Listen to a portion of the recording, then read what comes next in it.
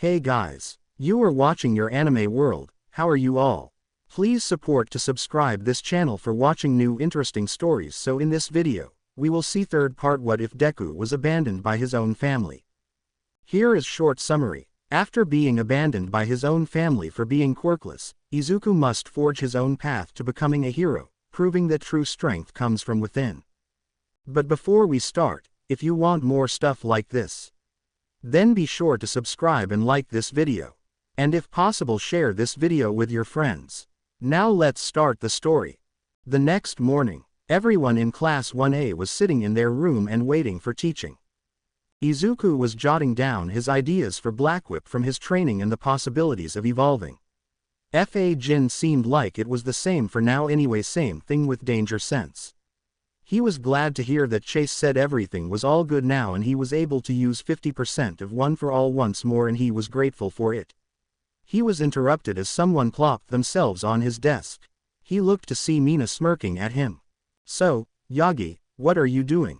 she asked, trying to peek, but Izuku hid it under his desk. Izuku sighed, tilting his head to look at Mina. "Just some notes on my quirk," he said casually, trying to keep her curiosity at bay.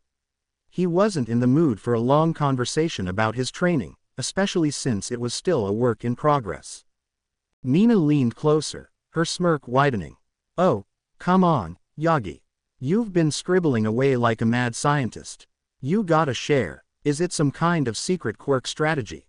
Izuku shook his head, stuffing the notebook deeper into his bag. "Not really. Just ideas for improvements. It's nothing big." Sure, she said, leaning over towards him, making him blush slightly.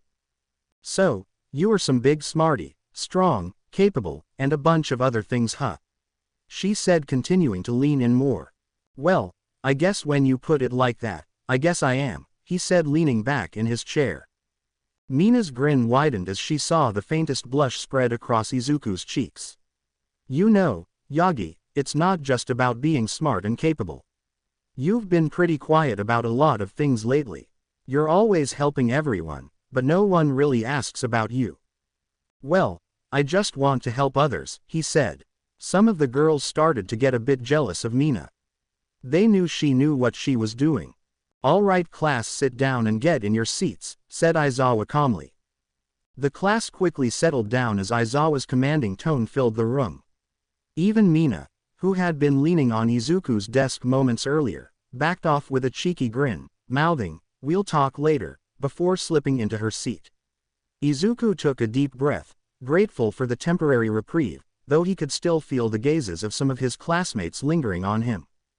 "Today," Aizawa began, his eyes scanning the room, "will be a day that will affect you all for the rest of your lives," he said, dramatically scaring the students. "Today we will vote for your class president," he said, making everyone sigh in relief before everyone burst into conversation. The classroom erupted into chatter at Aizawa's announcement. Some students seemed thrilled, others apprehensive, but nearly everyone had an opinion on who should take the coveted role of class president. Izuku knew the importance of this, as it could give you more offers from other agencies in the future because of how they see you as a leader. "Everyone please," said Iida, standing up. "Let's do a vote to see who the class rep and vice representative will be," he said, pulling out some papers. The room gradually quieted as Iida's commanding voice cut through the chatter. He stood at the front of the room, his posture rigid and hands holding a stack of blank papers. "This is an important decision," he continued. "The roles of class president and vice president will reflect not only our class's discipline but also our ability to unite as future heroes. Please consider carefully before casting your votes." "Wait, but we've only known each other for like 3 days, how will that be good?" asked Asui as Iida spoke again. "That is exactly why this vote is important," Iida declared, his voice firm and passionate. "Although we have only known each other for a short time, this exercise will help us begin to understand and recognize the qualities of leadership within our peers. It is also an essential part of our growth as heroes." Suyu tilted her head thoughtfully. "I guess that makes sense, Ribbit." Bakugo snorted from his seat, slouching in apparent disinterest. "This is a waste of time. Just give me the damn job already. I'm the strongest one here." You'd lead us straight into chaos, Jiro muttered, rolling her eyes. No thanks.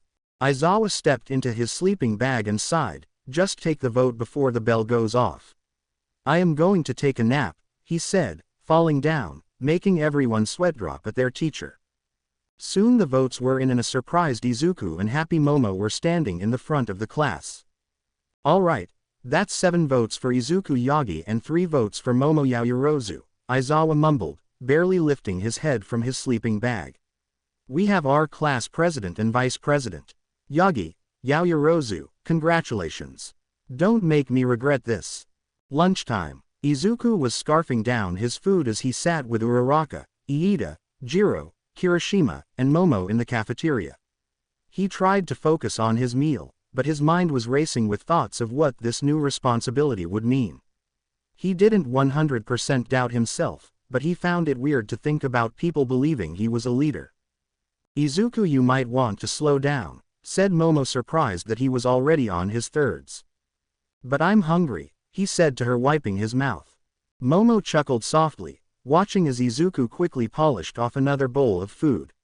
I understand, but you'll need your energy for more than just eating, Yagi. As class president, you'll have a lot on your plate, figuratively speaking. Yeah, but it looks like he's got a lot on his plate literally too. Kirishima joked, laughing as he motioned to Izuku's nearly empty tray. Alright, fine, I guess Momo wants me to starve, said Izuku, putting his chopsticks down. You know that is not what I meant, she said, smiling softly. Nope, it's too late, said Izuku, playing into the role well, pushing his plate away. Wow, Momo, you trying to starve Izuku, that's mean, said Jiro, smirking. Okay, guys, I get it. I was just worried about him overeating and not getting the proper nutrition, she said, pouting as she looked away. The table erupted into laughter, and Izuku, still blushing slightly from the teasing, picked up his chopsticks again. Don't worry, Momo, I'll take care of myself. I'll even pace myself next time. Good, she said, her pout fading into a smile as she resumed eating. Izuku looked to Iida, who was quiet for a while, looking at him. Say, Iida. Is your brother Ingenium? Iida coughed spastically as he looked at Izuku with wide eyes. Yeah, how did you know? You guys have very similar quirks. It was only natural, he said, shrugging. Iida looked at Izuku with a mix of surprise and pride. I hadn't thought about it like that, but you're right. Our quirks are very similar, although I've tried to hone mine in a more precise way. Ingenium's quirk, however, has become a symbol of speed and reliability in the public eye. It's an honor, really. Izuku nodded thoughtfully. It must be amazing to have a hero in the family. Do you feel like you have to live up to that? Iida's face softened, and he let out a small sigh, glancing down at his meal. There's always pressure, but my brother has always been supportive of me. He's never pushed me to follow in his footsteps. Instead, he encourages me to be the best version of myself. It's a reminder that heroes aren't just defined by their quirks or achievements. It's the heart behind the actions that matter. I agree, but I assure you that you are on your way to making your brother proud, he said, giving a thumbs up. Iida smiled slightly, his posture straightening with encouragement. Thank you, Yagi. That means a lot. Sometimes, I do wonder if I'm doing enough, especially considering the expectations that come with being his brother. But I try to remind myself that I'm on my own path. We're both trying to protect people, just in our own ways. The students were interrupted from their conversations when an alarm went off. Students started to panic, and Iida grabbed one of them. What's going on? He asked demandingly. Not sure, but this is a level 3 security threat, meaning that someone broke into the campus. This hasn't happened in 3 years, he said, breaking free of his grip and running away from them. We should get out of here, said Kirishima. The others followed suit, and they encountered a problem immediately. The hallway was flooded with people and there was hysteria everywhere. Izuku's heart raced as he scanned the chaos unfolding before him. Students were pushing past one another, frantic and panicked. The flood of people seemed endless, and the hallway had become a sea of shouting voices, frantic footsteps, and fear. It was difficult to even move in the direction they needed to go. Every one of the groups was soon pulled in as they were being dragged down the hall. Izuku struggled to stay the wall, but to many people were Izuku, Seijiro and Momo up against the wall and decided to head to them. Izuku didn't waste a second. He pushed forward again, his quirk-enhanced strength giving him an advantage as he managed to slip past a few more students. Finally, he reached them, breathing heavily. "Are you two okay?" he asked quickly, looking them both over for any signs of injury or distress. "We're fine, but this is bad," Jiro said, her usual cool demeanor slipping as she glanced nervously at the crowds. "There's a break-in, and no one knows what's happening. We need to stay out of the way, but we can't just sit here." Izuku tried to speak but was pushed when someone bumped into his back and fell into Jiro and Momo. Izuku blushed as he realized he put his hands up to stop the fall and his hands were on their beasts. Jiro, who had been the first to recover, gave him an understanding look, though her face was tinged pink from the awkwardness. "It's all right, Izuku," she said, her voice slightly strained but trying to keep the mood light. "It was just an accident."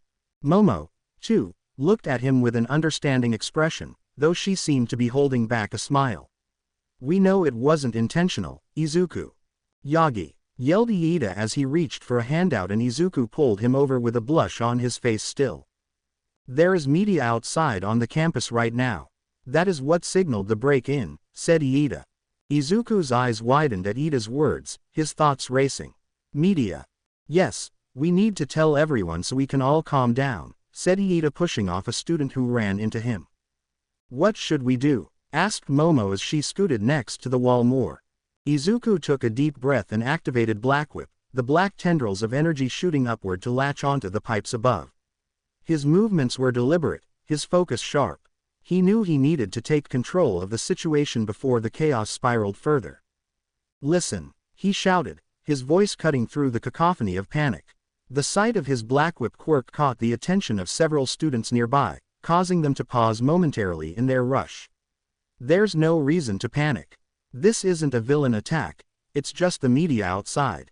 Everyone, stay calm and move towards the designated evacuation points in an orderly manner." His voice carried with surprising authority, and though some students continued to push through the crowd, a noticeable number began to slow down, looking around with a bit more clarity. Izuku swung himself closer to the pipes, steadying his position so he could better address the hallway. Everyone soon came to a halt and started to walk rather than run, and they even saw the media outside. Izuku sighed as everyone calmed down and he slowly descended from pipes to land next to his friends. Izuku landed gracefully, the tendrils of Black Whip retreating into his arm. His shoulders sagged with relief as the crowd's hysteria gradually gave way to a more controlled flow of students walking toward the evacuation points. He turned to face Momo, Jiro, and Iida, his heart still racing but his mind sharp. "Nice quick thinking, Yagi," said Iida. "Yeah, thanks," he said before turning to Momo and Jiro bowing repeatedly. "Guys, I am so sorry, I really didn't mean to do that," he said. Momo gently placed a hand on Izuku's shoulder to stop his bowing. "Izuku, it's okay, really," she said, her voice soft but firm. "We know it was an accident, and we don't blame you." Jiro crossed her arms, a small smirk tugging at the corners of her lips. "Yeah, no need to turn yourself inside out about it. Right," he said, still blushing in embarrassment. Though the feel of their beasts was just for a moment, it lingered in Izuku's mind, making his cheeks flare an even deeper shade of red. He quickly shook his head, trying to banish the thought. "Focus, Izuku. Now's not the time to get distracted," he scolded himself internally. Though, his confidence went up slightly. Maybe learning how to be a proper leader would be a good thing for him. After the incident, Izuku and the others were sitting in class after that whole dispute. Mr. Aizawa forgot they needed to nominate a class secretary, which went to Iida while the treasurer went to Jiro. With that settled, Aizawa started to talk about more pressing matters. "Listen up, my students. Today, we'll be doing something more interesting for hero training," Aizawa said, pulling out a card from his pocket. He held it up, revealing the words "Rescue Training" written in bold letters. The class immediately erupted into excited chatter. "Rescue Training," Uraraka beamed, practically bouncing in her seat. "That sounds amazing. This is going to be awesome, Kirishima said, his eyes sparkling with enthusiasm. Time to show how manly we are. Aizawa raised a hand, silencing the room with his usual no-nonsense demeanor. Before you all get too excited, let me explain. This isn't just about showing off your quirks or being flashy. It's about strategy, teamwork, and knowing how to save lives efficiently. We will all be going over to something called the USJ that is close to campus grounds. I know that all of you would like to wear your hero costumes, and I would recommend that you do so. Mainly for the reason of in case you would like to make adjustments on them. The students nodded at the advice of their teacher. Well then, go get changed, and let's get going. We don't have all day. The teachers that will be present is myself and 2 others. Not to mention that it will just be Class 1A for today, he said, standing up and leaving the room with excited students. When the students reassembled outside, Aizawa was already waiting for them, his usual tired expression in place. He looked over to Izuku and gave him a small nod. Izuku blinked, unsure of what the gesture meant until Aizawa spoke.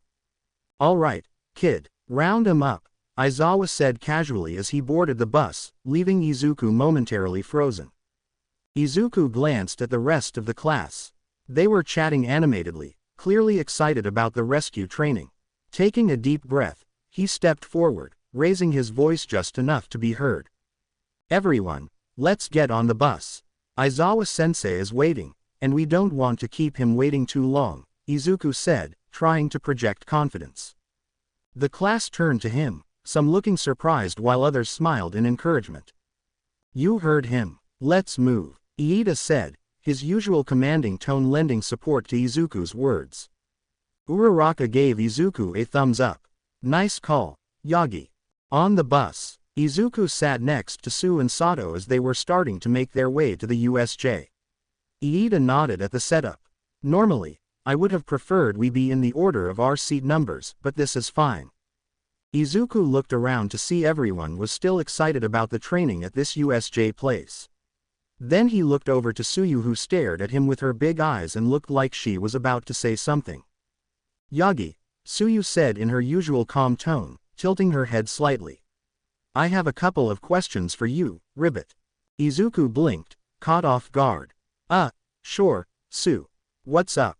She paused for a moment, her gaze steady. So, I noticed something. My first question is, isn't your power a lot similar to All Might's?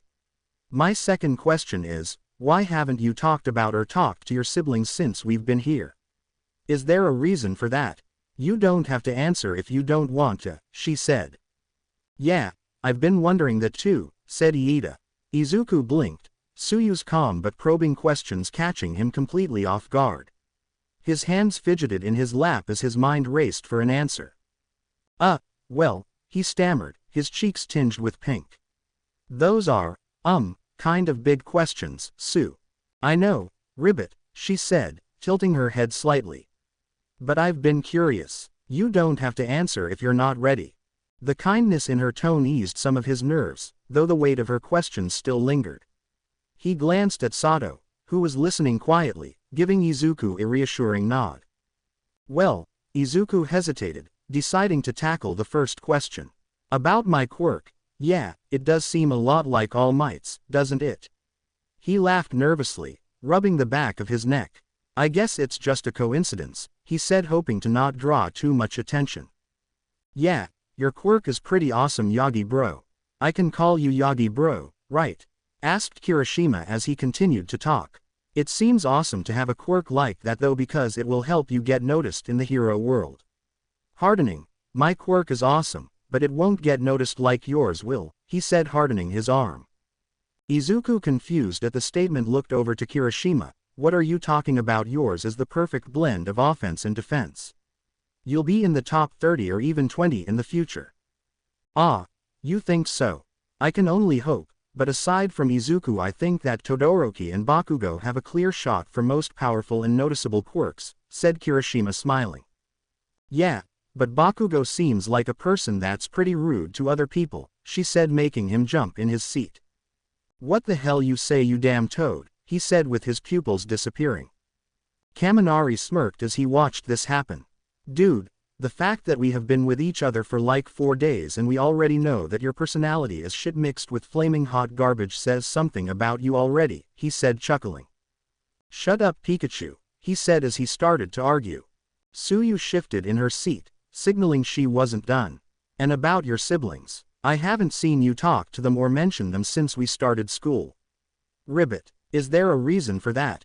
Izuku froze, his fingers curling into the fabric of his pants. His throat tightened as memories of Ichiro and Inori flooded his mind. He looked at Bakugo who wasn't glaring at him but rather just staring. Now that he noticed everyone was looking at him, he cleared his throat to speak. Well, we have a very complicated relationship, to say the least, he said trying to get the words out. Oh, heads up, we are here at the USJ. Make sure that you are ready, said Mr. Aizawa getting up to leave with many others following suit. Izuku thanked whoever it was that looked over him got up and made his way out of the bus. He kind of figured that this was going to happen at one point where people would start asking. As Class 1A made their way into the USJ they marveled at the place. It was a huge dome with what looked like various natural disasters. Everyone was then met with the Pro Hero 13 standing before them. Ochako, who was most excited, started to bounce on the balls of her feet. Oh my gosh, it's my favorite hero, 13. As the excitement died down, Izuku saw that Mr. Aizawa mentioned All Might being here. 13 held up her fingers showing the number 3 meaning the time he had during the day to be a hero. Izuku sighed knowing that when he checked his phone before class, his dad had solved multiple villain incidents which made it so he couldn't show up for a bit. He was fine with it though. Alright, Class 1A. Welcome to the USJ, said 13 spreading her arms out. This facility was designed to prepare you for a variety of rescue scenarios, 13 continued, her calm, authoritative tone commanding everyone's attention. As aspiring heroes, your duty is to protect and save lives. However, it's important to remember that your quirks, while powerful, can also be dangerous if used recklessly.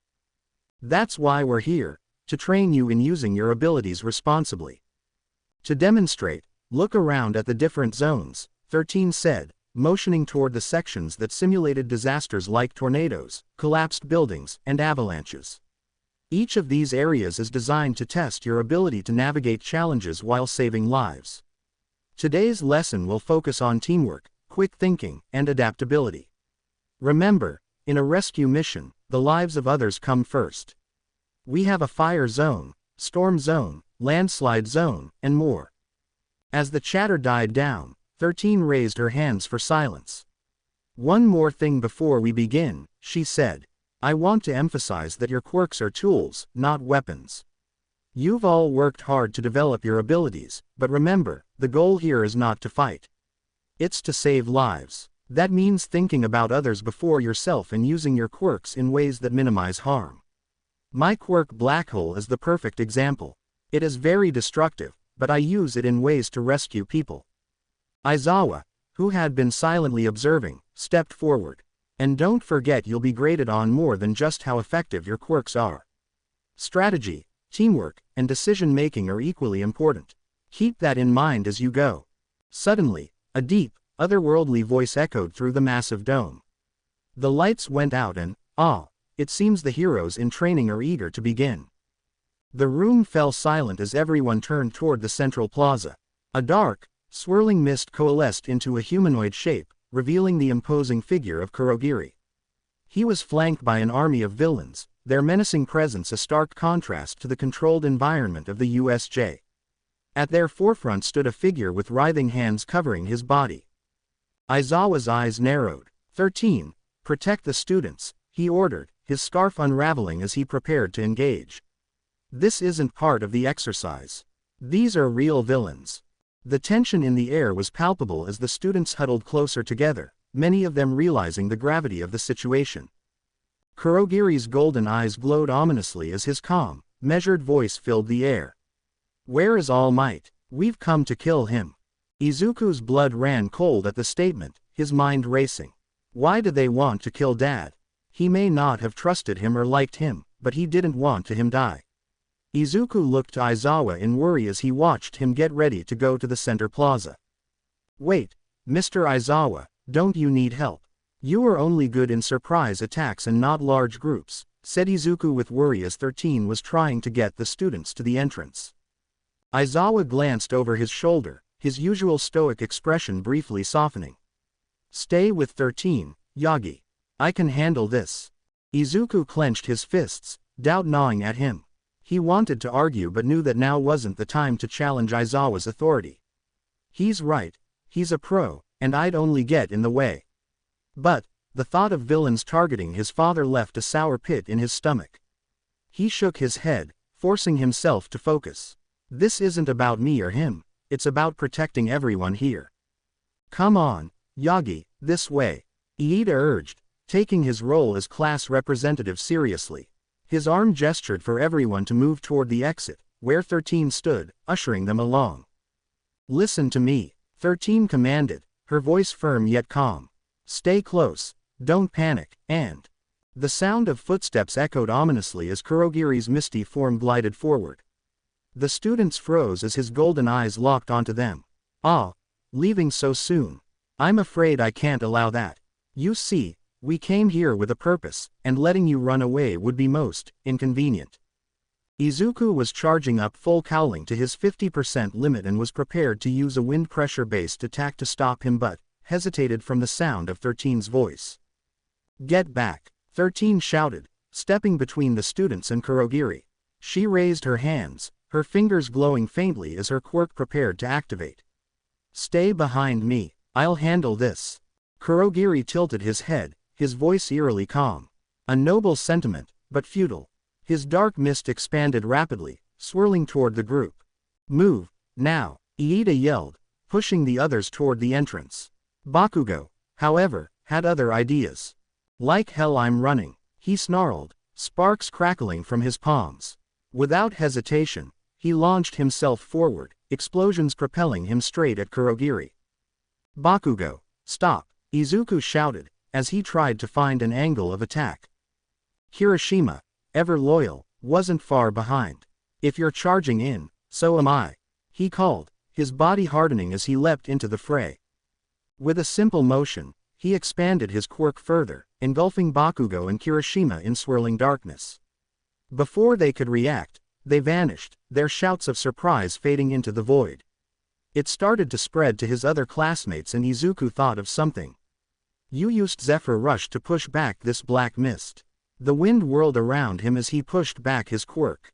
Kurogiri took notice of this, and his eyes narrowed. Well, looks like we have a fighter. But, in the end, it means nothing in the face of my power, he said as his mist engulfed many of the students.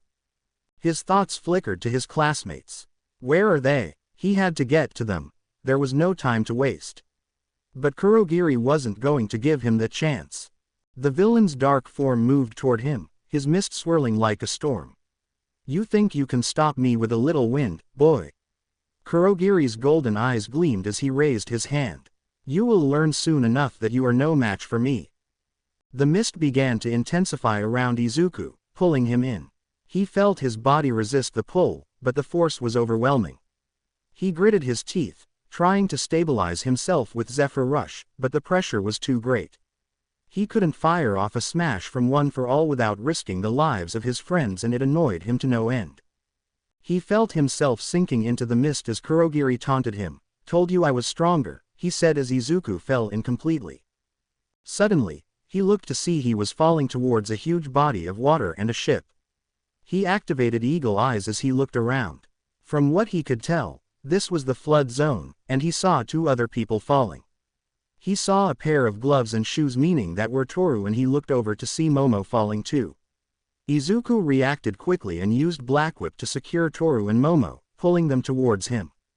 Izuku used another strand of Black Whip to pull themselves to the boat in the middle of the flood zone of the USJ landing on the wood floor of the boat.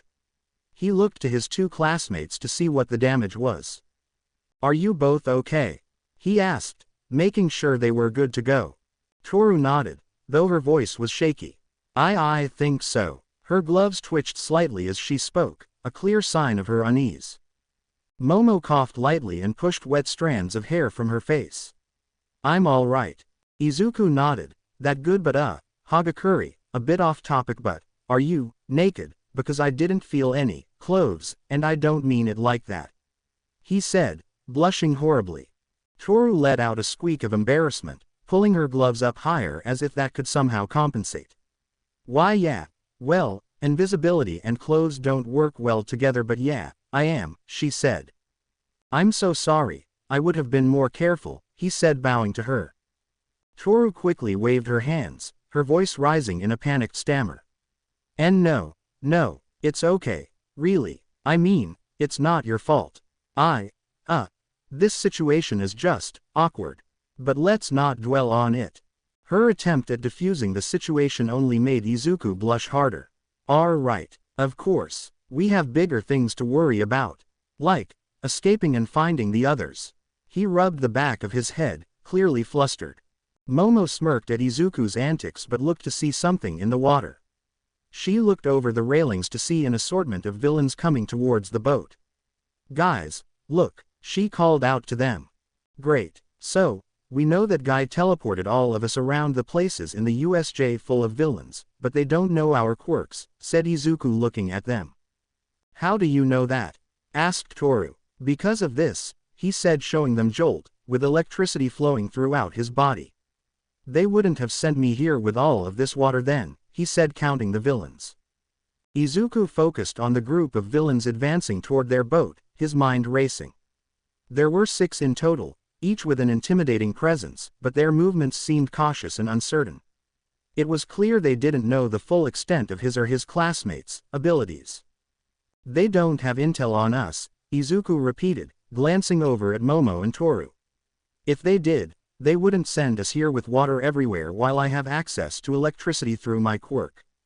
Momo furrowed her brows, quickly analyzing the situation. "That makes sense. They're trying to overwhelm us with numbers rather than strategy." Toru tugged nervously at the blanket around her shoulders. "Okay, so they don't know our quirks, but what's the plan? We can't take them all head on."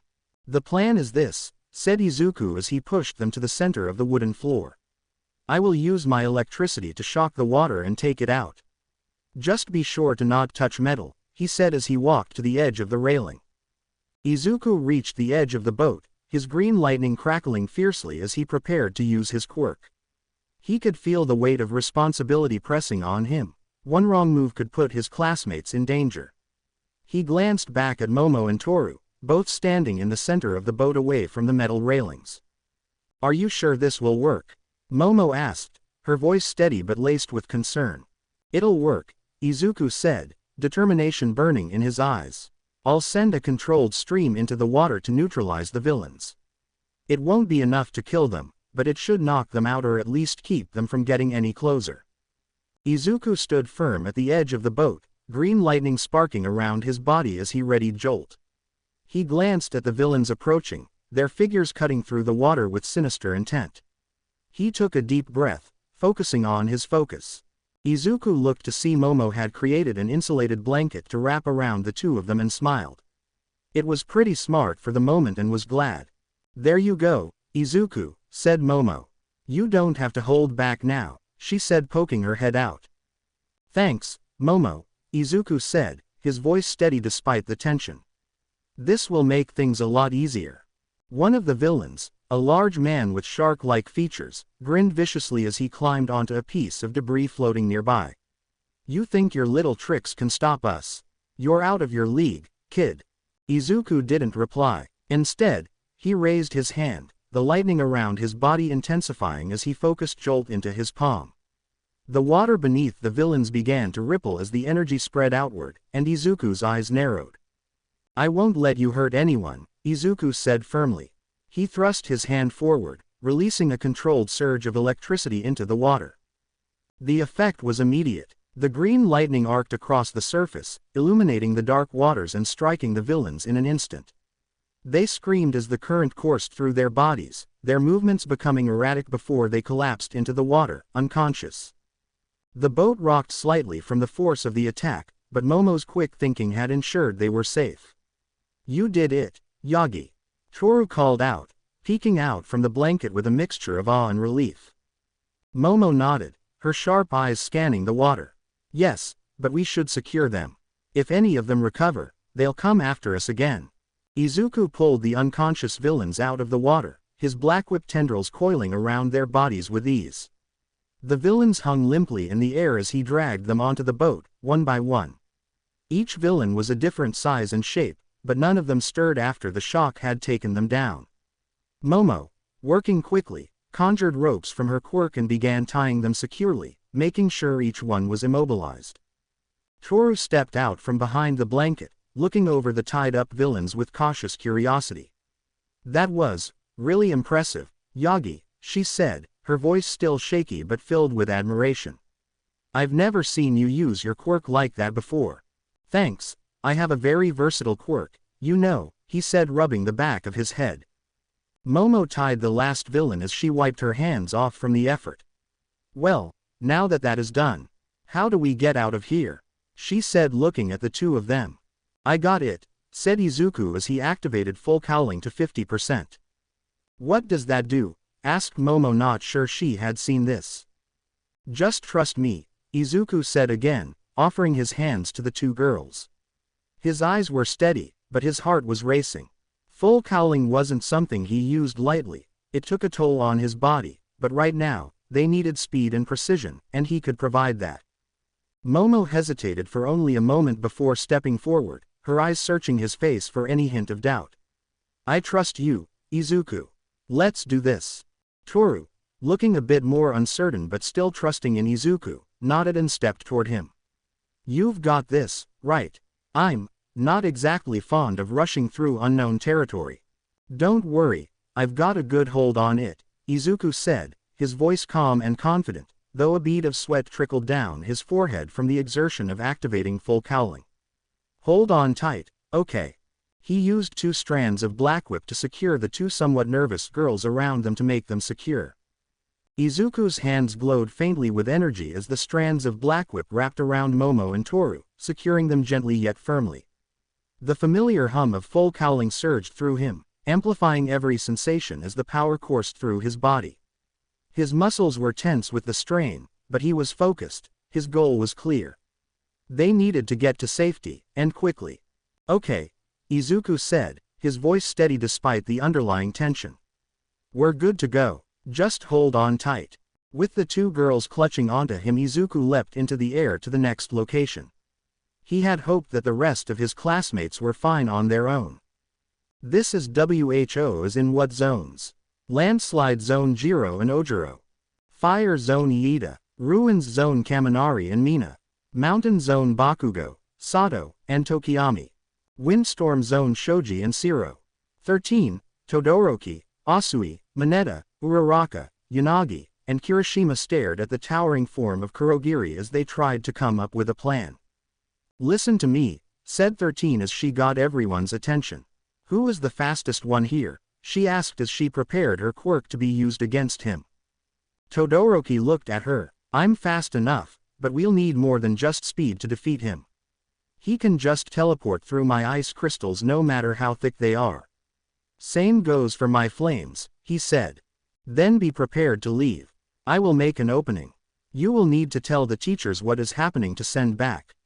Remember, being a hero means knowing when to trust others to hold the line," she said, shocking him. "But I can't just leave you all," he said, looking at everyone. "You know you shouldn't tell your plan out in the open," said Kurogiri as he charged at him.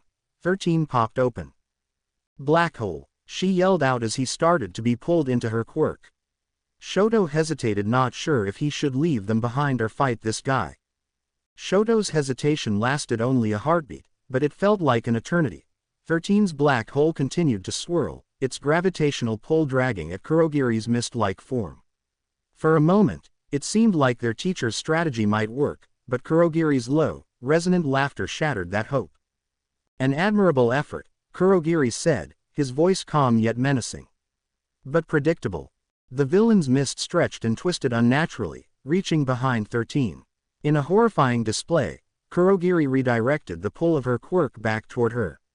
The rescue hero stumbled, her suit straining against the intense gravitational force. 13. Mineta screamed, his hands trembling as she prepared to launch a volley of sticky balls. "Stay back," 13 managed to yell, her voice strained but commanding. Focus on the plan. Shoto's mind raced as he took in the scene. He wanted to stay and fight, but 13's earlier words echoed in his head. Being a hero means knowing when to trust others to hold the line. The path was clear, even if it went against his instincts. Everyone, hold him off. Shoto shouted, his voice cutting through the chaos. I'll get reinforcements. Don't let him follow me. Go. Uraraka yelled back, her fists clenched tightly. She glanced at Asui, who nodded, her tongue already snapping out to pull Mineta to safety. We'll keep him busy. Kurogiri's form shifted again, his attention snapping to Shoto. You think you can escape? Foolish. Before the villain could intercept, Kirishima charged forward, his hardened body slamming into the ground between Kurogiri and Shoto. Not so fast, Kirishima growled, his jagged arms raised defensively. You're not going anywhere near him. Kurogiri's mist swirled ominously, his form reforming with chilling precision. You are brave, he said, addressing Kirishima with a cold, almost mocking tone. But bravery without strategy is meaningless. Kirishima gritted his teeth, his rock-like armor gleaming under the dim light of the facility. We'll see about that, he growled, taking a defensive stance. Behind him, Shoto used the opening to dash toward the exit, his boots crunching against the debris-strewn ground. Keep him busy, Shoto shouted over his shoulder, his voice firm but tinged with urgency. His classmates, standing together as a makeshift shield, gave him the confidence to press forward. Kurogiri turned his attention to the remaining students, his mist-like form swirling menacingly. You truly believe you can hold me off? He asked, his voice an unsettling mix of calm and menace. Do not underestimate us, Yanagi added, her quirk activating as she levitated several chunks of rubble, hurling them at Kurogiri. Kurogiri shifted his form again, dodging the attacks with unnerving fluidity. Futile, he murmured, but his movements slowed just enough to buy Shoto more time. Shoto sprinted through the ruined facility, his breaths coming in quick, shallow bursts. The cold air around him crystallized with each exhale as he used his ice to create a smooth path, allowing him to slide faster toward the exit. His mind was a storm of emotions, worry for his classmates, frustration at leaving them behind, and determination to succeed. I need to use my ice to break the door open. It is likely super strong, but I need to do it. 13 is injured and my friends need me. I can only use my flames in unison with my ice for so long, but I need to push through, he thought as he made it closer to the door. Shoto skidded to a halt in front of the massive double doors of the USJ facility. His chest heaved as he took a deep breath, frost curling from his lips as the adrenaline coursing through his veins mixed with his icy power. The door loomed before him, its reinforced steel standing as the final obstacle between him and the reinforcements his friends so desperately needed. He placed a hand against the frigid surface, his breath catching in his throat. It's reinforced, probably to withstand even high-level quirks. But I can't let that stop me. Frost began to spread from his palm, delicate crystalline patterns racing across the surface. Shoto clenched his teeth, focusing his power, but the reinforced material resisted his efforts. He knew ice alone wouldn't be enough. His left side flared to life as flames erupted from his arm, bathing the door in intense heat. The sudden shift in temperature caused the steel to groan and crack, steam hissing into the air. Shoto winced as the opposing forces clashed within him.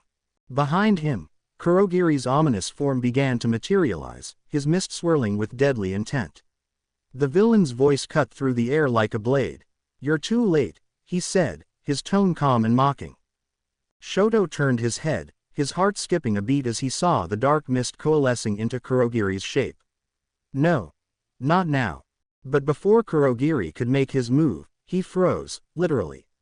His mist-like form began to rise into the air, his movements suddenly jerky and uncoordinated.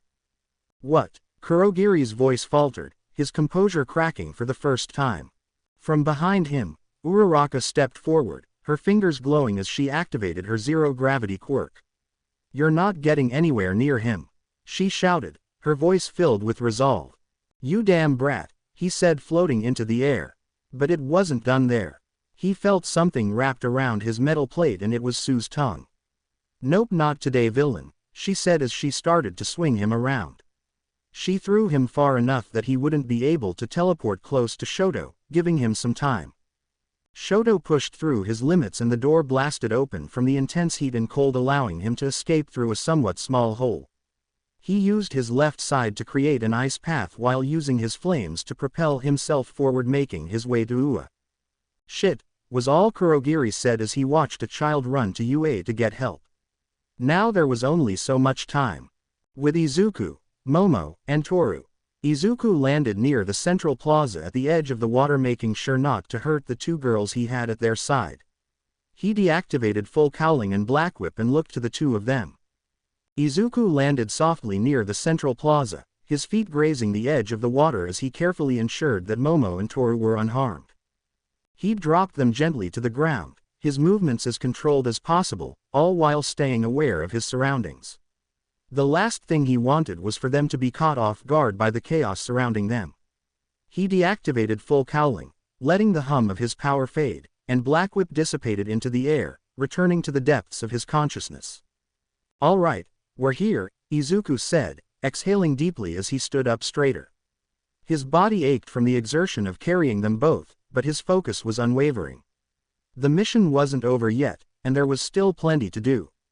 "You both okay?" Momo nodded, brushing a strand of hair from her face as she adjusted her gear. Her expression was serious, but Izuku could tell she wasn't shaken. "We're fine, Izuku. We're just glad to be here, but we have no time to waste. We need to get to the entrance." Izuku heard fighting and he went and looked over the edge. He saw that his teacher was fighting the villains off. "But, what about Mr. Aizawa? Doesn't he need help?" he asked, concerned for him. "He will have to be fine on his own. We aren't even heroes yet. We would only get in the way," said Momo. Izuku clenched his fists, his breath coming in sharp bursts as the frustration began to boil within him. He hated feeling helpless, especially when it came to his friends and mentors. But he's out there alone. We can't just leave him to fight them by himself. Toru, hovering nearby, her invisible form flickering in the air, spoke up with a tone that was equal parts serious and optimistic. "We're not going to leave him, not to mention he is a hero for a reason. Let's just wait it out and see what happens," she said. Momo, sensing the turmoil in his expression, placed a hand on his shoulder, grounding him. "Izuku," she said gently but firmly, "I know you want to help him, but we can't risk it. If we go rushing in without a plan, we'll only make things worse. Mr. Aizawa knows what he's doing. We'll wait for the right moment." "But," he said, still feeling helpless not to assist him. He clenched his fists as Momo kept her hand on his shoulder. He kept watching his teacher using his scarf to deal with the villains. He admired him slightly as Aizawa didn't have anything physical about him. He didn't say he wasn't strong, but Aizawa's quirk made it so that the person he faced off against would be on his level. He didn't have a physically enhancing quirk, so he was just a normal guy fighting against them in the best way he could. He was stirred from his thoughts as he saw the man with hands charge in at Aizawa, making him nervous, but Momo's hand tightened on him to make sure he didn't do anything dumb. Izuku's attention snapped back to the battle as he saw Aizawa using his scarf to restrain one of the villains. It was impressive, seeing the seasoned pro fight so fiercely, relying on nothing more than his ingenuity and his quirk. Aizawa didn't have the luxury of a physically enhanced ability like most heroes. His strength wasn't in raw power, but in his ability to erase the quirks of his opponents, bringing them down to his level. Even without extra abilities, Aizawa fought as though he were on the same level as those around him, using his mind and skill to level the playing field. Izuku admired that. He thought that Aizawa's resilience and adaptability were something to aspire to. But right now, seeing his teacher locked in a desperate fight, Izuku couldn't help but feel like he should be out there, helping. Suddenly, Izuku's heart skipped a beat as he saw one of the villains moving towards Aizawa. His eyes narrowed, watching with a tense focus. He had hands all over his body and was able to move at a high speed. Shigaraki lunged at him with Aizawa ready to hit him with an elbow. Aizawa hit a well-placed elbow but was caught by Shigaraki, who smirked. "It took me a while to notice, but your quirk is activated when your hair stands up. Not to mention your quirk is being activated for less and less time, he said as his clothing started to crumble apart.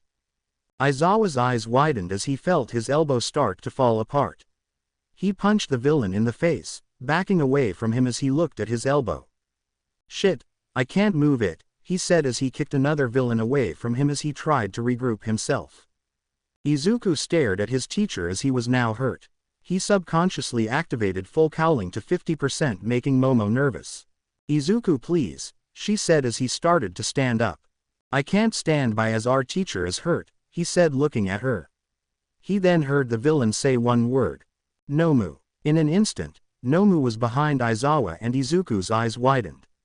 Sorry Momo, he said as he rose up.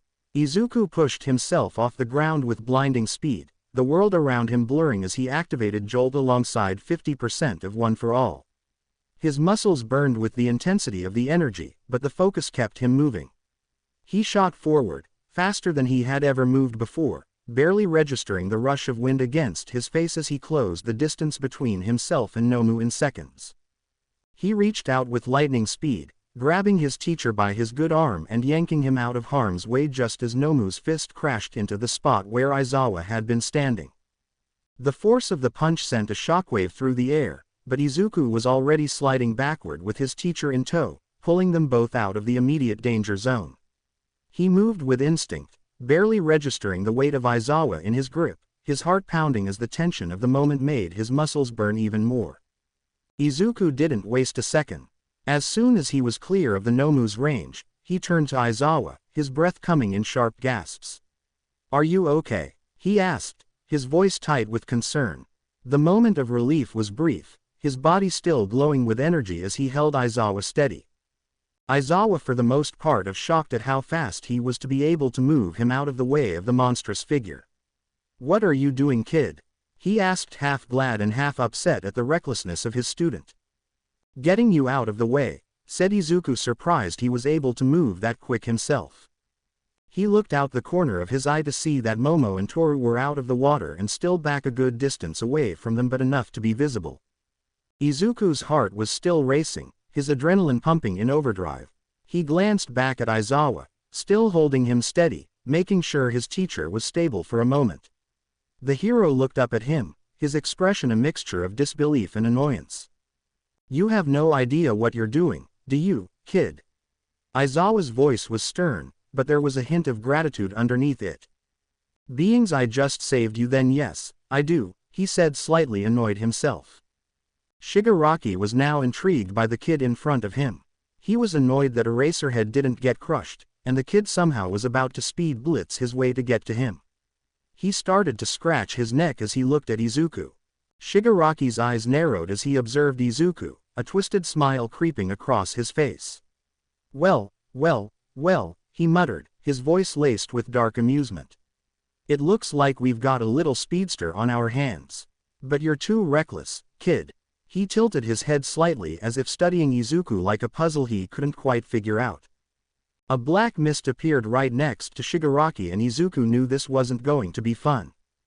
Shigaraki. One of the students has escaped, he said, making Shigaraki's hands twitch. Kurogiri, he said, starting to scratch his neck rapidly. How the hell are you supposed to help if you just messed up our plan, he said, causing himself to bleed when he just stopped and started to smile at Izuku. No matter, I need to let out my frustration, he said as he looked at Nomu who waited there emotionlessly. Aizawa looked at his student and grabbed him with his good arm. Aizawa's grip on Izuku's arm was firm, despite the obvious pain from his injuries. He looked at his student with a sharp gaze, his expression a mix of frustration and something else, perhaps reluctant approval. Izuku, he said, his voice low and urgent, you need to get out of here. Can't do that, sir. You are too injured to fight this thing, he said, looking at him with concern. Before Aizawa could talk back, Shigaraki got the two's attention. Do you two know what this thing is? Shigaraki gestured toward Nomu with a flick of his hand, his smile twisted and full of malice. This thing isn't just some mindless beast. It's the culmination of our work. The perfect weapon, created to destroy All Might. Izuku's eyes widened as he stared at the creature. So this was the plan to take out his father. Now, Why don't we go for a test drive before All Might get here? Nomu, take out the kid, he said calmly. Izuku's danger sense activated, and in the blink of an eye, Izuku activated full cowling along with Jolt once more as he saw the big creature coming at him. He looked over to his teacher who hadn't moved. He realized that he was seeing everything in slow motion from his high speed. Sorry, Aizawa-sensei. Izuku gritted through his teeth as he shoved his teacher to safety, sending him flying toward Momo and Toru, who were watching from a distance. Aizawa's eyes widened in shock, but he didn't resist, trusting his student's instincts. As soon as he saw that Aizawa was out of the immediate danger zone, Izuku turned back to face Nomu. With 50% of One for All coursing through him, Izuku crouched and then launched himself toward the Nomu. The creature swung its massive fist toward him. His fist collided with Nomu's fist with a thunderous impact. The force of the punch sent a shockwave reverberating through the plaza, rattling windows and shaking the very ground beneath them. Izuku's knuckles stung from the force. He looked at the creature realizing that he didn't do a thing to it. Even with 50% full cowling, Nomu received minimal damage. Izuku felt something tear in his arm from the punch, realizing this thing was the real deal.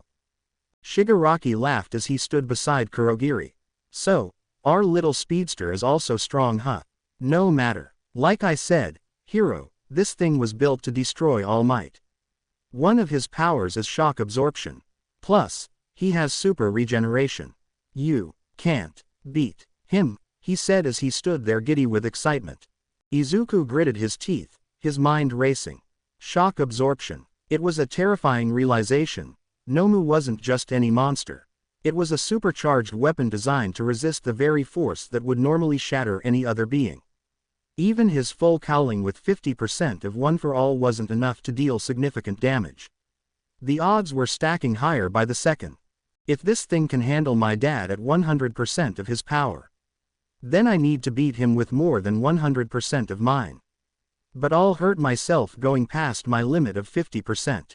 But there is also the fact that One for All becomes stronger with each user, and I am technically the 10th user of this quirk, in a way. No matter, I need to win. No matter what happens to me, I need to use everything that I have in my arsenal, he thought as he stared the beast down. His mind quickly assessed his options. Jolt had already given him speed, but he was still just slightly slower than Nomu. I need more speed, and I need to be able to react faster. He knew the answer: Eagle Eyes. The quirk would allow him to perceive movement at an even slower rate, giving him the edge he needed to outmaneuver the Nomu. But speed alone wasn't enough. Nomu's shock absorption meant that any hit he landed would likely do minimal damage. Izuku needed to strike with power. He clenched his fists, feeling the electricity coursing through his veins. I need more output for both One for All and Jolt. His mind snapped to Fa Jin, the quirk that allowed him to build up kinetic energy and release it in devastating bursts. With this, he could unleash powerful blows that could potentially damage Nomu's tough exterior. His muscles screamed in protest as he forced himself to stand his ground, holding Nomu's fist at bay. His body felt like it was being pushed to its breaking point, but he didn't care. He wasn't going to let this monster kill his father, or anyone else. He had to win. No matter what happens to me, I need to use everything that I have. You can play. You say run, here if you want. Shigaraki scoffed. You are a strong young hero in training, I'll give you that, but that is enough. Nomu, eliminate him, he said. The command was cold, devoid of mercy, and Nomu's eyes, void of emotion, locked onto Izuku as it began to retract its fist, preparing for the next move. Izuku closed his eyes as he started to activate his quirks. He pushes One for All to 75% and Jolt to its limit, making his body scream in pain, but the adrenaline helped with counteracting that. He activated Eagle Eyes to ensure he would be able to see Nomu's attacks easier, and he prepared to use Fa Jin. Nomu cocked his massive fist back as Izuku mirrored the action, his own hand trembling slightly under the strain of his growing injuries. Their fists collided once more with a deafening boom, the force of their blows reverberating through the battlefield. The impact was far greater than before, a shockwave rippling outward that sent nearby students and debris flying. Those within close proximity could barely hold their ground, their forms buckling against the sheer pressure of the clash. Shigaraki, growing visibly frustrated as the confrontation dragged on, barked at his monstrous creation. Again, he commanded, his voice sharp and laced with desperation. Obediently, Nomu reared back once more, the grotesque bulge of its arm muscles contorting unnaturally as it prepared to unleash another earth-shattering punch. Across from it, Izuku stood defiant, though his battered body protested with every movement. His breaths came in sharp, ragged bursts, and his legs trembled under the weight of his injuries. Pain coursed through him like wildfire, threatening to bring him to his knees, but he gritted his teeth and forced himself upright. He couldn't falter now, he wouldn't. Their fists collided again, and again, and again. The pace of their strikes quickened until it became impossible to follow with the BPDI. Each successive blow produced a shockwave stronger than the last, forcing those nearby to struggle just to stay grounded. Mr. Aizawa, his eyes darting between the ferocious battle and his vulnerable students, wrapped his scarf tightly around Momo and Toru, anchoring them in place against the relentless wind pressure. The air around them seemed to ripple with energy, vibrating with each thunderous hit. "Damn it, Kurogiri, get to them," Shigaraki snarled, his composure cracking. The dark mist of Kurogiri's portal flickered uncertainly as he replied, "I can't, Shigaraki. The energy is too unstable, I can't get close enough without being torn apart." Aizawa, his usually stoic expression now strained, found himself in a similar predicament. His own limitations gnawed at him as he grappled with the situation. "Aizawa-sensei, you have to help Izuku," Momo shouted, her voice barely audible over the roaring winds. She clung to the ground, her wide eyes filled with worry. "I can't, Yaoyorozu," Aizawa admitted through gritted teeth. His frustration was palpable. "This is a whole different playing field. My goggles broke a while ago, and I can't keep my eyes open long enough to erase its quirks. The wind pressure is too intense." His voice softened slightly as he added, almost to himself, "I have to trust him. I have to trust that he can handle this." On the battlefield, Izuku pushed himself to his limits and beyond. His strikes grew fiercer, faster, as he drew upon every ounce of strength within him. Shigaraki, shielding his face from the flying debris, watched in disbelief as the boy's punches seemed to match, then surpass, the Nomu's. "You can't win," Shigaraki shouted, his voice tinged with both anger and panic. "Nomu was made to destroy All Might. Do you hear me, All Might?" Izuku's response was a defiant roar. "Then it's a good thing I'm not him." His costume, already battered from earlier encounters, began to crumble away under the strain of his movements. Strips of fabric peeled from his arms and chest, revealing crimson skin marred with swelling and bruises. His muscles burned as though they were on fire, but Izuku didn't stop. He couldn't stop. The pain no longer registered, his nerves likely too damaged to send the signals. His arms glowed a furious red, a testament to the toll his relentless assault was taking on his body. To the untrained eye, it seemed as though Izuku and Nomu were evenly matched. But for those who could perceive the details, something extraordinary was happening. For every punch Nomu threw, Izuku was responding 1.5 times faster, each of his blows packed with explosive force. He was moving so quickly and efficiently that he was landing hit after hit before Nomu could fully recover. "You said his quirk is shock absorption, not nullification," Izuku shouted over the chaos, his voice filled with defiance. "That means he can only handle so much. He has a limit." His fists blurred as they struck Nomu with relentless precision. Izuku's mind raced, his enhanced cognitive functions calculating at lightning speed. "If my estimates are right, with Fa Jin, Jolt, and One for All at 75%, I am hitting him with about the same amount as Dad would if he used 100%, maybe a bit more with how this thing is reacting. I haven't much time to increase the power of One for All, so I need to use more of it." The thought ignited something within him, pushing him even harder. "It's not enough. I need to increase my output more." Grimacing, Izuku made the split-second decision to push his One for All output to 80%. His body screamed in protest, muscles tearing and bones creaking under the strain, but he forced himself through it. His energy output surged, creating shockwaves so intense that even Shigaraki had to brace himself. "What is happening?" Shigaraki yelled, his voice tinged with panic as he saw the unthinkable unfold. The Nomu, Shigaraki's ultimate weapon, was faltering. Each punch sent the creature stumbling back, its grotesque form struggling to withstand the sheer power it was being bombarded with. "You're nothing more than a child," Shigaraki spat, though his confidence wavered. "You can't defeat Nomu. Watch me," he yelled as continued to lay out blows on the Nomu. Nomu was no longer landing blows as he once did but rather was just being hit repeatedly. Nomu roared in fury, its body convulsing as it tried to retaliate, but it was too slow now.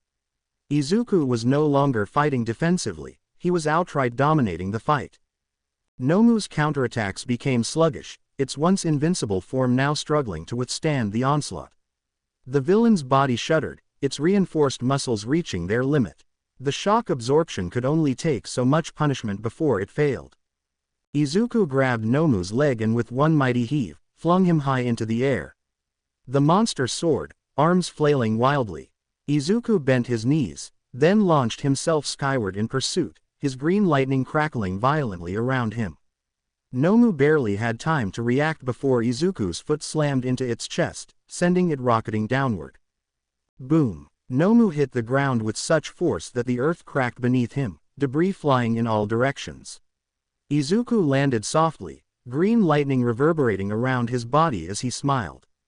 "You know, I've been here for only a few days, but UA has already taught me one thing," he said, clenching his fist as energy began to surge within him. With 80% of One for All and FA Jin's reserves maxed out, Izuku cocked his fist back, the very air shaking from the sheer force building in his arm. Nomu stirred, its body twitching, but Izuku was already moving. "That is to go beyond." He blasted forward, breaking through the sound barrier as his fist pulled back, a hammer ready to drop. Shigaraki took a step back. "No, this isn't happening." The moment Izuku's fist connected, the entire battlefield shook. Plus, Ultra, the Nomu rocketed through the air, a blur of dark flesh and twisted limbs. It impacted the walls of the USJ, shattering the reinforced concrete as if it were made of glass. The force of the blow was so immense that the beast punched straight through, its body sent careening into the open sky beyond. Crack, boom. A trail of destruction followed its path, shockwaves rippling outward as the Nomu spun uncontrollably, smashing through a distant watchtower before disappearing into the forest beyond the training grounds. For a long moment, silence hung over the battlefield. Izuku exhaled sharply, his body trembling from the sheer overload of power he had just unleashed. His muscles screamed, his vision blurred, and his breath came in ragged gasps. But he remained standing. He had won. Shigaraki stood frozen, his red eyes wide with disbelief. His most powerful pawn, the bioengineered monster designed to kill All Might, had been overpowered. By a student, by a child, by a brat, and no, Shigaraki took an unsteady step back, his fingers twitching. "That's impossible. That's not how this was supposed to go." Izuku slowly turned his gaze toward him, green lightning still crackling around his battered form. He could barely stand, but his eyes burned with defiance. "Looks like I just rewrote your script." Kurogiri's smoky form wavered. "Shigaraki, we need to go." Shigaraki's teeth gritted together in frustration. He wanted to deny it, to refuse to accept what had just happened, but he knew. Nomu was gone. The plan had failed. Izuku took a step forward, wobbling slightly but refusing to fall. He felt a hand on his shoulder and saw Aizawa was standing next to him. "Good job, kid," he said as he got in front of Izuku in a defensive stance prepared to fight if need be. "You son of bitch, you killed Nomu." Nomu was supposed to kill All Might, but he was beaten by a brat. "Impossible. That means Nomu was weak.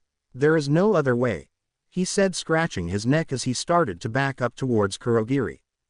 Shigaraki's hands twitched, nails digging into his own flesh as he stepped back.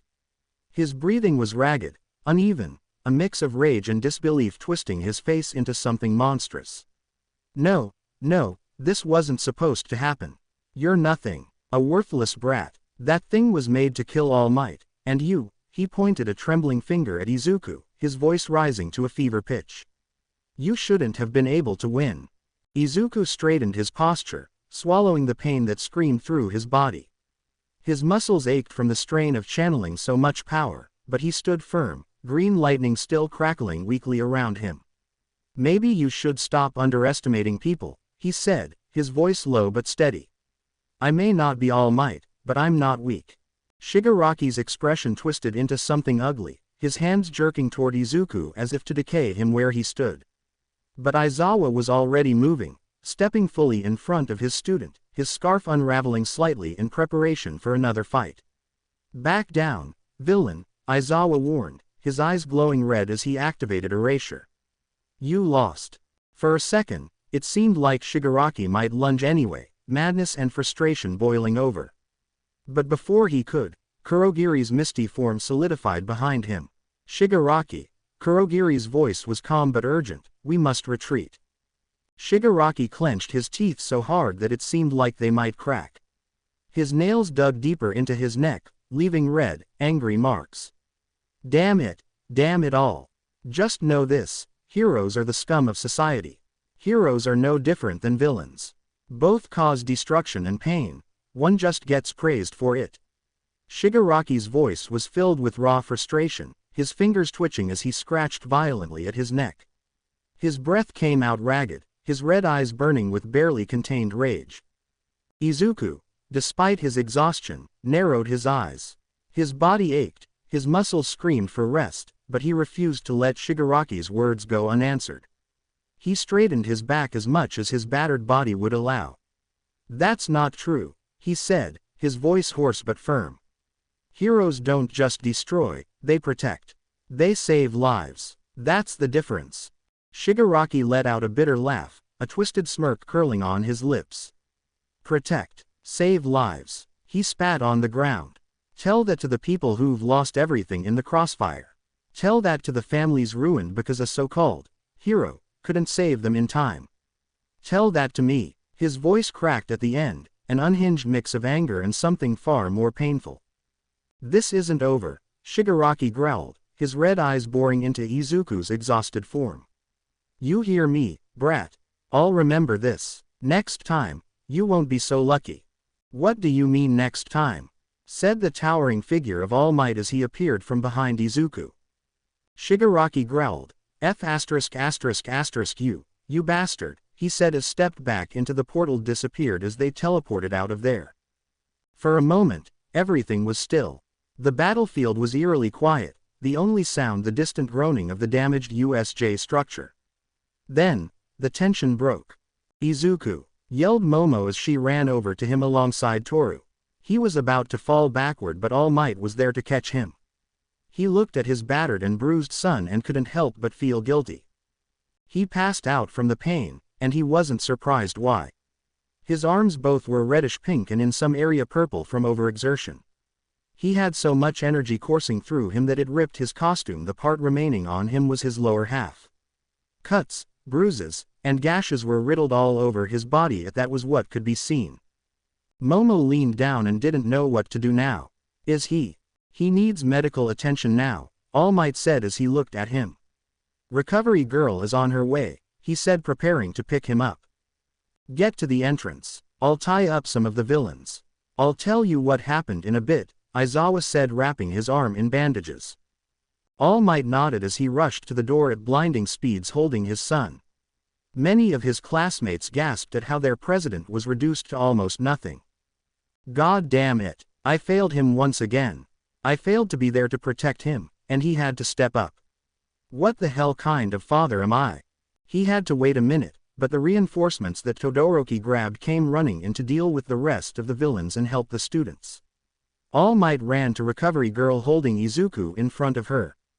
"Please, Recovery Girl, he needs it the most," he said, placing him down on the stretcher next to her. Recovery Girl's eyes softened with a touch of concern as she examined the battered form of Izuku. His body was a map of destruction. Bruises, cuts, and lacerations crisscrossed his skin, his costume barely clinging to him. All Might, his face drawn with guilt, stood beside her, his hands clenched into fists at his sides. She nodded sharply, her eyes flicking over to All Might. "He needs emergency surgery now," she said, keying him on the chest. It was enough to heal the cuts and gashes on him. That should be enough to help, but we need to get him back now, she said as robots placed him in an ambulance. She verified to see if anyone else needed help, which none needed it other than Aizawa, but he said to help him first. Go back and help. You can see him later, she said as she stepped into her ambulance. All Might stood frozen for a moment, his mind racing as Recovery Girl's words sank in. Emergency surgery. He had hoped that the worst was over, that his son would simply need rest and healing, but now, there was a sense of urgency that weighed heavily on him. He could feel the familiar dread creeping up in his chest. His thoughts kept circling back to one thing. He had failed to protect Izuku once more, and now it was coming back to haunt him. 30 minutes later. 30 minutes had passed since Izuku was rushed away in the ambulance, but the atmosphere outside the USJ was still thick with tension. Class 1A had gathered in small clusters, their voices low, but there was no hiding the exhaustion on their faces. Some students were trying to process what had just happened, while others remained silent, simply trying to catch their breath. Momo, her eyes red from holding back tears, paced back and forth, her mind running over the events. She couldn't shake the image of Izuku's battered body, the way his costume had been torn apart by sheer force, and how close he had come to being lost in the chaos. Jiro had come out of the building looking around to see where the friends were and looked to see Momo. When her eyes fell on Momo, pacing restlessly, Jiro felt a knot tighten in her chest. She could see the distress in her friend's posture, the way she held herself together by the thinnest of threads. Without thinking, Jiro made her way over, her footsteps light despite the heavy weight in the air. Momo, Jiro called softly, her voice careful. Hey, are you okay? Where's Izuku? She asked worriedly, looking for one of her green-haired friends. Izuku, Momo started, her voice cracking. He's in surgery right now. Recovery Girl said he needed it immediately. She trailed off, unable to finish the sentence, as worry and guilt threatened to overtake her. Jiro went wide-eyed. What? Is he okay? She said, shaking her slightly. I don't know, Kyoka, she said. He was so hurt that you would barely recognize him. I can't believe it, Jiro murmured, her voice trembling as she processed the information. Izuku. He's always been so strong.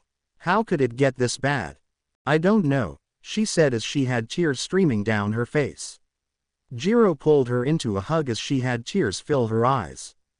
You better be okay, nerd, she thought to herself. The police arrived and asked the class questions about what happened. Class 1A had gathered, their eyes tired and full of worry as they waited their turn to answer questions. The tension in the air was thick. Everyone was still processing the chaotic events, and the weight of Izuku's injury hung over them. One by one, the students were called up to give their accounts of what had happened. While that was happening, the teachers talked amongst each other. What do you mean that Nomu thing was meant to take me down? Asked All Might in surprise. That is what I mean. This monster possessed multiple quirks meant to neutralize you and take you down. This so-called League of Villains wanted you dead, said Aizawa with his arm in a cast now. Aizawa, despite his own injuries, was quick to continue, his voice firm and authoritative. They underestimated you, All Might. But this Nomu was a game changer. If it wasn't for Izuku, it could have been much worse. Nezu nodded at this. Now you do realize one thing. Even if Izuku is heavily injured and this monster called Nomu was supposed to defeat All Might, that means that Izuku has the power equivalent or more powerful than All Might here. Granted he can't control, but that means eventually he will. Damn, was all Smentos said, with many others agreeing. This is a matter that must be resolved later, but All Might, go see him, said Nezu as All Might nodded, bolting off. In a matter of minutes, All Might ran down the halls of Ua and reached Recovery Girl's room. He transformed back to his skinny form and knocked on the door quickly. Toshinori, she greeted him, her voice soft but stern. I see you're ready to see him. Toshinori nodded, swallowing the lump that had formed in his throat. How is he? Is he stable? Recovery Girl's eyes softened as she stepped aside to let him in. He's stable for now. The surgery was a success, but his body's been through a lot. Healing from the damage he sustained, it will take time. Walking into the room, Toshinori's eyes immediately fell on Izuku's frail form lying in the bed, connected to various machines that beeped rhythmically in the otherwise quiet space. The green-haired boy's face was pale, and the damage to his body was hard to ignore. His arms, legs, and chest wrapped in bandages, his chest gently rising and falling with each breath, though it was clear every movement was a struggle. He went over to sit next to him by the bed and sighed, leaning over it. "I should have been there," Toshinori whispered, his voice hoarse with emotion. "I should have protected him better. Now listen, Toshinori, I am still pissed after all you have done to this boy for years, but one thing is for certain. You couldn't have known what was going to happen at the USJ, she said, walking over to the bed. Not what I mean, he said, looking at Izuku's chest. I said I was going to make it up to him and show him that I would be better, but I wasn't there for him when he needed my strength most, he said sadly. Try not to dwell on it, she said as she looked at his scans. Just be here for him, she said, preparing to give Izuku a stamina shot. League of Villains hideout. Shigaraki stumbled out, his hands still trembling, his red eyes burning with a frustrated rage that threatened to consume him. He scratched violently at his neck, the already raw skin flaking beneath his nails. He stalked towards a cracked and grimy bar counter, slamming his hands down on the surface, the force of the impact echoing through the sparsely furnished room. Kurogiri, who is that brat? He asked bitterly. I do not know, Shigaraki, he said, adjusting his tie and walking behind the counter. The monitor flickered to life, displaying the distorted face of a man shrouded in shadow. Ah, I hear you are back, the voice rasped, laced with a chilling amusement. How did it go at the USJ, and with All Might? Shigaraki's fists clenched tighter. The memory of All Might's overwhelming power, combined with the unexpected resilience of the green-haired brat, fueled his anger. It was a setback, he admitted, the words tasting like ash in his mouth. That child, he spat on the floor, a dark stain blooming on the already grimy surface. He interfered. He got in the way. Interfered. The voice echoed, a hint of curiosity creeping into the tone. Tell me more. Shigaraki took a couple of deep breaths before speaking. This child, with green hair, was not only able to beat Nomu, he overtook Nomu, decimated Nomu. And All Might wasn't even there. He beat Nomu on his own, now help. And no, not my Nomu. I spent months on it, just to be wasted, said the doctor. Decimated Nomu, the voice on the monitor echoed, a hint of surprise, and perhaps something else, flickering in its tone. Are you certain, Shigaraki? Nomu was designed to counter All Might, equipped with multiple quirks specifically chosen for that purpose. For a child to defeat it, alone. Shigaraki slammed his fist on the counter again, the cracked surface groaning under the impact. I saw it with my own eyes. The brat, he unleashed a power I've never seen before. Raw, untamed, it was like nothing I've ever encountered. Nomu didn't stand a chance. Kurogiri, ever the pragmatist, interjected, Shigaraki's assessment is accurate. While the boy's control over his quirk was erratic, the sheer destructive force he wielded was undeniable. It overwhelmed Nomu, bypassing its enhanced durability and multiple quirks. It was unsettling. The voice on the monitor was silent for a moment, processing this information. Unsettling indeed, it finally murmured. Although, it is interesting. We have a new task. Find out about this child. But, what about the goal? Asked Shigaraki. All Might is still a big goal in our plan. This child proves interest. Besides that, this is a huge learning experience for us. Not only that, but we have also shown who we are, and the world will know who we are, Shigaraki, so don't fret. We will meet our goal through, said the screen. Shigaraki clenched his hands together before exhaling deeply. Yes, sensei. Class 1A and 1B dorms a few hours later. Class B had been informed of what happened, making everyone shocked. Many asked if they were okay, and some were somewhat jealous that they got to fight villains. Something that made Jiro and few of the others shocked was that Inori rushed out of the doors to go and see Izuku. That was the last thing they expected, but disregarded it for now as their thoughts were on Izuku.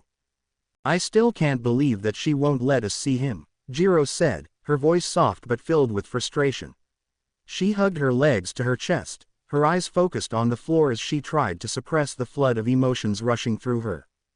Across the room, Momo sat silently, her mind reeling. She's probably just trying to protect us from seeing him like that. It's not easy to face someone you care about in that kind of condition, she said, her voice calm but tinged with sadness. I do hope he will be okay, said Ochako, walking in and sitting next to Jiro. Maybe we are just overthinking this. I mean, Izuku was the only one to hurt and he heals fast. We shouldn't try to stress about it, said Asui, patting Momo on the shoulder. Yeah, but still, said Jiro, sighing into her legs. I won't lie, Toru said softly, breaking the silence. It was something to behold. Izuku had so much power and energy coming off him. It felt surreal. She paused for a moment, her eyes distant as she recalled the events at the USJ. It was remarkable how he protected Momo and I. Yeah, it was, said Momo, thinking about how Izuku wanted to protect the two of them. It was admirable. Asui looked up to see Izuku's brother Ichiro walking around into the kitchen. Hey, aren't you Izuku's brother? Ribbit. Ichiro looked over to the frog girl in curiosity. Yes, I am. Why? Why haven't you gone to see him? She asked as the other girls looked up at him. He'll be fine. Besides, why would I care about that? He said, starting to walk away from them. Because he is your brother, said Reiko flatly. Oh please, Izuku is and always will be fine. He needs to realize that he isn't the strongest and to not get in these situations. Oh, and Yaoyorozu, if you ever wanna hang, you know where to find me, he said, waving them off. Asui narrowed her eyes in frustration and anger. No wonder why Izuku has such a strained relationship with you. You're an asshole, she said. You got that right. He's been like that for years, said Jiro, glaring at him. Excuse me, he asked threateningly as he glared at Asui. You heard me, Ribbit. You are an asshole. I asked Izuku earlier why he doesn't talk to his brother and sister, and I just found out the reason why. To be honest, I don't blame him. I mean, at least Inori made the effort to go and check on him. Is she an asshole too? She asked, looking to the group. Yes, she is, but like you said, she went to see him, which is better than just staying here prancing around, replied Momo in an instant. Oh, it, I'm done talking, he said, storming off to the kitchen, tired of this. Unbelievable, Asui muttered under her breath, her anger still simmering. Just a heads up to you girls. His siblings are like that all the time to him and other people, said Jiro. What the hell is wrong with his family? How did he turn out so nice? Most people would have gone off the deep and turned quiet or something, asked Mina, genuinely curious. Momo shook her head. I don't know, but it says a lot about his character. Well, we shouldn't stress too much about him. Everyone in class is worried, so let's take our minds off him for a bit, offered Reiko. The girls agreed and decided to chill out while their classmate was recovering. While the girls were watching a movie they had picked out, Jiro looked back to see Inori was walking back in through the door with a heavy expression on her face. She managed to slip away from the girls and walked over to Inori. Oi! Called out Jiro as she walked up to her with a calm expression. Inori stopped mid-step, her eyes narrowing slightly as she turned to face Jiro. What do you want? She asked, her voice laced with mild irritation. Jiro crossed her arms, not intimidated in the slightest. You tell me. I ain't here to bullshit. Tell me how my friend is doing. Inori nodded at her and sighed. Izuku is still recovering and hasn't woken up yet. He had bandages all over his chest, arms, and legs, making him look like a mummy. They said he would wake up soon, but recovery girl sent me back for some reason, she said. Jiro's expression remained neutral, but she could feel a twinge of irritation at Inori's casual tone. Sent you back, huh? What? Did she kick you out? She said that it was getting late and told me to head back, she said. Jiro studied Inori for a moment, trying to gauge whether she was being completely honest or just playing it off. The tension in the air was palpable, and Jiro couldn't help but wonder if there was more to this than Inori was letting on. She wasn't sure what to make of her, especially after seeing how Inori had distanced herself from Izuku for so long. Well, if that is all, then I'll get going, said Jiro as she turned around but was stopped by Inori with her voice. Inori's voice stopped Jiro in her tracks, her tone softer than before. Wait, Jiro, she said, her words hanging in the air for a moment. Jiro turned back around, raising an eyebrow. What's up? She asked, her arms still crossed, but her expression more open now. She looked around to make sure no one else was around and started to speak. Listen, firstly, I want to say I am sorry. I am sorry for what I said to you that day when we came on the tour to Ua. I am sorry for calling you a lesbian, a bitch, and an assortment of other things. I realized that ed up as a sister and I treated Izuku like garbage. I know you probably won't forgive me for what I did to you and what I did to Izuku for years. I wanted you to know that I am going to be better, and you won't get any problems from me, and I won't give Izuku any problems. I will find a way to be better to him and to everyone else.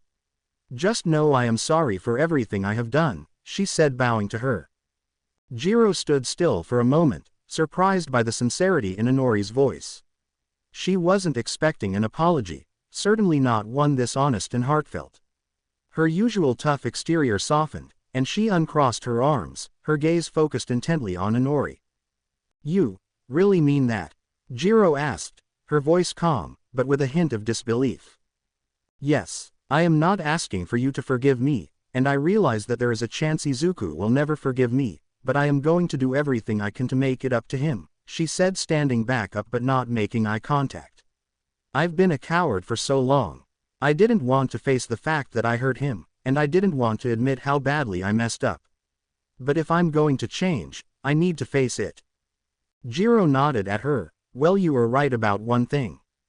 I won't forget what you said to me that day, but it takes balls to admit that you were wrong, and that is the first step. I can't speak for Izuku for if he will ever forgive you or want you back in your life, but do know one thing, though, Jiro continued.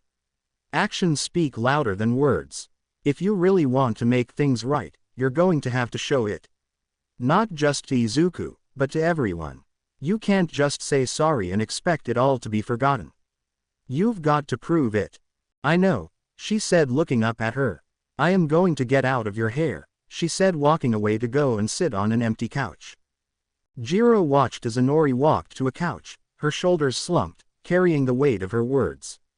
The air between them had shifted, the tension that had once been thick now starting to dissipate. But Jiro couldn't ignore the lingering uncertainty. Was Inori truly going to change? Or was this just another fleeting moment of guilt?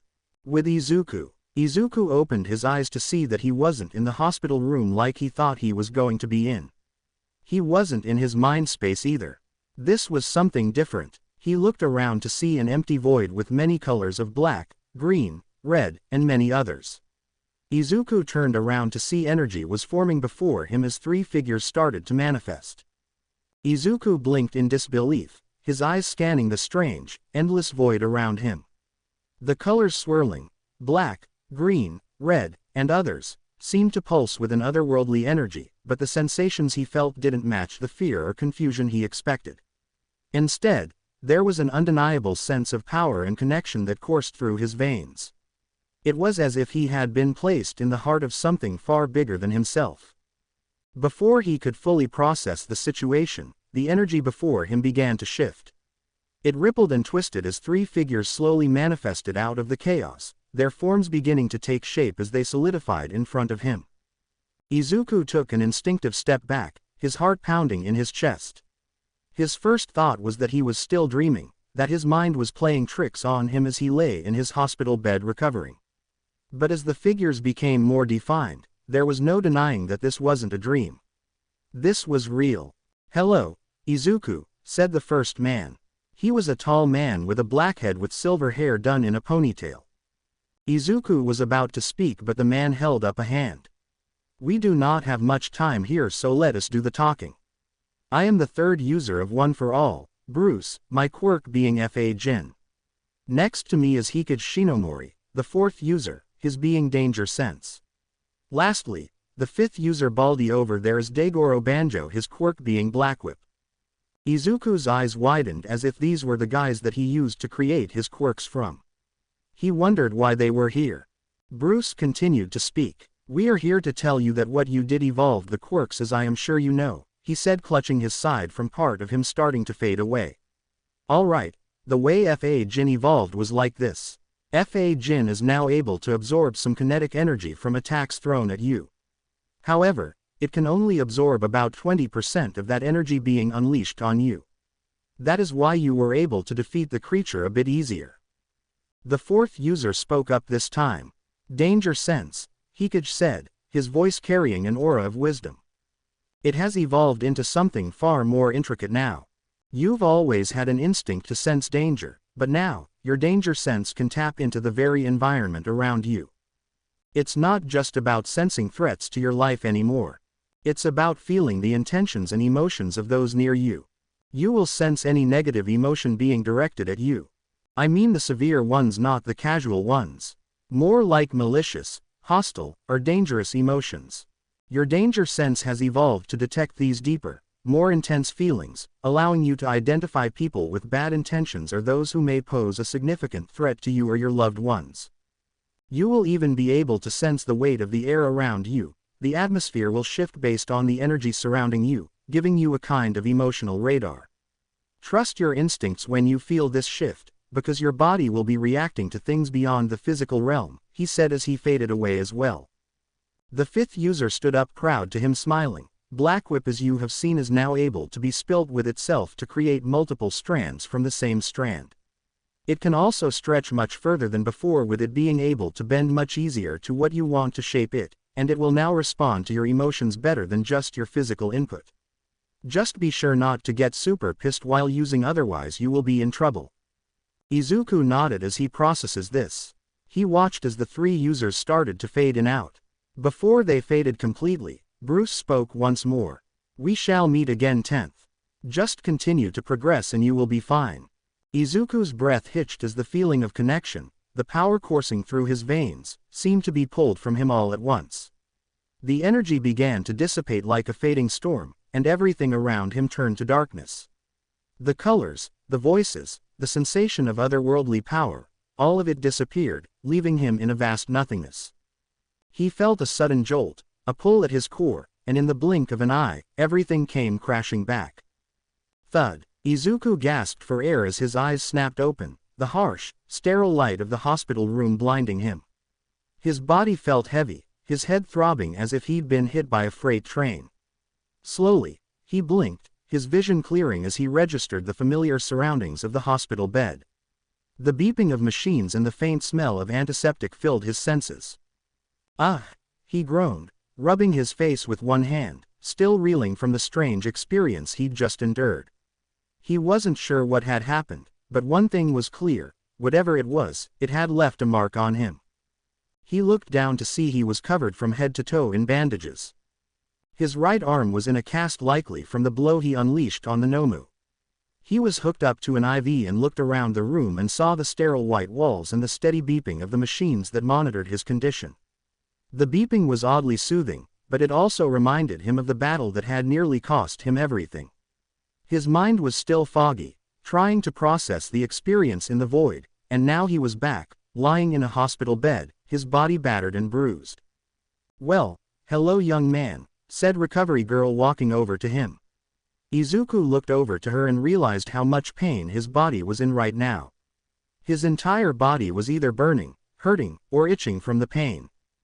Thank you for helping me, Recovery Girl, he said, trying to sit up but was stopped by Recovery Girl's cane. Recovery Girl gave him a gentle, but firm look, her eyes sharp despite her kind demeanor. Don't overdo it, Izuku. You've been through a lot. She placed a hand on his shoulder, urging him to stay still. You're lucky to be alive after what you did. Your body needs time to heal. I know you're eager to get up, but trust me, rushing it won't help anyone, especially not you. Is everyone okay? He asked, leaning back. Recovery Girl nodded, her eyes softening as she gave him a reassuring smile. Everyone is fine, Izuku. They're all good to go, and you've been out for a while, so don't worry about them. You've taken the worst of the damage, but you're going to make it through, she said, walking over to the other side of him, kicking something on the ground. Toshinori, wake up. Your son is awake, she said, walking back to the other side of the bed. Wah, huh. All Might's voice was groggy, followed by the sound of rustling fabric. Toshinori got up and looked over to his son with wide eyes. Oh my god, you're awake, he said happily. Why, you were here the whole time, Dad? Izuku asked, very surprised. He hadn't expected his dad to be here for him. Yeah, I have been. Inori was here too for a long while, but Recovery Girl sent her home to get rest, he said, rubbing the sleepiness from his eyes. Izuku still has an expression of surprise on his face as his sister. Someone that tortured him for years damn near, came to see if he was okay. Izuku was hit lightly from her cane but not enough to be hurt. Now listen here, young man. Do you know the injuries you received here today? She said, pulling out a list. You had 6 broken ribs, Izuku. 3 of them were fractured in several places. Your right arm was broken in 2 spots, and both arms sustained multiple lacerations. You also suffered severe muscle tears, particularly in your shoulder area and arm. The bruising was extensive.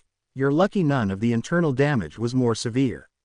If you had pushed yourself any further during the battle, we might not be having this conversation. Izuku's eyes widened as she spoke, the weight of his injuries hitting him like a ton of bricks. He had been so focused on the fight, on pushing through to protect everyone, that he hadn't even realized how badly his body had been damaged. Hearing Recovery Girl list off the details made it all too real.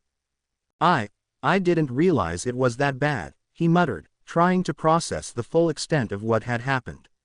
His body had been pushed beyond its limits, but it didn't seem to matter when all he cared about was stopping the Nomu, saving his friends, and making sure they were safe. Yeah, you severely hurt yourself in the process, she said, somewhat annoyed. I can tell, he said, smiling slightly, and winced under the pain. Recovery Girl sighed as she backed over to him. Listen, as hurt as you are on your upper body, your lower body is good to go. You will hurt a lot for the next 12 hours in your arms and chest area, but I will need to give you a few more treatments tomorrow before you are healed for your upper body, she said. Does that mean I can go back to the dorms? He asked. Yes, that does, but so help me God Izuku, if you do something stupid, I will beat you, she said threateningly with her cane. Izuku chuckled weakly at her words but nodded in understanding. Got it, ma'am. I'll try not to get into trouble. Recovery Girl huffed but seemed satisfied for now. I'll hold you to that. Now, get some rest before you head back. I don't want to see you stumbling around the dorms like a zombie. Toshinori stood up as he was prepared to help Izuku. You want a ride to the dorms, son? He asked. Yeah, that'll be nice, he said, pushing through the pain and sitting up. Toshinori moved closer, offering his arm for support. Izuku hesitated for a moment before taking it, gripping tightly as he swung his legs over the edge of the hospital bed. The sharp ache in his ribs and arms flared up instantly, making him beep in a breath, but he refused to let it show too much. He had been through worse. He could handle this. Easy now, Toshinori said, his voice laced with concern. No need to rush. I know, Izuku muttered, adjusting to the movement. He hated feeling so weak, so dependent, but he also knew there was no way he was making it back to the dorms on his own without collapsing halfway there. As he stood, the shift in weight sent another jolt of pain through his upper body. His face twitched, but he straightened his posture. Toshinori gave him a careful once-over before nodding approvingly. Recovery Girl watched from the side, arms crossed. You boys take care. And Izuku, she added, pointing her cane at him one last time, if I hear that you aggravated your injuries, I will personally drag you back here myself. Izuku gave a weak thumbs up. Understood. Toshinori and Izuku walked in silence for a while as they made their way to the vehicle with his dad opening the door for him. Izuku carefully eased himself into the passenger seat, his sore muscles protesting every slight movement. Toshinori closed the door behind him before walking around to the driver's side and sliding in. Toshinori kept glancing at his son with worry before speaking. Sorry, son, he said quietly. Izuku raised a brow but let him continue. Sorry I wasn't there to help or defeat that Nomu thing. You had to step up to the plate for my absence. I am sorry I failed you again, he said sincerely. Dad, Izuku started, his voice soft. While I am still pissed at you for how I've been treated these past years, Just know the USJ and that Nomu, creature or whatever it was, is not your fault. You physically could not have known that that was going to happen in the first place. Plus, I saw that you stopped several incidents this morning, meaning that you used all your time. Toshinori's hands tightened on the steering wheel as he took in Izuku's words. I'm still sorry, though, Toshinori murmured, his voice tinged with regret. I should have been there, even if I couldn't have anticipated that exact situation. As a hero, I should have been able to protect you. I get it, Dad, said Izuku, adjusting himself. But that wasn't your fault. A lot of stuff is your fault but the villains, and that Nomu thing wasn't. Toshinori nodded as he looked back to his son. There was a silence between the two of them when Izuku spoke up again. You said Inori came to see me earlier, he asked, holding onto the door handle as he turned the corner. Yeah, she did. I texted her and Ichiro and she rushed in after a few minutes. I texted her. She had looked worried the whole time. Ichiro didn't show up though, he said quietly. Izuku had a blank expression as he thought about it. Inori showing was a surprise while Ichiro not showing wasn't. Though he didn't express he was glad Inori stopped messing with him. Not much was said between them as Toshinori pulled up to the dorms. He got out and opened the car door for him and Izuku stepped out with some pain. Do you need any more help, Izuku? He asked. I think I'm good. I need to be quiet since it's like 3 in the morning right now and I don't want to wake anyone up, he said, adjusting his cast. Are you sure? He asked, just wanting to make sure. Izuku gave a small, reassuring smile, despite the exhaustion etched across his face. I'm sure, Dad. I've got this, he said, adjusting the weight on his injured limbs. Toshinori didn't look convinced, but he gave a reluctant nod. All right, son, just be careful. If you need anything, don't hesitate to call me.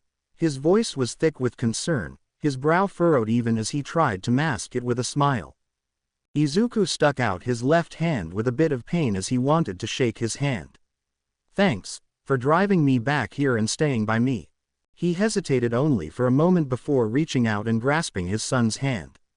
The grip was firm, but there was an unspoken understanding between them. You're welcome, son, Toshinori replied quietly. Take care of yourself. They let go of the handshake and Izuku opened the front door quietly as he walked into the huge open area. He saw his dad drive off inside. He hurt like hell and wasn't sure how his legs didn't get the slightest bit damaged in that fight. Izuku did know he was freezing and when he looked down, and his sweat dropped.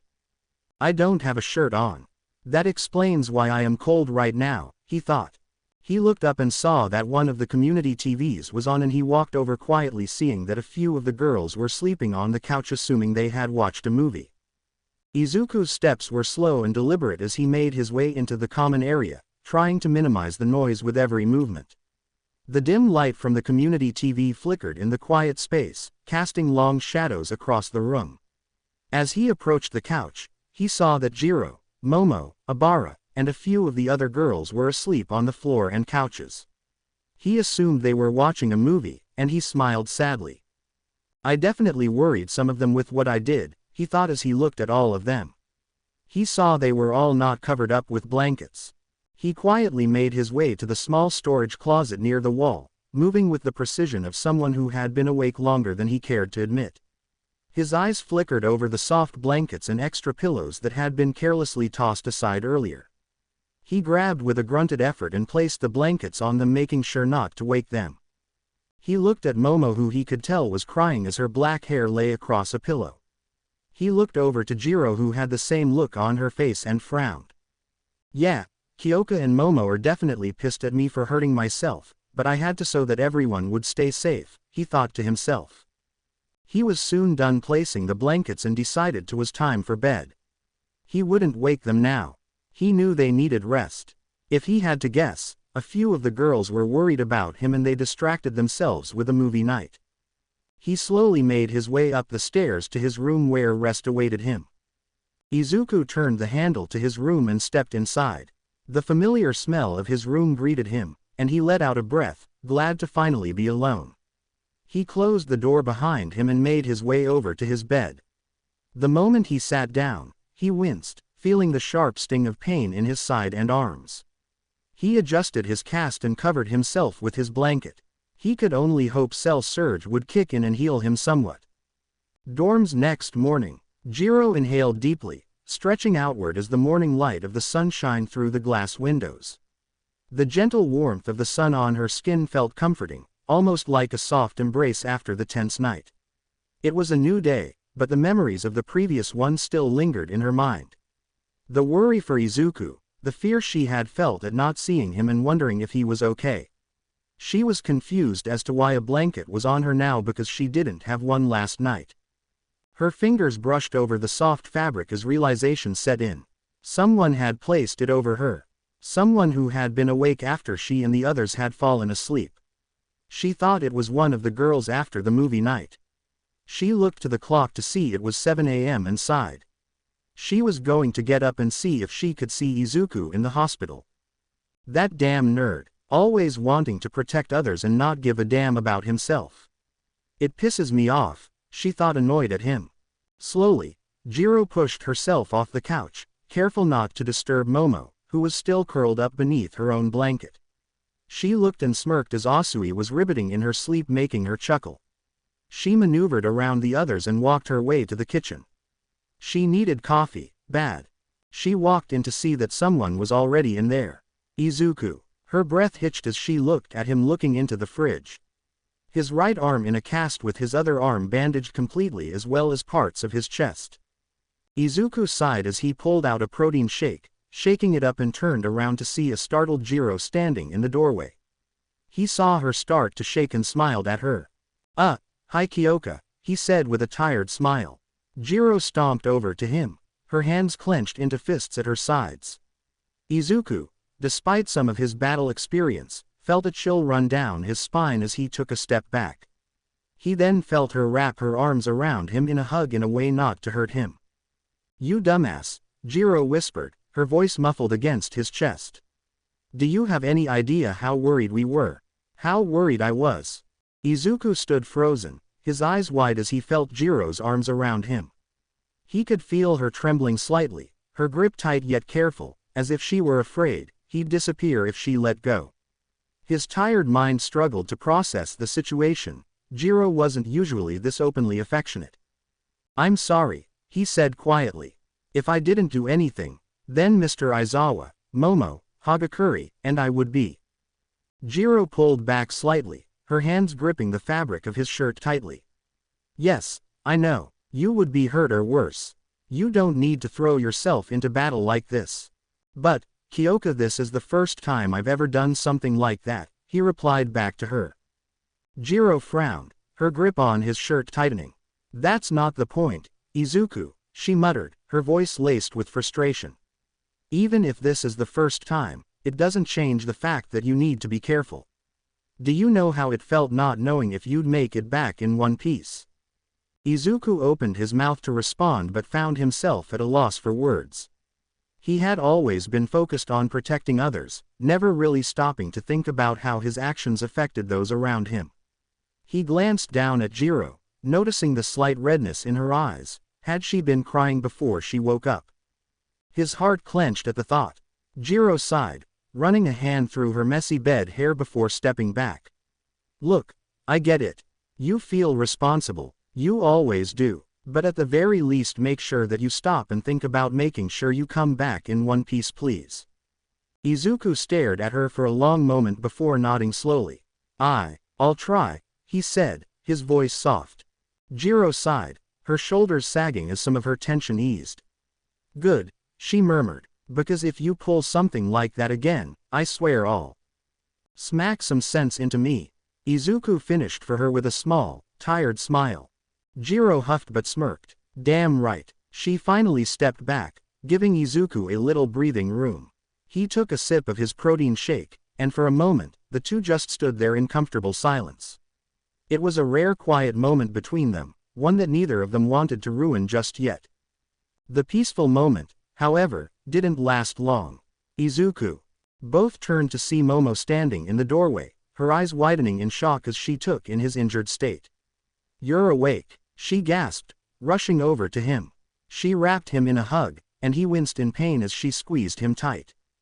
Momo, You were kind of squeezing our friend here, said Jiro, somewhat jealous. Momo quickly pulled back, her face flushing red as she realized what she had done. Oh, I'm so sorry, Izuku. I didn't mean to hurt you, she exclaimed, her hands hovering over his shoulders as if she wanted to help but didn't know how. Izuku chuckled weakly, rubbing the spot where she had squeezed him. It's okay, Momo, just a little sore. Jiro crossed her arms, raising an eyebrow at Momo. A little sore? Your whole body looks like it's been through a meat grinder, dude, she said, unimpressed. But when did you come back? Why didn't you wake us up? She asked, hovering over him. I didn't want to wake you all up so you could sleep. I got blankets for all of you cause some of you didn't have them, he said, taking a sip of his protein shake. Jiro gave Izuku a skeptical look, clearly not buying his explanation. You think we wouldn't have wanted to wake up and help you? She asked, her voice a little sharper than usual. Izuku lowered his gaze, feeling the weight of her words. I know, but you were all already so exhausted, and I didn't want to worry anyone more than I had to. He let out a small sigh, massaging his sore shoulder. Besides, I knew you'd all be angry if you saw how messed up I really was. Momo, who had been standing silently for a moment, stepped forward, her brows furrowed in concern. Izuku, we're not angry. We're worried. Then why does Kyoka look like she is about to strangle me? He asked, trying to calm her down. Jiro's earphone jacks twitched in annoyance. Because you are sitting here looking like you came out of an Egyptian coffin right now. Izuku let out a quiet laugh, though it was quickly followed by a wince. I'm really not that bad, he mumbled, but he could feel the burn of his sore muscles and the bruises that covered his body. His friends were right, he definitely looked worse than he felt. Cell Surge took care of him pretty decently. Soon everyone had some downstairs to see their class president back from the fight with Nomu, and Izuku was glad for the attention, but his was a bit much for him. Izuku sat back against the couch, the noise of his classmates' chatter swirling around him. Everyone was relieved to see him awake, and while he appreciated their concern, it was overwhelming. His body ached from the battle, his muscles sore and his bruises still fresh, but it was the emotional toll that was the hardest to shake. Even with the soft hum of their voices filling the space, he felt a strange kind of loneliness. Not that anyone was being distant, quite the opposite. In fact, they were all hovering around him, asking questions, offering support. He found out that both classes had the day off from admin to recover, and he was fine with that. He still needed to be healed to 100%, and he was feeling around 67% right now. Some people in Class B showed a mix of concern, happiness and some jealousy they got to miss out on a fight. Abara saw him and went up to hug him and said he was glad he was okay. Izuku felt his cheeks burn slightly as he watched Mineta squirm from the corner of his eye, trying to sneak a glance at some of the girls in Class B who were doting on him. Abara, on the other hand, seemed genuine in her care as she pulled him into a gentle hug. I'm glad you're okay, Izuku, she said softly, her voice filled with sincerity. He was taken aback, not expecting the hug but appreciating the warmth of it. Thanks, Abara, he muttered, a faint smile tugging at his lips despite the dull throb in his body. Conversation continued, though Izuku saw a few UA teachers coming up to them. He saw Recovery Girl, which meant she was here for his finishing treatment. He also saw Hound Dog, All Might, and what looked like a detective approach the building. The arrival of the teachers shifted the atmosphere slightly. The lively chatter of the students quieted down, replaced by a murmur of greetings and acknowledgments. Izuku, despite the lingering ache in his body, straightened up a bit, a sense of respect and a touch of anxiety settling over him. Recovery Girl, her face etched with concern, made a beeline for him, her steps brisk and purposeful. All right, dear, let's get you back to full health, Recovery Girl said, preparing a stamina shot to counteract the drain from her quirk. She administered the shot with practiced ease, her touch gentle despite the efficiency of the process. She gave him a long key on his right arm, and he felt all the pain in his body leave him. He could move his arms just fine now, and he felt revitalized. The revitalizing effects of Recovery Girl's quirk washed over Izuku, the lingering aches and pains fading into a distant memory. He flexed his arms, testing their newfound mobility, a relieved sigh escaping his lips. "Thank you, recovery girl," he said, a genuine smile gracing his features. "I feel much better now," he said, taking off her cast. "You're welcome, dear," recovery girl replied, her eyes still holding a hint of concern. "But remember, even with my quirk, recovery takes time. Don't push yourself too hard, and make sure you get plenty of rest. Take 2 days of rest starting now." "Yes ma'am," he said, nodding. All Might walked up to him smiling as always as he tapped him on the shoulder. "I am sorry young Izuku, but beings you were, passed out yesterday. This detective here would like to speak with you," he said, gesturing to him. "The name is Detective Naomasa Tsukauchi," the man introduced himself, his sharp yet kind eyes studying Izuku carefully. "I work with the police and have been assigned to investigate the events that took place during the recent attack." Izuku straightened his posture, his fingers unconsciously tightening into a loose fist. "Of course, detective. I'll answer anything you need." "Good, then let us go to the private room," he said, looking at the curious students. Class 1A and 1B watch. Izuku walked into the room with All Might and this detective guy they saw yesterday. "I forgot Yagi bro fought that big bird looking dude yesterday. I heard that it was stronger than All Might." Bakugo scoffed. "Bullshit. Izuku is nowhere near the strength of the #1 hero," he said, feeling a presence behind him. It was Hound Dog, and he carried an immense presence. "Good morning, everyone. I am Hound Dog, but more importantly, I am here to talk to anyone who was at the USJ yesterday. It is optional of course, but I need to speak to 3 individuals. Ichiro Yagi, Inori Yagi, and Katsuki Bakugo," he said, walking to a private room, gesturing the 3 to go to him. The 3 friends didn't understand what was happening but decided to listen to the UA teacher. Inside the private room, Detective Tsukauchi gestured for Izuku to sit. All Might closed the blinds to the room and got out of his buff form and stood beside Izuku, his usual boisterous demeanor replaced by a serious expression. The detective pulled out a small notepad and a pen, his movements precise and deliberate.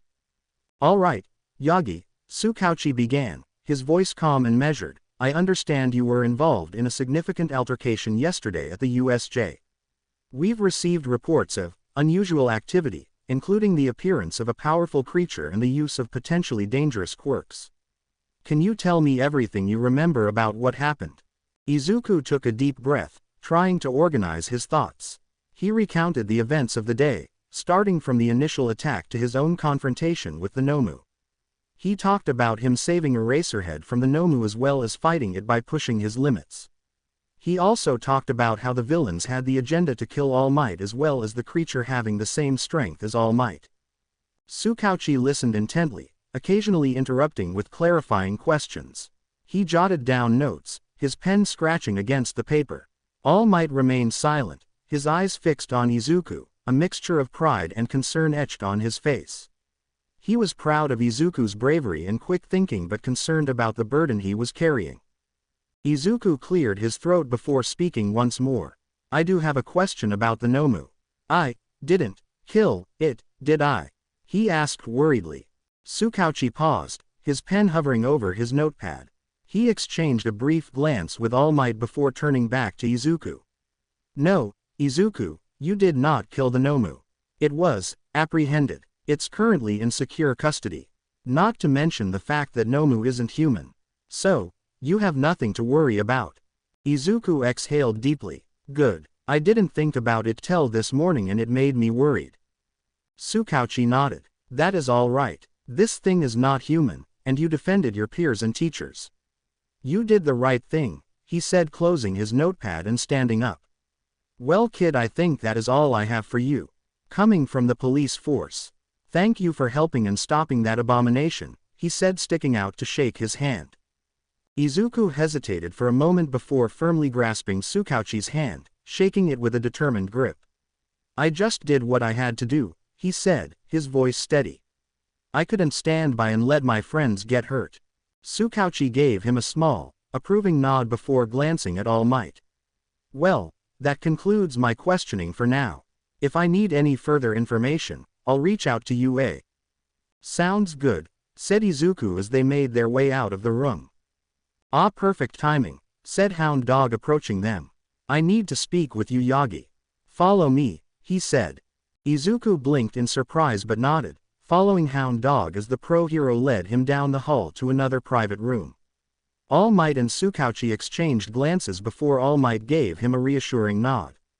As the door closed behind them, Hound Dog gestured for Izuku to take a seat. The pro-hero's usual growl-like tone softened slightly, but the serious expression remained. I won't take too much of your time, but after speaking with Detective Tsukauchi and hearing the accounts of your classmates, I have a few things to go over with you. Izuku straightened in his chair. Of course, sir. Hound Dog crossed his arms. Let's start with the obvious. The way you fought the Nomu wasn't something a regular student should have been capable of. I know you pushed yourself beyond your limits, and I also know that kind of exertion comes with consequences. His sharp eyes locked onto Izuku's. How are you holding up, really?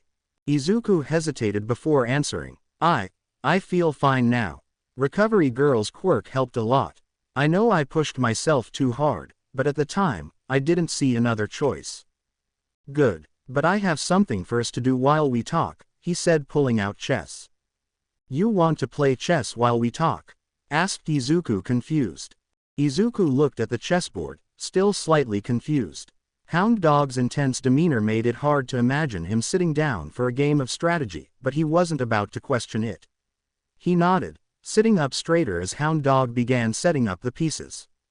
Yes, Hound Dog confirmed, his tone unwavering.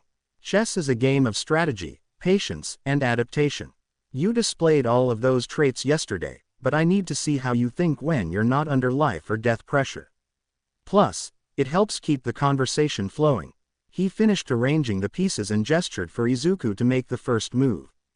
Izuku studied the board for a moment before pushing his pawn forward. All right, I'll do my best.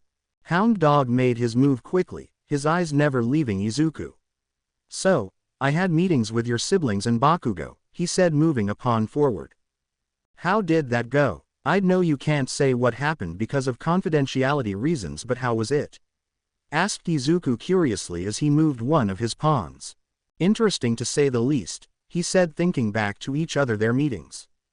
Flashback: Bakugo's appointment. The door to the room slammed open with a loud bang, and Bakugo stormed inside, his usual scowl fixed firmly on his face.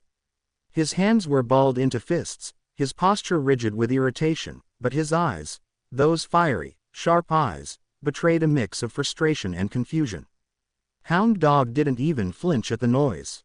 He simply glanced up from his desk, his expression calm and unflinching, though his sharp gaze never wavered. Sit down, Bakugo, Hound Dog said, his voice low but firm. There was no room for argument in his tone.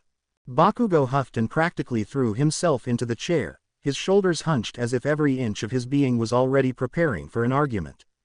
His usual air of defiance was thick in the room, and Hound Dog was aware that this conversation would not be easy. So, what the hell do you want? Bakugo growled, not even bothering to look at the pro-hero. Hound Dog leaned back in his chair, his claws tapping idly against the desk. I want to talk about the USJ incident. You were there. Yeah, I saw, Bakugo snapped, his eyes flashing with irritation. All I know is that damn Deku went in and hurt himself. It was pathetic and weak. Hound Dog's eyes narrowed slightly, his voice calm but sharp as ever. You think Izuku is weak? Bakugo's face twisted in contempt. Yeah, I do. He doesn't belong in this school, let alone in the damn hero program. He's a liability, always has been. Hound Dog leaned forward slightly, his gaze steady. That thing he fought, the Nomu, it was as strong as All Might. You can't honestly tell me you think that was weak. That wasn't luck, Bakugo. Like hell it was. Deku is someone that is going to die because he is an idiot and throwing himself into danger, he said, crossing his arms. Hound Dog narrowed his eyes for a moment. Why do you call him Deku? I have heard you and Izuku's brother call him that. Bakugo scoffed, leaning back in his chair as if the question annoyed him. Because that's what he is, he said, his voice laced with venom. A useless loser who should have never even thought about being a hero. Hound Dog's eyes remained steady. That's not what I asked. I asked why you call him that. Bakugo's jaw tightened. His fingers tapped against his arm in irritation. It doesn't matter. Hound Dog tilted his head slightly. It does. Words have power, Bakugo. The way you speak about Izuku, the way you speak to him, it's not just random insults. There's something behind it. Bakugo's scowl deepened. TCH. It started as a joke, alright. When we were kids, he always clung to me and his siblings, trying to keep up.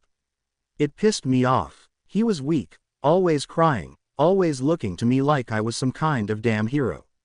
He should have known his place. I called him Deku, because that's all he'd ever be, useless.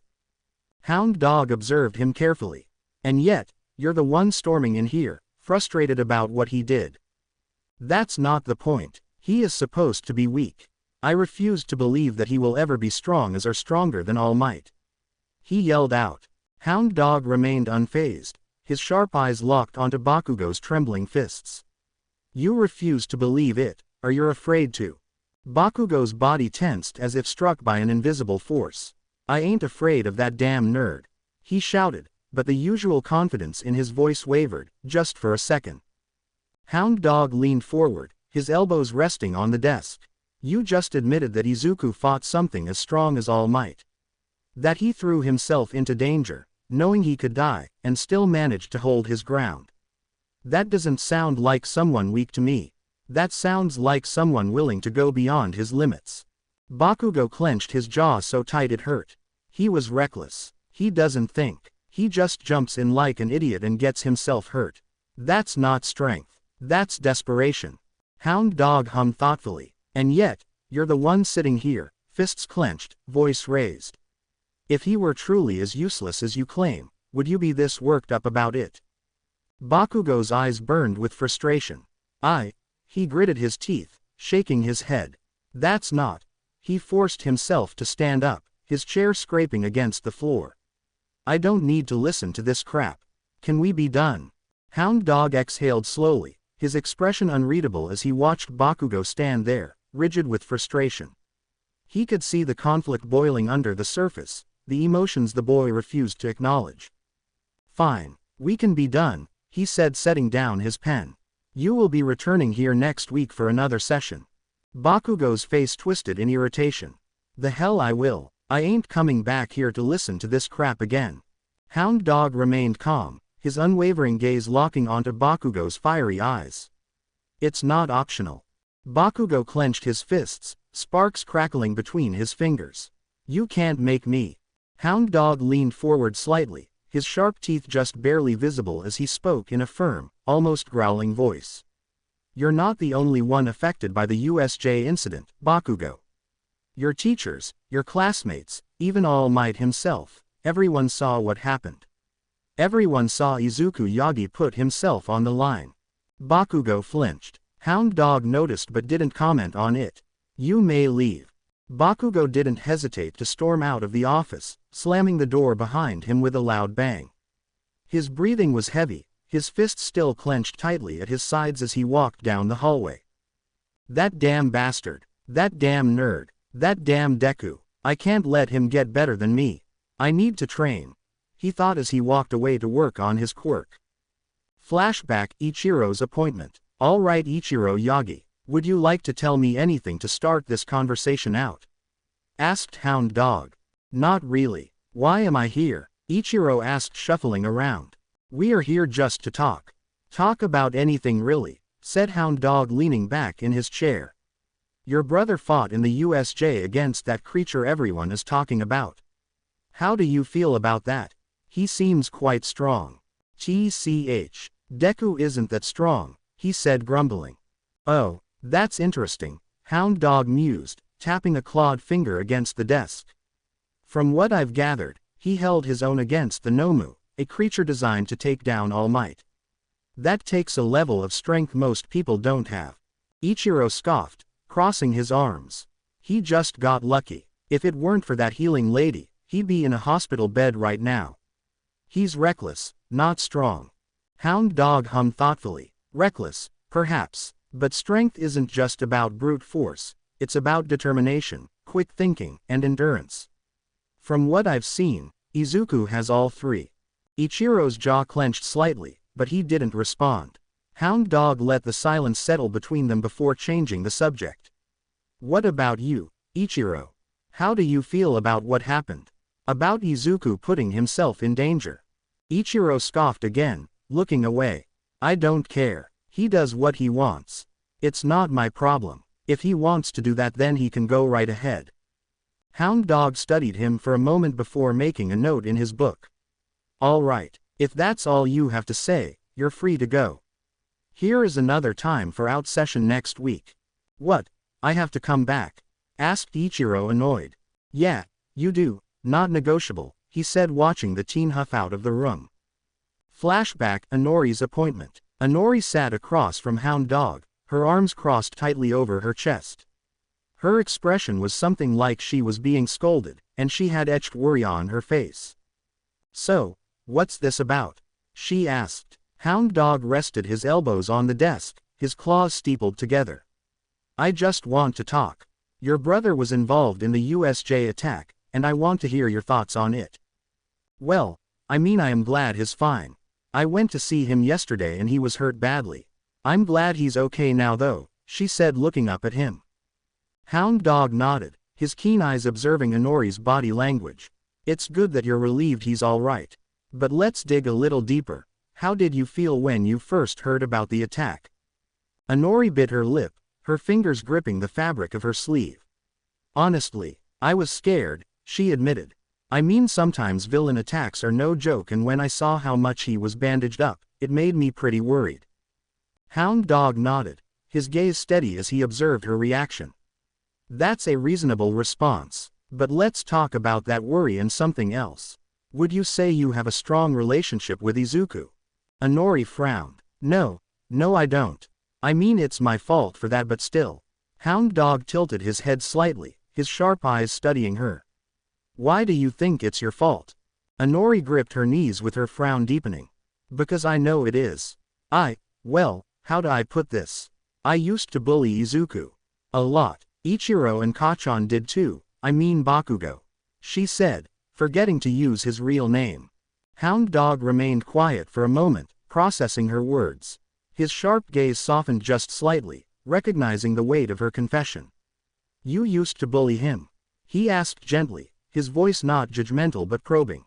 Inori nodded, her eyes avoiding his. Yeah, I didn't always treat him well. It got bad for a while. I will admit, I hurt him emotionally and physically. A lot. I stopped doing that about 9 or 10 months ago now. Still though, I doubt our relationship is ever go to mend or heal, she said, starting to get teary-eyed. She wiped her eyes for a second before speaking. I know he'll likely never forgive me, and I don't hold it against him if he did. I really am messed up.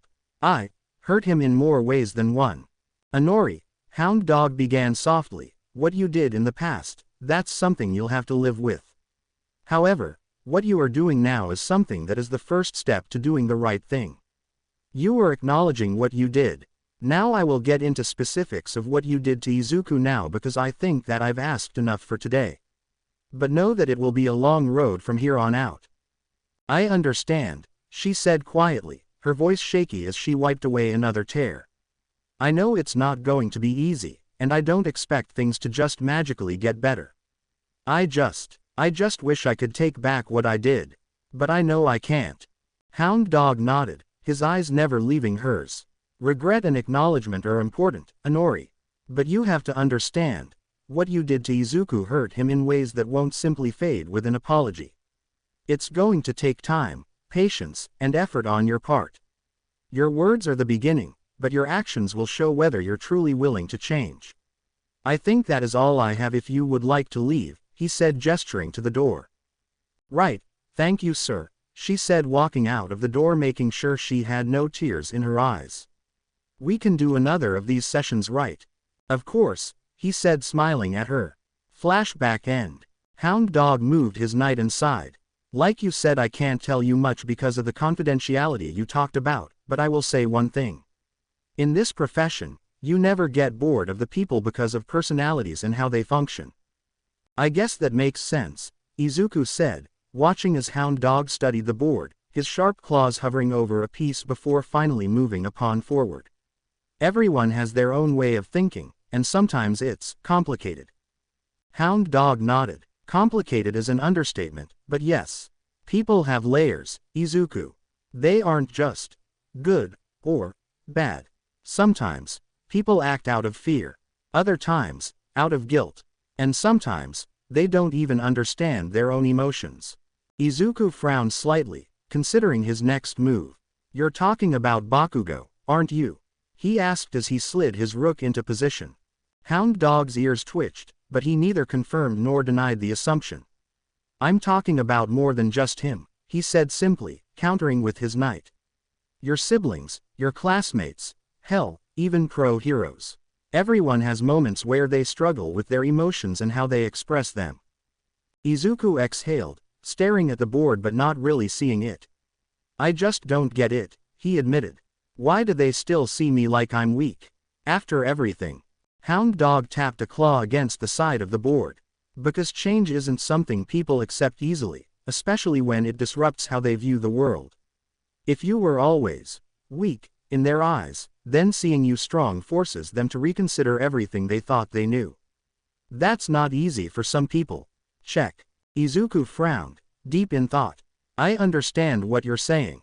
But sometimes, it just feels like no matter how much I change or improve, they still see me as the same old Izuku, the one who couldn't even stand up for himself before. He moved his knight, attempting to take a more defensive position on the board. Hound Dog's expression softened, but only slightly. That's the thing about people. They hold on to old perceptions, especially if those perceptions align with their comfort zone. It's easier to keep you in that box where they know how to deal with you. When you change, when you push against that, it's uncomfortable. And when people are uncomfortable, they either resist or react in ways that seem harsh. Checkmate. Damn it, said Izuku. Not bad for you first time playing with me, said Hound Dog. I get what you mean. I get people can change. I now some refuse to change, but this whole situation with my family is a big pile of papers that just keeps getting bigger and getting more and more unsorted, said Izuku. Yeah, it's understandable, but that pile will stop piling up and it will be organized soon. I can assure you that, Izuku. That and keep up the good work with schooling and heroics and all that. Just be sure not to throw yourself in and make up a plan on a whim like you did fighting that Nomu, said Hound Dog. You don't have to remind me of that one, Izuku said with a sheepish grin, rubbing the back of his neck. That was a bit much, I guess. I was just trying to do what I thought was right. But I can't afford to make mistakes like that again. That's okay. You make mistakes to learn from them. That is why you are here attending this school, he said, click his pen. Do you have any more questions before you go? He asked. No, sir. Thank you for your help, said Izuku, standing up. Izuku stood up, stretching his arms slightly after the long conversation. He had learned a lot from his time with Hound Dog, both about himself and the people around him. There was a lot of truth in what the older man had said. The weight of people's perceptions, the complexity of their emotions, and the challenges that came with changing how others viewed you, it was all a lot to process. But hearing it from someone who had experience in understanding people's minds made it easier to accept. Izuku still had a lot to figure out, but now he felt a little less lost. Hound Dog set the chessboard aside, his gaze softening as he watched Izuku. You're welcome, Izuku. Just remember, this isn't about getting everything right all at once. It's about growth. Every mistake, every wrong move, is part of that growth. And just like with the game, you'll get better the more you play. Izuku nodded, offering a small smile. Yeah, I understand. Thanks again, he said, leaving. As Izuku stepped out into the hallway, the quiet hum of the dormitory filled the air. He let out a slow breath, running a hand through his messy green hair as he processed everything Hound Dog had said. Growth wasn't something that happened overnight, nor was it something he could force others to recognize. He had to be patient. But patience wasn't always his strongest suit, especially when it came to proving himself. His feet moved on their own as he walked down the corridor, his mind still swirling with thoughts. The idea that people held on to old perceptions of him, that they resisted seeing him as anything but weak, gnawed at him. He knew Hound Dog was right, but that didn't make it any less frustrating. Before he realized it, he was outside, the cool night air brushing against his skin. The UA campus was quiet at this hour, most students having settled into their dorms or training privately. He found himself staring up at the sky, the stars twinkling against the vast darkness. "You look like you're thinking too hard again." Izuku saw Todoroki eating soba with a blank look on his face. Todoroki, what's up?" "The sky," he said with the same blank expression. Izuku smiled at the joke, shaking his head. "Didn't take you for the type to crack jokes, Todoroki." Todoroki shrugged, slurping up another bite of his soba. "I've been working on it. Fuyumi says I should try being more social." "Fuyumi?" asked Izuku confused. "Oh, she is my sister. I am considered the baby of the family. You have Toya the eldest and is Frostflare. I recognized you from the sludge villain incident. Then there is Fuyumi, my elder sister. Next is my brother Natsuo and then there is me," he said pointing to himself with his chopsticks. "That a pretty big family," said Izuku as he walked alongside him. "Yeah, we manage," he said eating a bit more of his soba. "I bet it's a lot of weight on your shoulders having your brother and father being big heroes. With Frostflare being 39th and Endeavor being second on the hero charts," said Izuku trying to get another convo started. Todoroki paused, his chopsticks hovering over his bowl as he considered Izuku's words. There was a moment of silence before he responded, his voice quieter than usual. "It does feel like a lot, sometimes," he said, his gaze dropping to the soba in his bowl. "I never asked for this life. But it's the one I was given. People expect a lot from me because of my father and my brother. Sometimes it feels like they forget about me, or that I'm just living in their shadows." "Yeah, well, I heard you did pretty well when going to get some backup when the USJ happened," Izuku said. "I wasn't bad, but I still felt weird trying to leave when I felt I could help," he said setting his bowl down. Izuku nodded, understanding where Todoroki was coming from. Sometimes, you just have to make a choice, even if it feels like you're abandoning someone in the process. Todoroki sighed, running a hand through his hair. "Yeah, I didn't want to be like everyone else, just standing on the sidelines while others got hurt. But at the same time, I couldn't risk making the situation worse by rushing in without a plan. I mean, you did make the right call in the end. Sometimes it's not about being the hero everyone expects, but being smart about it," Izuku added, trying to offer some reassurance. Todoroki looked up at him, his expression softening. "Thanks. It's hard to balance what everyone expects of me with what I feel is the right thing to do." "No problem. But I am going to go chill out for a bit," said Izuku as he waved him off. "See you around Yagi," he said waving back. Izuku sighed as he went to and plumped himself on his bed. He would chill out for a bit because these past 24 hours were crazy for him. He took a 2-hour nap before he started to design ideas for a new hero costume. It was pulverized in that fight with Nomu, and he needed something better. He heard a knock on his door, but he continued to draw as he called out to the person. "Come in." Ochako, Mina, and Reiko peeked around the corner to see Izuku was hard at work. "It's time for dinner," said Ochako. "All right, thanks guys. I'll be down in a minute," he said not looking at them. Ochako sighed as she walked behind him and pulled on him. "You were injured yesterday, and you have barely eaten today. Let's get going," she said tugging on him. "Uraraka, please just give me a minute," said Izuku whining. Ochako frowned, determined not to back down. "Nope." Reiko frowned as she used her telekinesis to pull his sketch away. "Hey, Yanagi, come on. Come and have dinner and you can get it back," she said calmly. Mina and Ochako were pulling on Izuku, but he was not budging. "Joke's on you guys. I have a backup sketch," he said smirking. Mina gasped dramatically. "Oh no, he's got a backup." She exchanged a mischievous grin with Ochako and Reiko. "Plan B, then," Ochako declared with determination. She activated her quirk making him float as Reiko used her own to drag him out of the room. "Guys, you have got to be kidding me," said Izuku as the girls held him as he floated down the stairs. Izuku flailed slightly, his arms crossed in defiance as he hovered helplessly above the ground.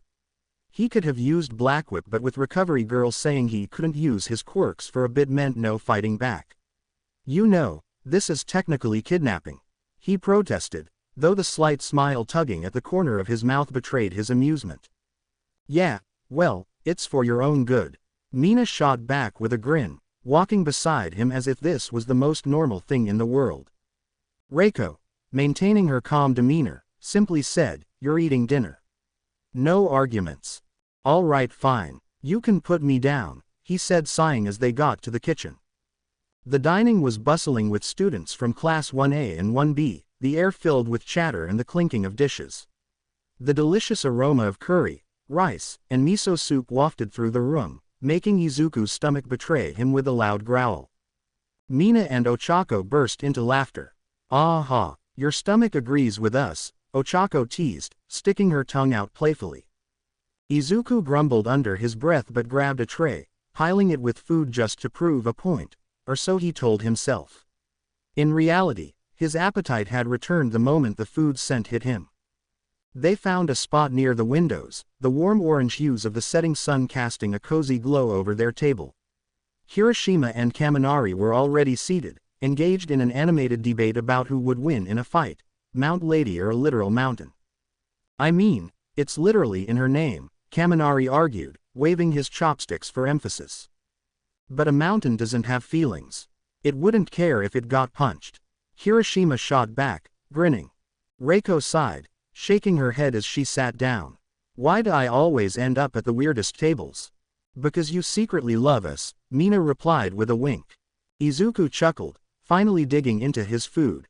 The first bite of warm, savory curry was like a burst of comfort after a long, exhausting day. He didn't even realize how hungry he was until he'd devoured half his plate. Todoroki joined them a few minutes later, his usual bowl of soba in hand. He slid into the seat next to Izuku without a word, his stoic presence oddly comforting amidst the chaos. "Oh look, it's the Soba King," Mina teased, nudging him with her elbow. Todoroki blinked slowly. "I like soba, truly a man of many words," Kaminari said with a grin. Izuku smirked as he felt something next to his head. Something whispered in his ear saying, "What's cooking good looking?" Izuku jumped as he saw the floating head of Setsuna. Izuku put his hands over his face as he sighed. "Please stop doing that," he said as she reattached her head. Setsuna's head floated mischievously before her body reappeared, still grinning. "Ah, come on, Izuku. You're always so much fun to mess with. Besides, it's just a harmless little greeting." "Harmless? You nearly gave me a heart attack," Izuku grumbled, still holding his face in his hands. "Don't be so dramatic," Setsuna teased, crossing her arms as she took a seat next to Reiko. "You should be flattered, you know. I only do it to the people I like." Kaminari snorted. "I think she just likes making people freak out." Conversation flowed after that and Izuku smiled at the camaraderie. Not long after Izuku was done eating and everyone else went their separate ways. Reiko walked up to him with his sketch and handed it to him.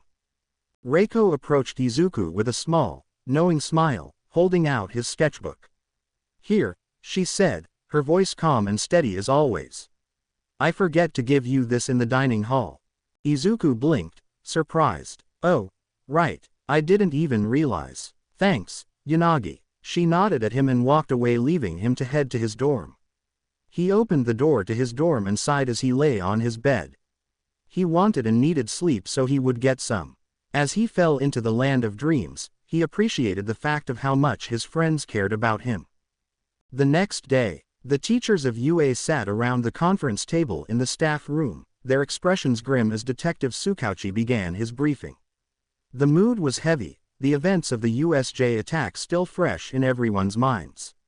The room was silent except for the soft murmur of Tsukauchi's voice as he spoke, his tone steady but filled with the weight of what had happened.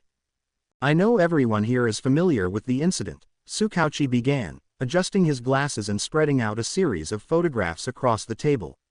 "But we've gathered some additional intelligence on the villains involved. The situation was more complex than we initially thought. Aizawa leaned forward, his tired eyes narrowing. What do we know about the villains? Tsukauchi placed his hand over the photos, each one depicting various members of the villainous group who had attacked the students at the USJ. The group's leader, Tamura Shigaraki, is connected to a larger organization. We believe they're the League of Villains, a dangerous network of individuals with quirks far beyond the norm. Shigaraki, All Might muttered, a deep frown pulling at his face. Tsukauchi continued, Shigaraki is a dangerous individual.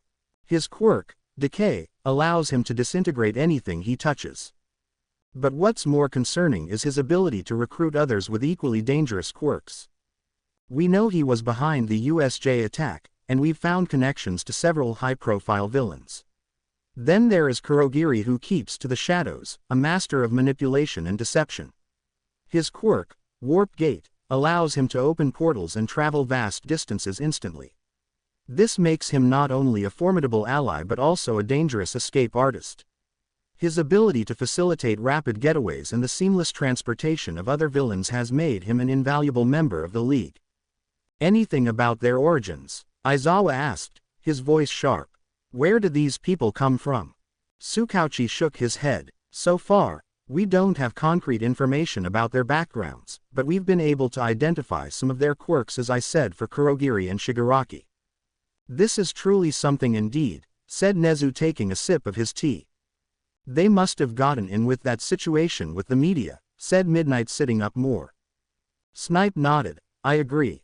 That is the only way they could have gotten in. But I think we got a bigger problem now. Aizawa turned his attention to Snipe. What do you mean? Izuku Yagi defeated that thing called Nomu that was comparable to All Might, meaning that the League has him on his radar now. That either means they will be wary of him, or they will go after him, he said, turning his attention to Toshinori, who nodded. I was thinking that same thing, he said worriedly. Tsukauchi nodded. That's exactly my concern. Based on what we know about Shigaraki, he's impulsive, but he holds grudges.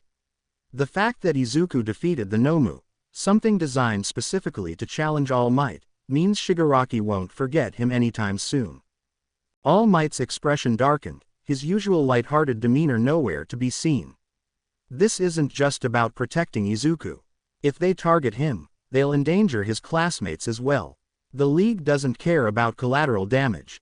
Nezu steepled his fingers thoughtfully. Then we'll increase security measures around the campus and the dormitories. Not just for Izuku, but for all students.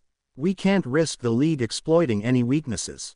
Toshinori nodded. I agree, but doesn't anyone else find it weird at how bold the attack was on the USJ was? Like, based on the reports of Izuku and Aizawa, Shigaraki seemed like a toddler throwing a tantrum who wasn't getting his way. They were doing this as an attention grab, he said. I agree, but I will work on security measures and get other things sorted out. As of now we will remain vigilant and be wary, but we can't stress too much about it, said Nezu. Is that all, Detective? Asked Nezu. Yes, sir, that is, Tsukauchi said, bowing slightly before gathering his documents. The room remained tense even as he stepped back, the gravity of the situation lingering like an unspoken weight among the teachers.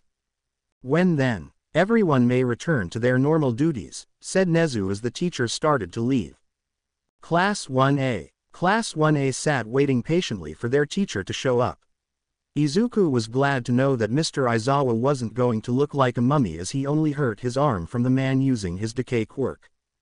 Good morning, Mr. Aizawa greeted, his tired eyes scanning the room as he stepped inside. His arm was in a simple sling, the only indication of his injury. Despite his usual disheveled appearance, he still carried an air of authority as he walked to the front of the room. Will I have something very important to talk about that will change all of your lives, he said, making everyone tense. Aizawa's tired gaze swept over them, and his usual disheveled state seemed to add weight to his words. He adjusted his sling, then folded his arms across his chest. This is something you've all been waiting for, he said, letting the suspense build. The sports festival. Everyone cheered, as this is what everyone has either seen or has wanted to perform in for years. The festival is not just about winning or showing off, Aizawa continued, his voice steady but firm. It's an opportunity to demonstrate everything you've learned. You will be tested physically, mentally, and emotionally. Everything you've trained for up to this point will be put to the test. So don't go in thinking this will be just another school event. This is something that could shape your future as heroes. I can't give every little detail, but I will say that it is in 2 weeks. So, make sure that you all balance your studies and training well. The room erupted into excited chatter as soon as Aizawa finished his statement. 2 weeks. That was all they had before the sports festival, a huge event that could shape their future as heroes. Everyone was talking over each other, some excited, some nervous, and some unsure of what to expect. The energy in the room was electric, but Aizawa's stern voice cut through it all, silencing the room again. I know you're all excited, Aizawa said, his tone unchanged. But don't let that excitement cloud your judgment. The sports festival isn't just about speed or strength. It's about strategy, teamwork, and how well you can think under pressure. Each of you will face challenges that will push you beyond your limits, and only those who adapt quickly will succeed. Wait a second, should we really be doing this if just had that villain attack that happened at the USJ? Asked Kirishima. Yeah, that a good point, said Kaminari. Mr. Aizawa nodded at the question. Yes, that is true, but what you need to realize is we are going to show people that the attack didn't affect us, and we can keep going. Plus, we all need to learn to bounce back when stuff like this happens. Not to mention we are double if not tripling security this year, he said, adjusting his cast. The room fell silent again as Mr. Aizawa's words sunk in. Despite the lingering fear from the recent attack at the USJ, his response carried a reassuring weight to it. It was a reminder that as future heroes, they had to be resilient, not just physically but emotionally as well. The weight of the responsibility was evident in his voice, yet he conveyed a sense of confidence that made the students believe it. Though the incident at the USJ was serious, Aizawa continued, we can't let fear dictate our actions. Heroes don't stop fighting because of a setback. We learn, we grow, and we adapt. This sports festival will test not just your physical abilities, but your mental and emotional ones too. Izuku pondered something for a moment before speaking. Not to mention Class 1A will be looked at more than other years this year. Aside from the third years, Izuku said, getting everyone's attention. Izuku's words hung in the air for a moment, and everyone turned to look at him. He wasn't one to speak up so directly in a situation like this, but the weight of the situation was heavy, and his observation was clear. Yeah, he's right, Reiko said, her usual calm voice cutting through the silence. With the attack at the USJ and the way things have been, all eyes are on us this year.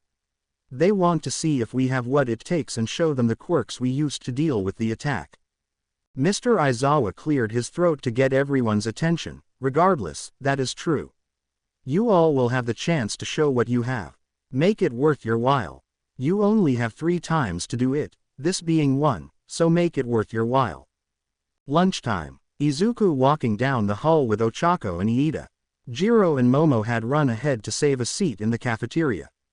I still can't believe the sports festival is happening so soon after everything, Izuku muttered, adjusting his bag over his shoulder. It makes sense, though, Iida replied, his hand chopping the air with his usual intensity. As Aizawa-sensei said, we must show that UA remains strong.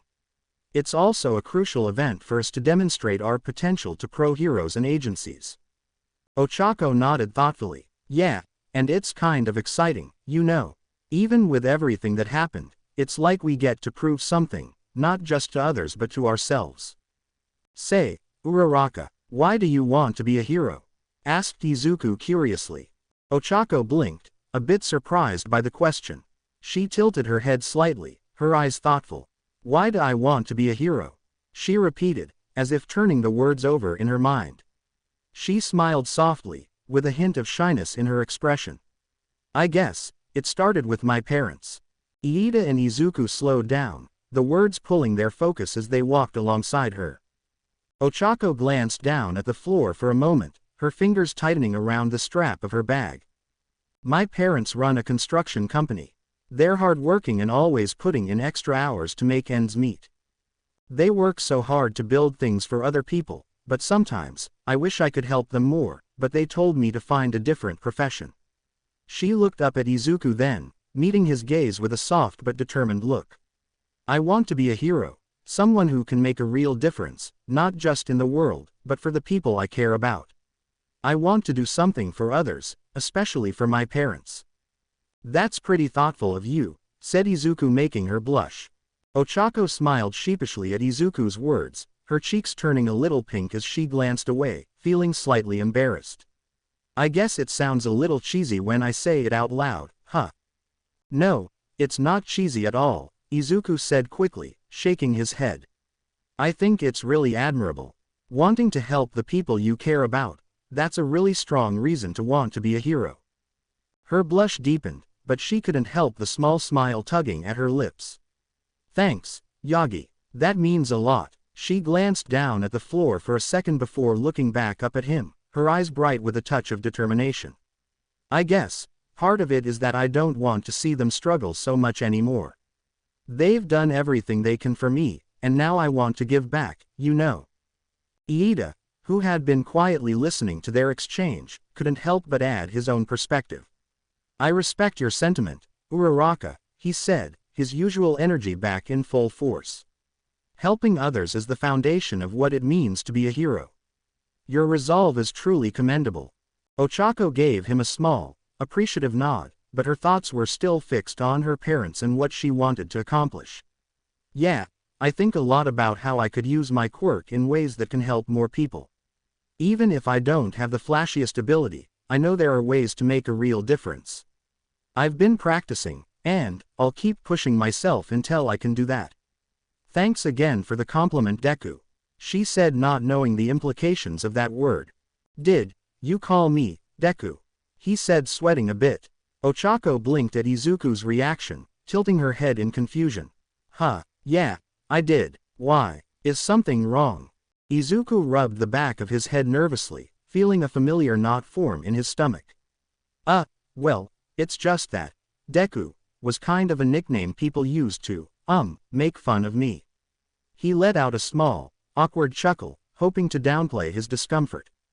Ochako's eyes widened in realization. Oh no, I'm so sorry, Yagi. I didn't mean it like that at all. I heard Bakugo call you that several times, so I thought that it meant something like, you can do it.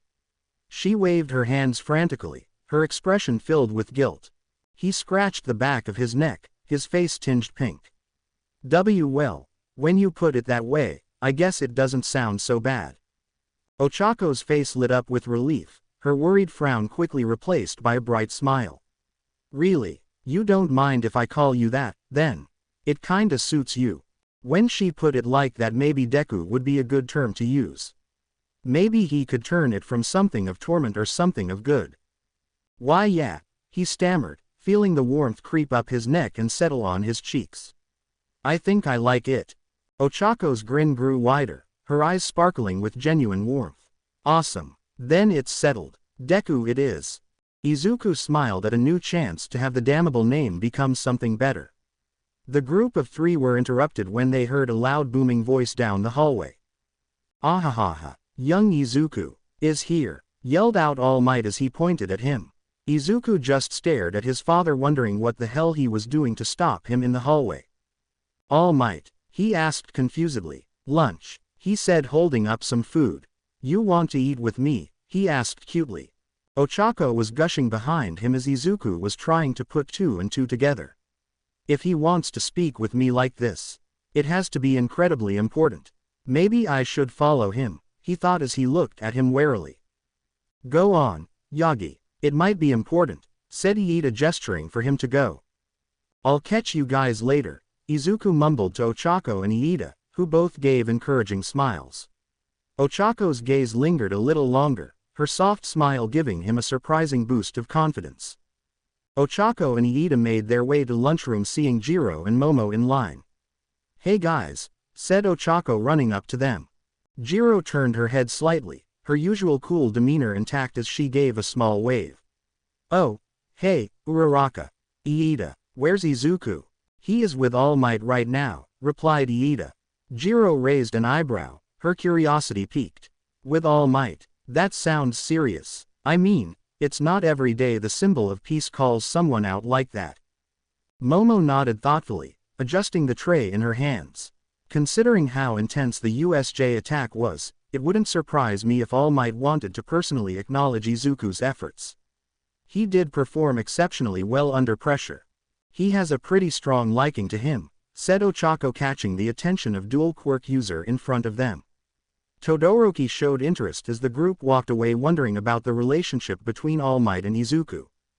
Teacher's Lounge. All Might opened the door to the Teacher's Lounge to show Inori and Ichiro waiting there as well. You've got to be kidding me, Izuku thought as he took a seat the furthest away from his siblings. All Might transformed to his skinny form and sighed as he sat down in front of all three of them.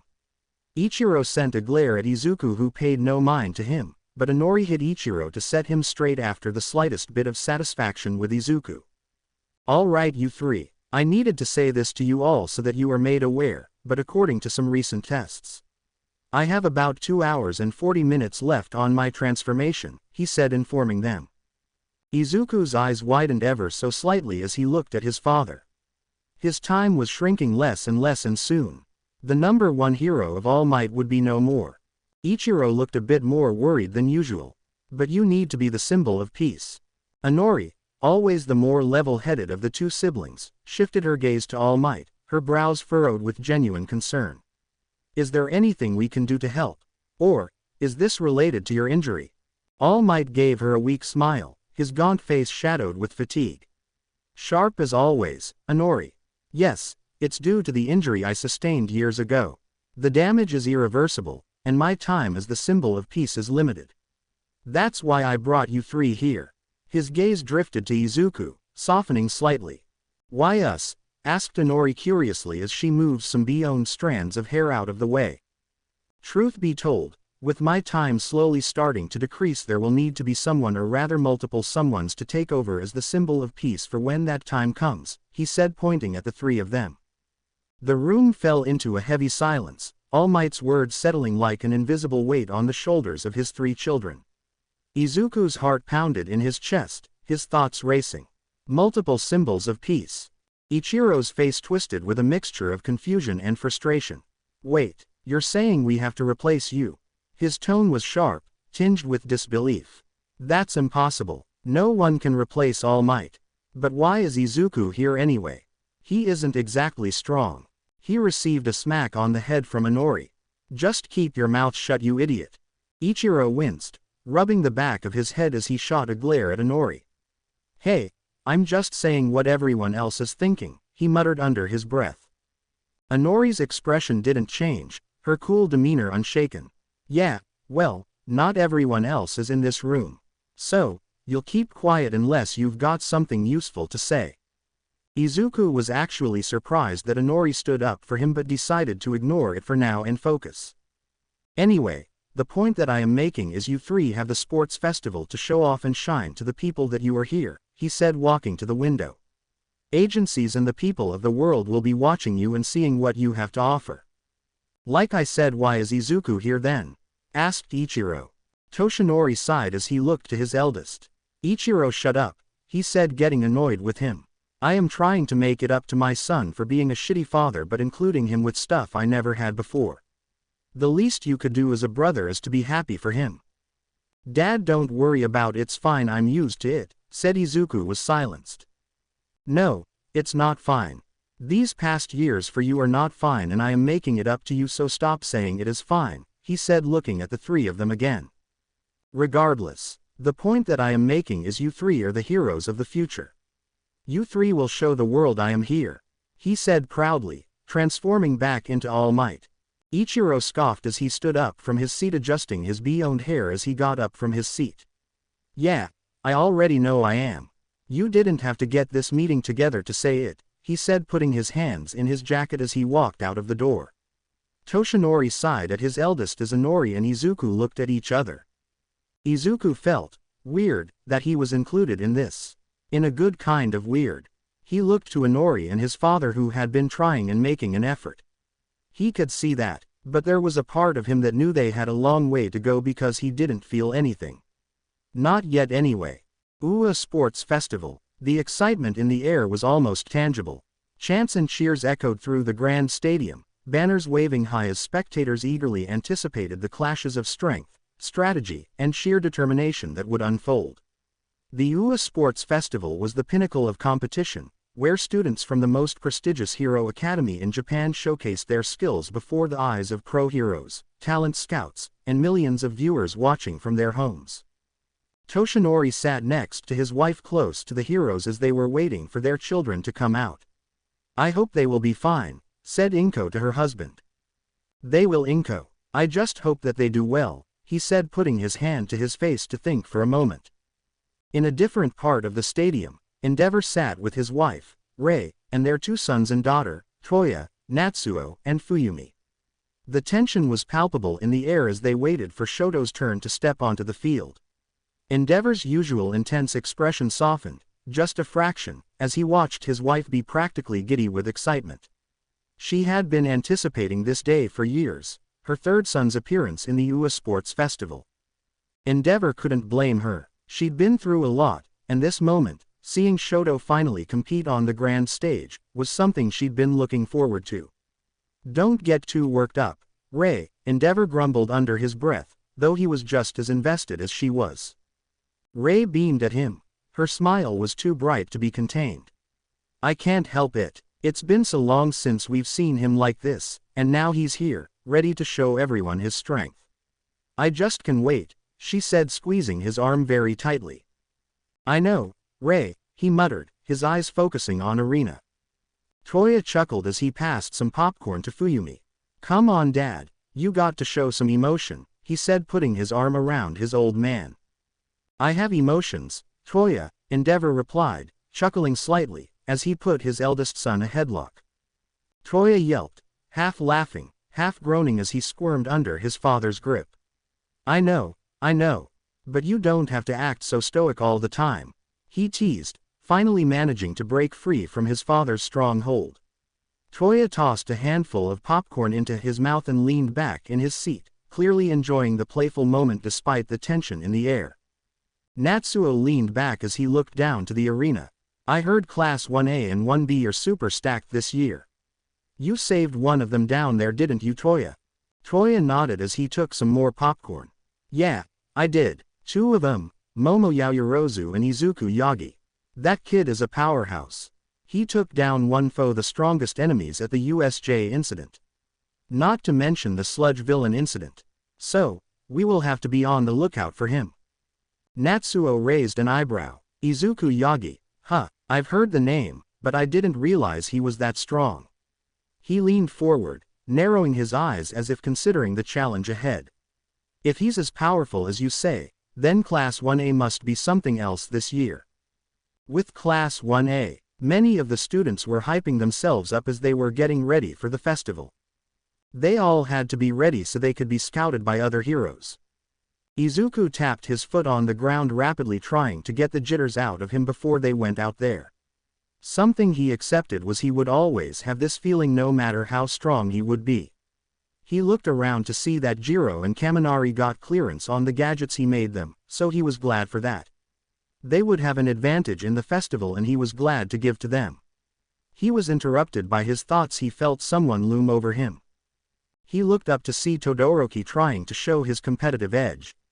"Izuku Yagi, I wanted you to know that I will be gunning for you at the festival. You've got a lot of power and it's impressive, but I won't hold back." Todoroki's voice was calm and steady, his intense gaze locked onto Izuku's. Izuku blinked, surprised by the declaration, but quickly regained his composure. He smiled, trying to hide the nerves that still lingered despite his determination. "I wouldn't expect anything less from you, Todoroki. It's the festival, after all. We all need to give it our all." Todoroki gave a slight nod, his expression unreadable. "I'm not here just to compete. I'm here to win, and if you're in my way, I'll push through you." Izuku took a deep breath, feeling the weight of the challenge ahead of him. He respected Todoroki's power, and he knew that this wasn't just a friendly rivalry, it was a competition where everyone was aiming for the top. But he also knew that this was an opportunity to prove himself, to show what he could do not just for himself, but for everyone who had believed in him. "Don't worry, Todoroki," Izuku said with a grin. "I'll be ready." I won't make it easy for you. Oi! I see hot. You did your proclamation on the wrong guy, you F********, yelled out Bakugo. Then be ready to go, said Todoroki as he walked away, making Bakugo pissed even more. And Deku, he said, pointing a finger in his face. You think you are hot shit now. But don't underestimate me. You are still, he said before he was cut off by Izuku. Bakugo, I don't need you to remind me of where I came from. I'm not the same person I was back then. The words hung in the air for a moment, and for a split second, Bakugo faltered. His eyes narrowed, but there was no immediate retort. Izuku's voice wasn't full of arrogance or defiance, it was a simple statement of fact. It was true, he had changed. And just because you say something like I am useless or anything like that, doesn't mean it is true in the slightest. But whatever makes you sleep at night, said Izuku. But then Bakugo smirked, his anger quickly turning into a grin full of teeth. TCH, you really think you've got what it takes, huh? He sneered. He couldn't say much more as interrupted by one of the staff members. Class 1A, follow us to the arena so we can begin the sports festival, the man said as the students of 1A got up. Izuku let out a deep breath, his heart still racing from the earlier exchange with Bakugo. Despite the tension between them, he couldn't help but feel a small sense of pride. He had stood his ground. The old Izuku might have backed down or let Bakugo's words get to him, but not now. Not after everything he had been through. He was stronger, mentally and physically, and it was time to show it. As the Class 1A students gathered, their steps quickened in anticipation. The first event of the sports festival was just ahead. Izuku walked into the arena to the sound of Present Mike announcing with a grumbling Aizawa. Present Mike's voice rang out through the stadium, loud and full of excitement. Ladies and gentlemen, the moment you've all been waiting for. The sports festival is about to begin. Class 1A and Class 1B are here to show you what they're made of. The crowd cheered, their excitement spilling over as they saw the students lined up. Let's not forget the general course students of classes C, D, and E, as well as the support course students of F, G, and H, said Present Mike as he walked out. Izuku looked around the arena as the classes got in groups and lines with some worry. This is a lot of people, he said to no one in particular. No kidding. But this is one of the only ways that we can be seen, said Jiro, trying to see if she can see her parents in the crowd. The students got around the podium in the middle where the audience was ogling at Lady Midnight. Does she really need to be wearing such apparel at a school, said Tokiyami, trying not to look too much at her. Yeah, someone needs to tell her to tone it down with the clothing, said Kirishima, blushing. Midnight stepped up to the podium, her confident smile flashing across the crowd. Her outfit, revealing and bold, left little to the imagination, but it was all part of the spectacle. She gave a playful wink to the audience as the cheers of excitement filled the air. With a flick of her wrist, she silenced the crowd, the energy in the arena buzzing as everyone eagerly awaited her words. Welcome, everyone. Midnight's voice was sharp and alluring, grabbing everyone's attention. The sports festival is finally upon us. This is your chance to witness the finest in young heroes, from Class 1A to the general courses, and everything in between. A day of intense competition, strategy, and pure skill. Now, let's hear from one of our representatives, Izuku Yagi, from Class 1A, to lead us in the class pledge. Huh? Asked Izuku with worry. Me. Izuku stammered, a bit of panic creeping into his voice. He hadn't been prepared for this level of attention, but there was no turning back now. Midnight, sensing his hesitation, flashed a reassuring smile. You're up, Izuku, she said, her tone playful but encouraging. Show them what you're made of. You'll be fine, Izuku. It's only like a billion people watching, said Jiro teasingly, with him getting more embarrassed. Not helping, he said as he walked to the podium. I wonder why he is the one speaking, asked Zero curiously. Because he got the highest score in the entrance exams, is the most likely reason, offered Momo. Yeah, but that was only for the hero course. Not the general or the support course, said one of the students, said some girl glaring at them. Oh God, they do not like us. It doesn't help that Bakugo was stirring them up the other day when the classroom was surrounded, replied Kaminari. As Izuku walked up to the microphone, he exhaled deeply as he prepared himself to speak. As the representative of Class 1A, he began, his voice stronger than he expected. I have a couple of things to say. The murmurs died down as the students focused on him. The general and support course students still looked skeptical, some crossing their arms while others exchanged glances.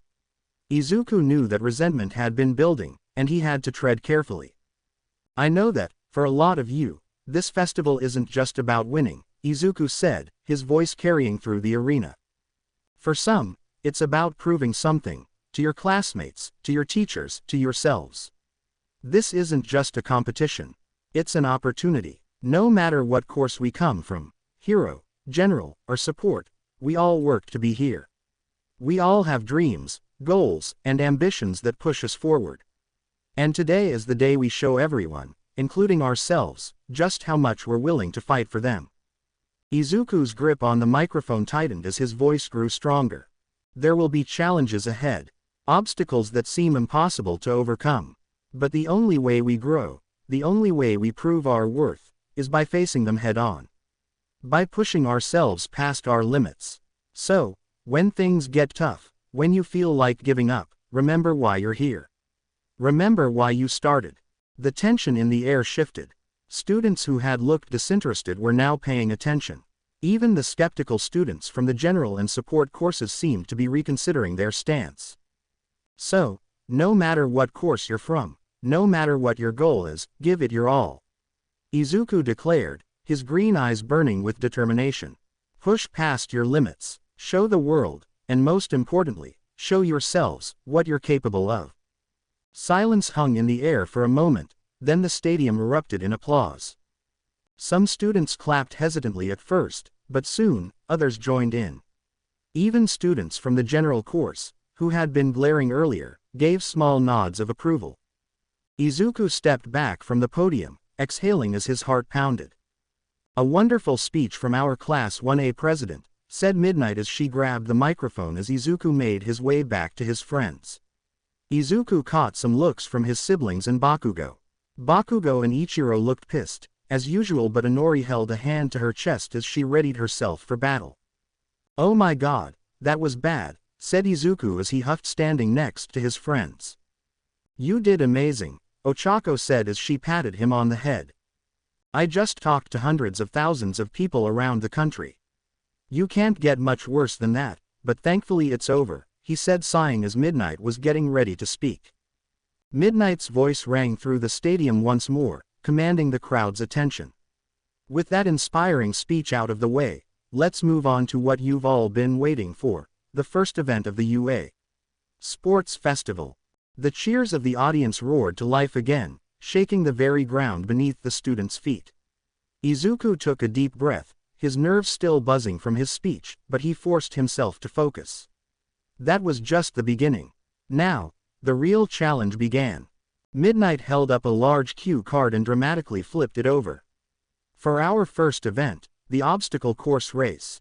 Excited murmurs ran through the students. Some smirked in anticipation, others tensed up, already thinking of strategies. The rules are simple, Midnight continued. All students from all courses will participate. The first 42 to cross the finish line will move on to the next round. Anything goes. Use your quirks, use your wits, and most of all, don't get left behind. The large screens around the stadium lit up, displaying a digital map of the obstacle course. Izuku's eyes darted across the layout. Several sections were marked with question marks, meaning unknown hazards, and others showed treacherous terrain. This would be a fun challenge. All participants, make your way to the starting line. Present Mike announced. Izuku rolled his shoulders as he got the short end of the stick being stuck right in the middle of the group of students. No matter, he had ways around that. The group of students saw the lights slowly counting down, meaning it was mere seconds before they started. The tension in the air was palpable as the countdown continued. 5, 4, 3. Izuku clenched his fists, his legs tensing like coiled springs. He was boxed in by students on all sides, but that didn't matter. He had a plan. 2, 1. Buzz. Alright, we are off to a racing start. How about some color commentary, my man, said Present Mike, pointing a finger gun at him. Aizawa shook his head, not realizing what he got himself into. How the hell did you even get me to do this? Present Mike grinned, unfazed by Aizawa's deadpan reaction. Come on, Eraser, live a little. These kids are giving it their all, and the crowd's loving it. Fine, but they will have to get through the big first obstacle, he said. The doorway. Before Izuku was about to be crushed by everyone clogging the doorway, Izuku activated Jolt and used Black Whip at the end of the corridor to propel himself forward. He flew right over the competition, smiling as he was one of the first out of the gate. Meaning there were a few others right behind him. He activated Eagle Eyes to see what was happening behind him, and all he saw was this. Todoroki used his ice to freeze most of the competition, Aoyama used his naval laser, Momo made a pole to extend herself all the way up and out of the way, Bakugo used his explosions to push himself out of the ice's range, and Ichiro and Inori jumped up and out of the way. He was surprised by Inori on one thing. She was flying, likely using her telekinesis to lift herself up, which was smart. Get the hell back here, Deku, yelled out Ichiro. Yeah, what the hell do you think you are doing? Yelled out Bakugo as he launched himself toward him. Izuku knew he needed to do something, and that was this. He decided to use full cowling at a different time so he could make things interesting. Jolt on its own was fast enough to speed blitz a lot of people. It was only when it was in unison with One for All at high levels that it would be damaging, so he would see this out.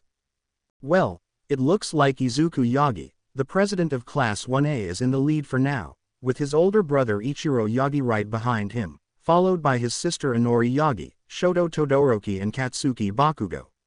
Ah yeah, things are heating up, yelled out Present Mike. Izuku grinned as he felt the rush of wind against his face. He had a plan, and it was unfolding perfectly. As he ran, he noticed the towering 0-pointers in the distance. He continued to run and switched quickly from Jolt to using 50% of One for All.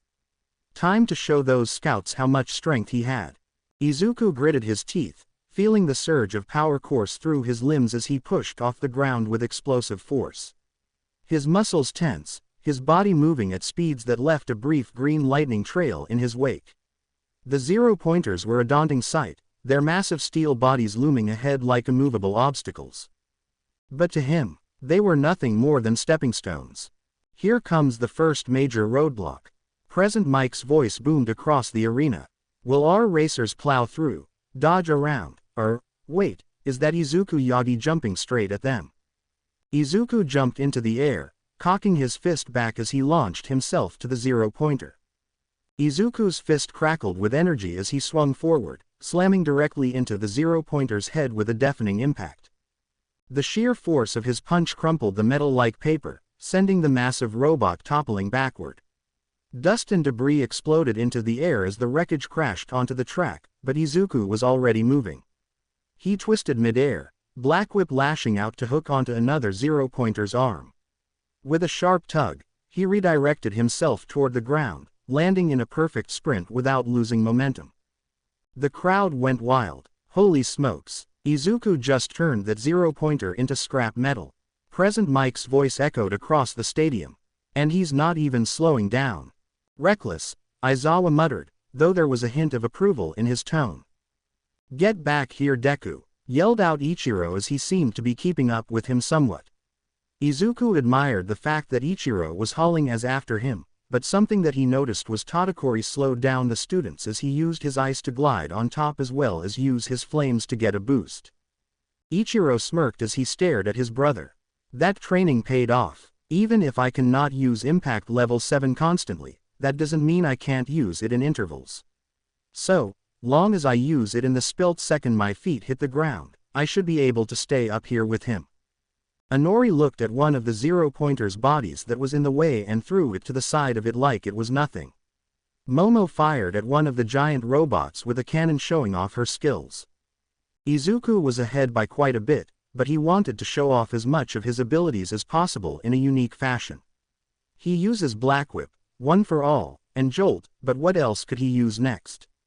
As he continued to run with the use of full cowling, he saw that something along the lines of a ravine was coming up with several different platforms. Izuku's mind worked quickly as he analyzed the upcoming obstacle, the fall. It was a vast canyon with various platforms floating at different heights, requiring competitors to either jump across or find another way forward. He grinned. This was the perfect opportunity to mix things up. He jumped into the air once more using full cowling as he propelled himself forward using Zephyr Rush in burst similar to what Bakugo does. Izuku shot forward like a missile, Zephyr Rush bursting from his feet in a controlled explosion of force. The air cracked around him as he propelled himself from platform to platform, barely touching the surfaces before launching to the next. For those wondering at home what Izuku Yagi's quirk is, it is known as Stockpile. It is a special stockpiling quirk that allows him to build up, store, and use energy in many various ways. Some but not limited to enhanced strength, speed, whips, and more, as you are seeing now," said Present Mike excitedly. Izuku landed at the other end of the canyon to look back. He saw Ichiro was still up there with him as he hopped from platform to platform. Ooh my, it looks like Shoto Todoroki is being left behind. That is the name of the game, folks. Certain people have different quirks that allow them to do well in other areas while in the others they won't do well in. It is about how creative and smart you can get, yelled out Present Mike. Izuku continued, ready to finish this, reactivating 50% of One for All once more, and bolted off. He looked up ahead to see that there was one more obstacle. The minefield. Might as well show off a bit, he thought as he ran towards the field, full speed. As Izuku closed in on the minefield, his heart raced with excitement. The obstacles ahead were filled with unpredictable dangers, hidden mines buried beneath the cracked ground. He could already see the glimmers of pressure plates beneath the sand, marking spots where the slightest wrong move could trigger an explosion. But he wasn't worried, not anymore. Izuku Yagi's about to enter the minefield. This is going to be insane, folks. Present Mike shouted, his voice echoing across the stadium. Izuku adjusted his stance, focusing on the ground ahead. With the boost from One for All and his heightened reflexes, he could see the pressure plates even before they activated. He would need to stay agile, making every step count. But that didn't mean he couldn't have a little fun with it. He came to a sudden halt just before the grid, analyzing it with precision. In an instant, his black whip lashed out from his back, snaking around one of the larger rocks on the edge of the field. He yanked, using the whip to launch himself high into the air. As he soared, he extended his arms wide, focusing on the sensation of the wind rushing past him. He felt the energy of One for All coursing through him as he propelled himself higher, just above the grid of mines. From this vantage point, he could see everything. He snapped his legs beneath him and tucked in, getting ready for the landing. Time slowed as Izuku descended, his body twisting in midair. He used a burst of black whip to guide his descent, landing on a high, solid rock formation just beyond the minefield. Unbelievable, Present Mike screamed. Izuku just jumped over the entire minefield. Can he keep this up? Izuku straightened up on the rock formation, the cheers of the audience fueling his adrenaline.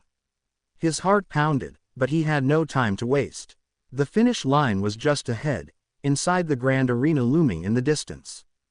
With a deep breath, he surged forward. Izuku pushed harder. His breath came in steady bursts, his muscles burning from the intense sprint. The roaring crowd became white noise, only the finish line mattered now. With one final push, he launched himself forward, crossing into the arena with a burst of speed. His feet hit the polished stone of the stadium floor, and a few staggering steps later, he skidded past the finish line. Amazing, Present Mike shouted. Izuku Yagi has entered the arena and takes first place. That has to be a new record finish. Izuku smiled as he looked at everyone cheering him on.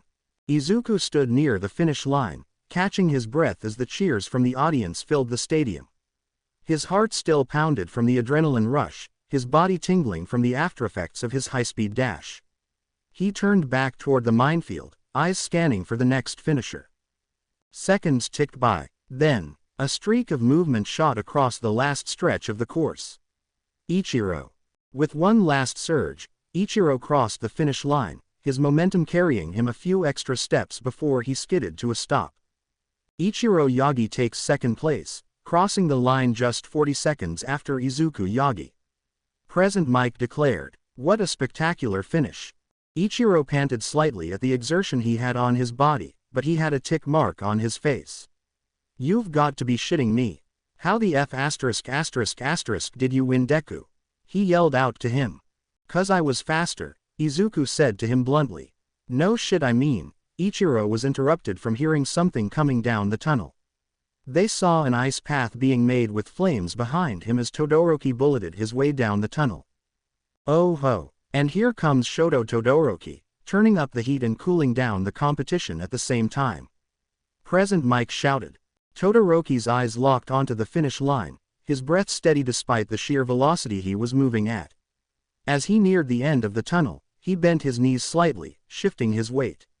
With one final, concentrated burst of fire from his left side, he propelled himself forward like a cannonball, ice fracturing beneath him as he shot into the arena.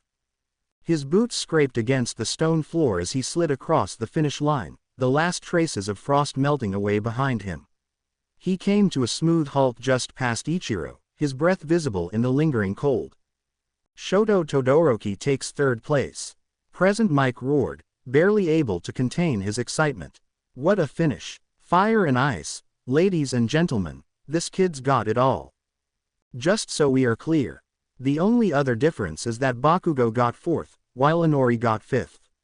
Other than that, the rest is canon. As the 42 students who passed made it to the center of the arena with Midnight waiting patiently for them.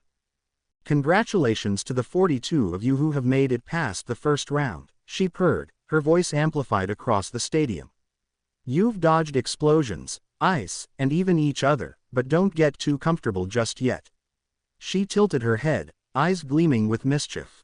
Because the real challenge is only just beginning. The students straightened up at her words, knowing that whatever came next would be just as intense, if not more, than the race before. Midnight raised a hand, and a large digital screen behind her flickered to life, displaying the words. Second event. Cavalry battle. Murmurs spread through the students. Some looked intrigued, others wary. Izuku crossed his arms, deep in thought, already strategizing. Ichiro clicked his tongue in annoyance, while Todoroki remained unreadable as usual. Bakugo just grunted, clearly eager to fight regardless of the format. Midnight continued, drawing their attention back to her. The rules are simple. You will form teams of 2 to 4 members, and one person on each team will be the rider, while the others act as their horses. The goal, she let the anticipation build for a moment before flashing a devilish grin. Steal as many points from your opponents as possible. She snapped her fingers, and the screen shifted to display a list of points, each number corresponding to a placement in the obstacle race. You are each giving points based on the area you are placed in. 42nd place gets 5, while 41st place gets 10 points, and it continues to go up the scale until you reach the first place. 10 million points. She said, making Izuku panic slightly. You've got to be kidding, said Izuku as he felt everyone's gaze on him. It felt hungry, like they wanted to go after him specifically. Toshinori smirked at his son making his way into first place, but he said something that was true in every way. Now, you know what that feeling is. The feeling of being looked at as a goal to achieve. Everyone who is anyone will look at you as if you are at the top. This is a great opportunity to see how you will handle this feeling. Midnight, still grinning, clapped her hands together. Now, let's not waste too much time standing around. You all have 15 minutes to form your teams. Choose wisely. Izuku remained calm outside but was slightly panicking on the inside. Finding partners would be difficult because they wouldn't want to share the top like many others don't want to. He was a target, and he had to think of something. Izuku, Tokiyami said, his dark, brooding presence making itself known. I am willing to join your team. Dark shadow thrives in chaos, and I believe you will attract plenty of it. Izuku's eyes widened. Tokiyami, you'd really, it would be an excellent opportunity for growth, he replied simply. Izuku nodded, feeling a little more confident. All right, we need a couple more people. The plan I was thinking was having an offense front, which would be you, and then a defense left and defense right. Maybe even having a well-rounded team. Izuku took a deep breath, glancing around the stadium as the other students hurried to form their teams. He already had Tokiyami, which was a huge relief. Dark Shadow's versatility in both offense and defense would be a valuable asset. But they still needed at least 2 more people. His eyes flickered toward Abara, who stood gracefully amidst the crowd, her vine-like hair moving slightly as she observed the chaos. Her quirk, vines, would make an excellent defensive wall against incoming attacks. Steeling himself, Izuku approached her. "Abara," he said, trying to sound confident. "Would you be willing to join my team? I think your quirk would be really effective in blocking attacks and keeping opponents at bay." Abara studied him for a moment before offering a serene nod. It would be dishonorable to turn away from such a challenge. "If my abilities can assist, I shall lend them to you." Izuku nodded as he looked around. "Now I need one more," he said, trying to spot someone. He smirked as he found her and ran over to her. "Hey, Yanagi, if you don't have a team, would you like to be a part of ours?" he asked, making the ghostly girl turn around. Her light blue eyes met his gaze as she smiled lightly, nodding at him. "Sure Yagi, I wouldn't mind." Izuku took a deep breath and gathered his thoughts as he began to lay out the plan. His teammates gathered around him, awaiting his strategy. "Tokiyami, you'll be in the front. You can clear the way for us and deal with any opponents who try to advance toward us. I know you're good at controlling Dark Shadow's aggression, so keep it tight when it comes to the defense, but use its power to disrupt the enemy's formations." Tokiyami's dark eyes glinted with understanding. "I trust your judgment. Chaos, after all, is a familiar ally." Izuku nodded, then turned to Abara, who stood quietly by, awaiting her role. "Abara, you'll be on the left flank. Your vines will help us control the terrain and block incoming attacks.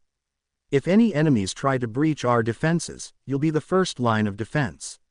Your range and the flexibility of your vines are invaluable, and you'll be able to trap and bind any opponent trying to break through."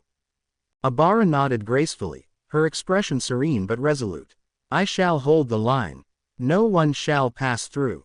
Izuku smiled, then shifted his focus to Yanagi. "And you, Yanagi, you'll be on the right. Your telekinesis can be a great asset in both offense and defense. You'll be able to keep enemies at bay with your floating objects or use them to strike from afar. In case Tokiyami needs assistance on the front line, you'll be able to throw objects to create distractions or even control the battlefield by lifting obstacles in their path." Yanagi's light blue eyes sparkled with a gentle yet determined light. "I can do that. I'll keep things in motion and make sure we don't get caught off guard. I trust the plan, Izuku." Izuku grinned, feeling a sense of confidence building within him. "All right, with all of us in position, we have a solid strategy. Tokiyami will lead the offense, Abara will hold the left flank, Yanagi will cover the right, and I'll stay in the middle to coordinate everything. Our strength lies in our versatility, and we can adapt to whatever the other teams throw at us." The team stood together for a moment, each member contemplating their roles, understanding the importance of working together. Izuku felt a weight on his shoulders but also a sense of relief. They had a plan. They weren't just a group of individuals, they were a team. He looked at the others again, reassured by their unwavering resolve. "Now, let's make sure we communicate throughout this. If anything changes or an opening presents itself, we need to act quickly and adapt. We won't have much time to hesitate." "Agreed," Tokiyami said, his voice low but firm. "Chaos is our ally, but we must be precise in how we wield it." Izuku nodded, and the group's collective energy seemed to surge.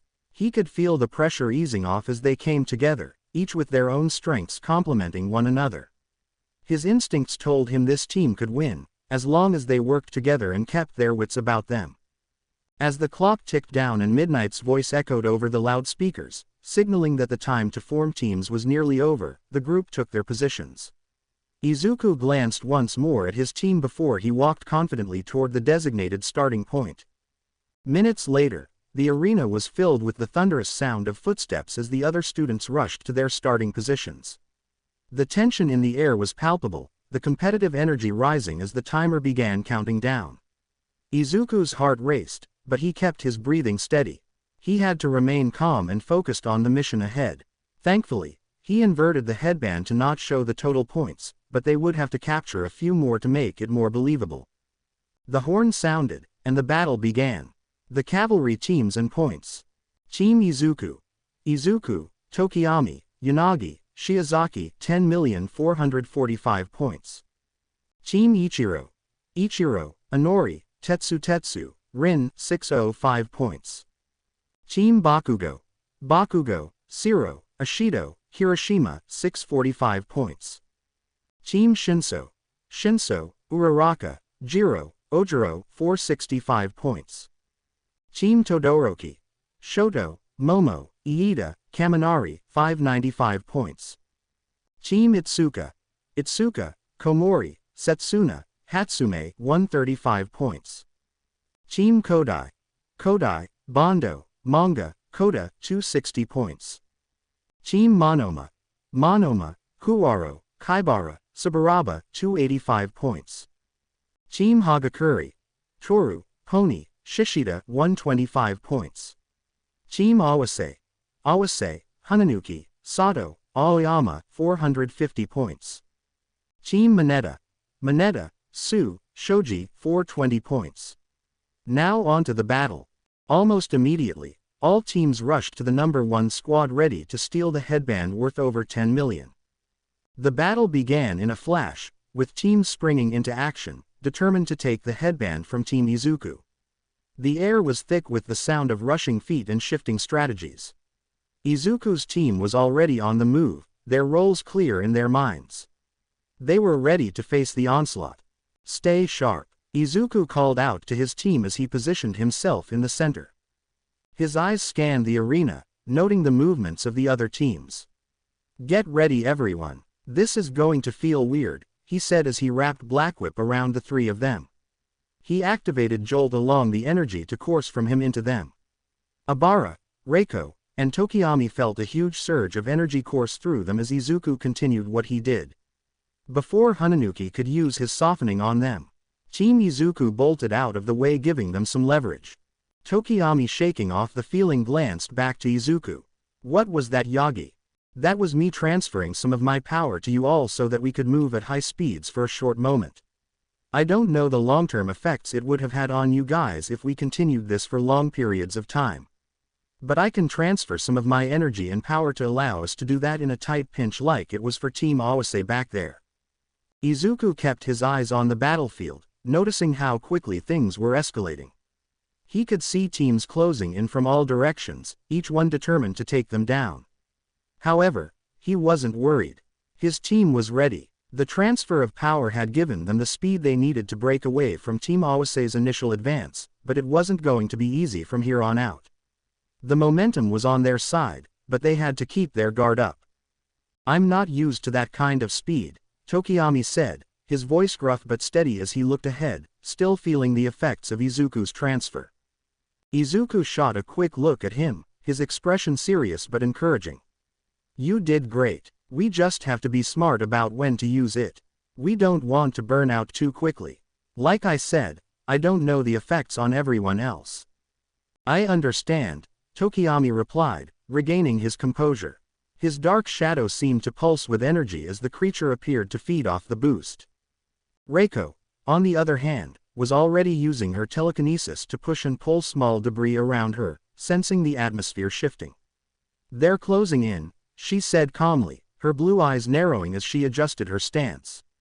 There's no telling which team will strike first. Izuku gave her a reassuring nod.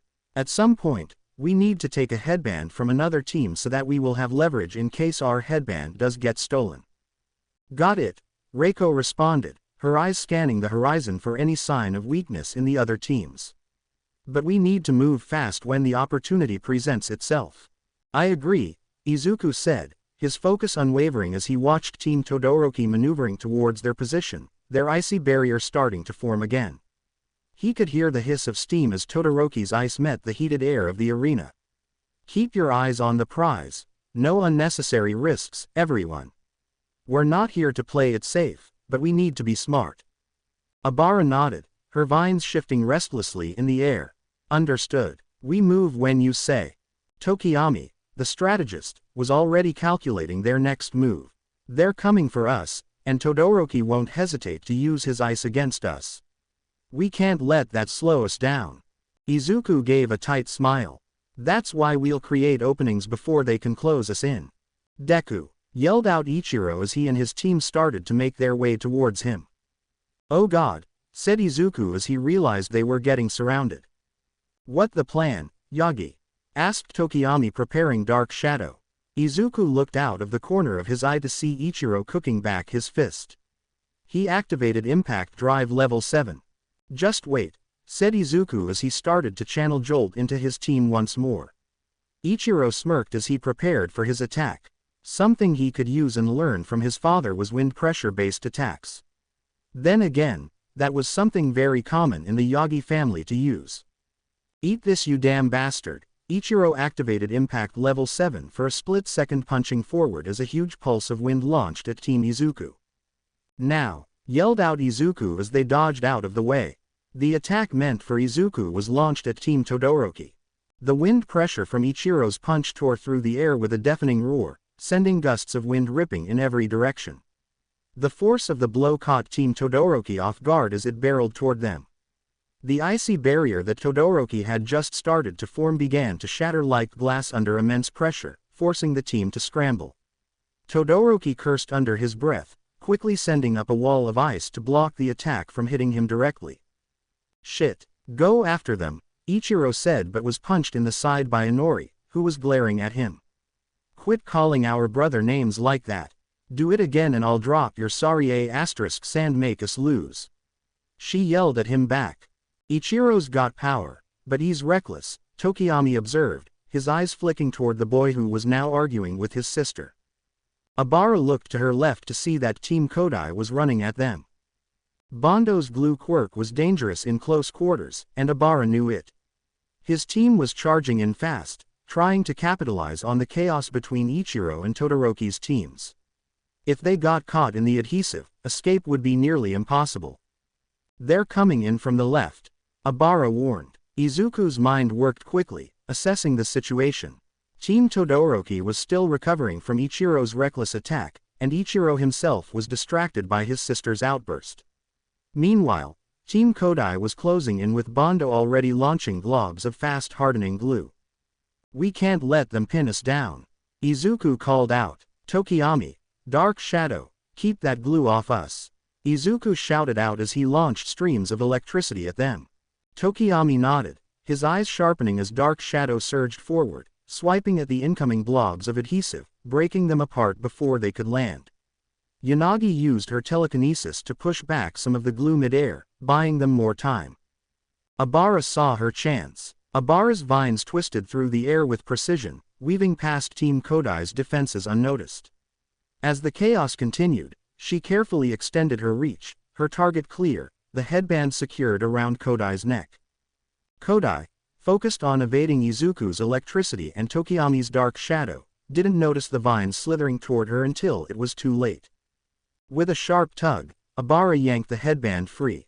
I got it, she called out, retracting her vines just as Kodai snapped her head around in alarm. What? Kodai's usually calm demeanor cracked for a split second as she reached up, only to realize her headband was gone. Bondo turned sharply, eyes widening in disbelief. Damn it, they stole it. Izuku didn't waste the opportunity. Fall back now. Izuku used Zephyr Rush to help push the group back as Abara gave him the headband. He put the headband around his neck and even went as far to switch the 10 million points headband. Ah yeah, Team Izuku stole a headband even though they didn't need to. That's called leverage, folks, yelled out Present Mike. Good call, Yagi, Tokiyami remarked, his eyes still scanning the battlefield. They're shaken, but we can't let up yet. Izuku nodded, his grip tightening around the headbands. We need insurance. If anyone targets us, we can afford to lose one without dropping out of the lead. Deku, yelled Bakugo as his team was going after him. Good lord, do we get a break, said Izuku as he prepared himself. Not when we are number one, replied Reiko launching debris at Team Bakugo. Izuku barely had time to brace before Bakugo exploded forward, his explosion bursting with force as he propelled himself straight at Team Izuku. His crimson eyes burned with frustration, and that familiar, angry sneer twisted his face. "I'm taking you down, Deku." Boom. He launched himself forward, separating himself from his team. "Is that even allowed?" asked some of the fans. Midnight gave a thumbs up as she smirked. "It works so long as he doesn't touch the ground." Tokiyami braced himself for Bakugo as he felt a big pulse of wind behind him. Izuku was holding up his hands and creating several air pulses to throw him off. Bakugo was surprised at their strength of blasts and almost faltered but felt tape wrap around his body. Zero pulled him back as they repositioned him to the top part of the group. "Dude, don't be an idiot. Think it through before doing it," Zero said as Izuku's group took off. "God damn it. They ran off," he said, bonking Zero on the back of the head. While he was distracted, Monoma's team came up behind him. Monoma came up from behind as he snatched the headband. Bakugo sent off a small explosion to him but was surprised to see that Monoma had hardened his arm with Kirishima's quirk. "Not today, Bakugo. Not today," he said, laughing manically. Bakugo's eyes blazed with fury as he saw Monoma swagger away with the headband. "You little..." He launched himself forward, his explosion lighting up the battlefield with intense force. "I'm going to crush you." But Monoma was already anticipating his move. With a quick flick of his wrist, he activated the hardened arm of Kirishima's quirk again, his grin widening as Bakugo's blast hit the barrier, causing only a brief flicker of resistance before the explosion dissipated harmlessly against the hardened surface. "Nice try, Bakugo," Monoma taunted, spinning the headband around his finger with mock casualness. "But this one's mine now."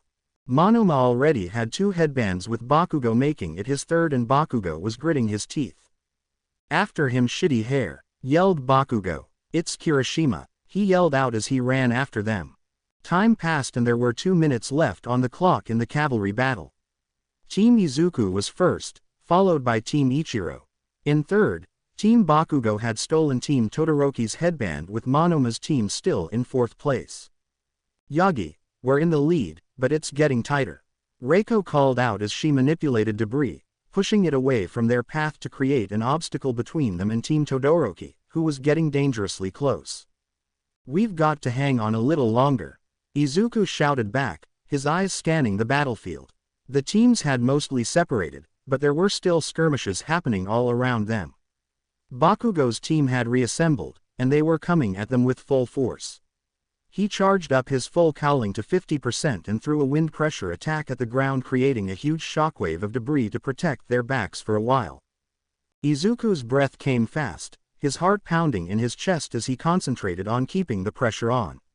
The wind pressure attack sent up a cloud of dust and debris, obstructing the line of sight for Bakugo's team and allowing Izuku's team a brief respite. The shockwave rattled the ground beneath them, and even Team Todoroki had to brace themselves for the disruption. "Nice one, Yagi," Reiko called out, spinning the last few pieces of debris around her to form a defensive shield as they darted forward. Izuku nodded, his eyes flicking to his teammates as they made their way through the shifting chaos. Tokiyami and Dark Shadow were still on edge, keeping a watchful eye on their surroundings. Abara's vines were twitching, waiting for the next opportunity to strike, while Yanagi's telekinesis kept the team's path clear of anything that might trip them up. Behind them, the rumble of Bakugo's explosions reverberated, signaling that they wouldn't get much of a break.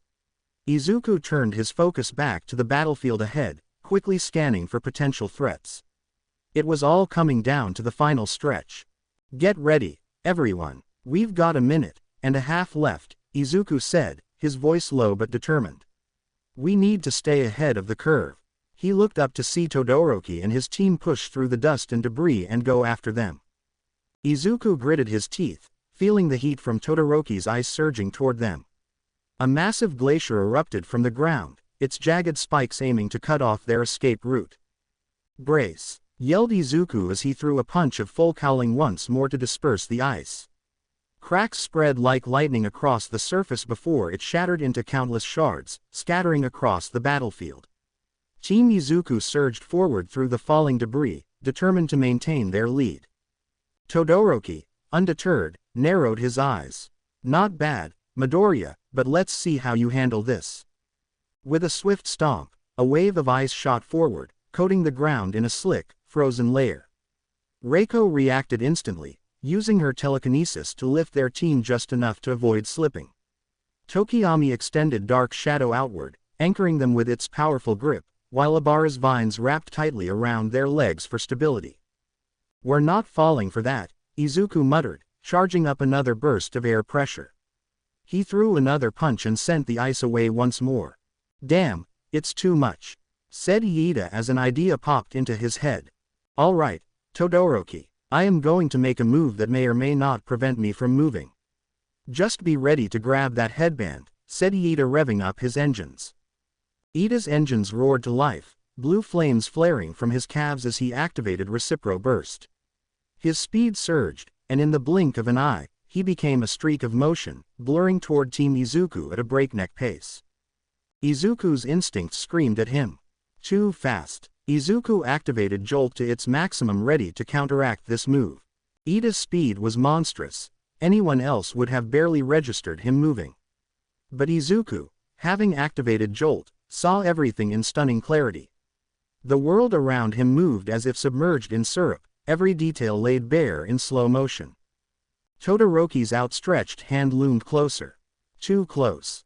Izuku twisted his body at the last second, bending backward with intense control. His core muscles burned from the strain, but he didn't waver. "Not yet. I feel like a JoJo character posing in such an awkward position," he thought as he saw Todoroki's hand pass just inches from his headband. His heartbeat thundered in his ears. He knew he couldn't hold this position for long. Iida, moving at an incredible speed, realized his approach hadn't worked as planned. His eyes widened as he blew past Team Izuku, unable to halt his momentum immediately. The force of his Recipro Burst sent powerful gusts rippling across the battlefield, shaking other competitors in the process. "I missed," Todoroki thought, gritting his teeth. There was no time to hesitate. Izuku got back up into position and sighed as Iida's legs went into cooldown, making him unable to move. Izuku got back up into position and sighed as Iida's legs went into cooldown, rendering him temporarily immobile. That meant Todoroki had lost his best chance to take the headband. But that didn't mean the fight was over. Todoroki clenched his fists, frustration flickering in his mismatched eyes. "Damn it, we're not done yet. Yanagi, clear the ice behind us. We need to keep moving," Izuku commanded, his voice steady despite the chaos. Before she had the chance to do that, there was a horn that sounded and Present Mic announced to the arena. "All right competitors, that is it. Clear the field and we can take a short intermission for our competitors. Here are the top 4 teams. Team Izuku is first. Team Bakugo is second. Oh what a surprise, Team Shinso came in clutch with a last-minute grab of the headbands, leaving them in third. That leaves Team Ichiro in fourth." Abara smiled awkwardly as everyone stopped what they were doing. "Does anyone else find that anticlimactic?" Izuku nodded in return. "Yeah, I did. That was a bit of a cutoff," said Tokiyami, retracting Dark Shadow but was failing to do so. "Pissed. Hey Yagi," said Dark Shadow, trying to get his attention. "Oh, yeah, what's up Dark Shadow?" he asked, wondering what the heck he wanted. "Fumikage thinks you are strong and super cool," he said, getting a thumbs up. Tokiyami's eyes widened as he forcibly retracted Dark Shadow. "All right, let's get lunch," Tokiyami said, walking fast away from Team Izuku. He was trying not to show his embarrassment at what Dark Shadow said. "Ah, you do appreciate Izuku," said Abara, trying to catch up to him. "Leave me alone Shiozaki," said Tokiyami, running away from her. Izuku watched as Tokiyami quickened his pace, trying to escape the teasing from Abara. He couldn't help but laugh softly, amused by the entire scene. Even though they were in the middle of a high-stakes competition, it was nice to have moments of lightheartedness amidst all the tension. "Looks like someone's got a soft spot," Reiko said, her voice full of amusement. "I didn't think Tokiyami would be the type to get flustered so easily." "I didn't either," Izuku admitted with a grin. "But I guess everyone's got their moments. Dark Shadow knows how to mess with him." The two were about to walk off when Izuku felt a hand on him. He looked to see Todoroki looked at him not in anger but with curiosity. Izuku Yagi, I would like to speak with you. Alone, he said, making him curious as well. Sure, Izuku said, trying to keep his voice steady. Let's go find somewhere quiet. Todoroki led him to a more secluded area, a small alcove near the back of the stadium, where the sound of the crowd was muted. It was just the two of them now, and Izuku could sense that whatever Todoroki wanted to talk about, it was important. You wanted to talk? Izuku asked, trying not to sound too curious, but his mind was racing. Be completely honest with me when we talk. I am not here to cause trouble but to simply ask a question. Are you the son of All Might? You and your siblings have very similar attacks to what All Might can do. I want to know if you are a secret love child of All Might, he asked calmly. Izuku's eyes widened as Todoroki had asked this question. He didn't know how to answer and how to tell him. But the truth needed to come out eventually. He made sure that no one else was there in the hallway they were in and decided to tell him. Yeah, Ichiro, Inori, and I are the children of All Might. Todoroki blinked, clearly taken aback by Izuku's sudden confession. His expression was unreadable for a moment as he processed what Izuku had just said. You're his son. Todoroki repeated, his voice quiet but tinged with disbelief. Izuku nodded slowly, feeling the weight of the moment settle over him. Yeah, it's not something I talk about much, but it's true. Ichiro, Inori, and I, we're All Might's children. He could feel the pressure mounting in his chest, the uncertainty of how Todoroki would react gnawing at him. This wasn't something he had ever been open about before, but he knew Todoroki, being someone with a complicated family history of his own, might understand more than most. For a long moment, Todoroki remained silent, his gaze distant as if he was weighing what Izuku had just shared. Finally, he spoke, his voice softer than before. I never would have guessed. You don't exactly walk around with a son of All Might sign over your head, and I didn't expect that answer from you. He seemed genuinely surprised, though his tone wasn't accusing, just curious. Yeah, well, it's something I don't want people to know. My family relationship is complicated, with everyone. That is why you don't see me with my siblings much. But, we weren't love children in that sense. Todoroki nodded. I am not going to sit here and say I understand what you are going through, but I simply don't. We were going to be secret love children ourselves. My siblings and I, but we didn't. My mom was being sold into a quirk marriage. My father saw this and used his money to buy her figuratively. The moment she stepped into our home he cut off the contract. He said she was a free woman and could do what she wanted with her life. Saying that he would never have forced her into this marriage, he said, smiling at his father's selflessness. What happened next? Asked Izuku, hoping to change the topic. She didn't accept it, saying that any man that was that selfless is worthy to have a wife. Shortly after, Toya was born. Then Fuyumi, Natsuo, and then me. The point that I am making is that despite all the twisted things that happened, my father never truly forced my mom to stay with him. We are both the children of the top two heroes. We have a lot to live up to and we can be there for each other when it gets hard. Izuku thought of what he said in return.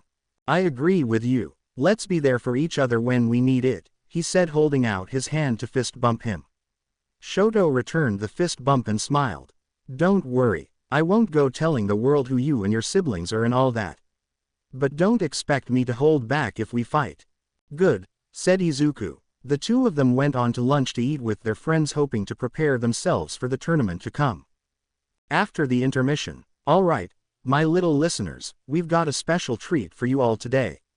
Present Mike's voice boomed across the stadium, amplified by the speakers. Coming all the way from America, we have an exclusive performance from our visiting cheer squad. The crowd erupted into cheers as a group of foreign cheerleaders strutted onto the field, waving their pom-poms and flashing dazzling smiles.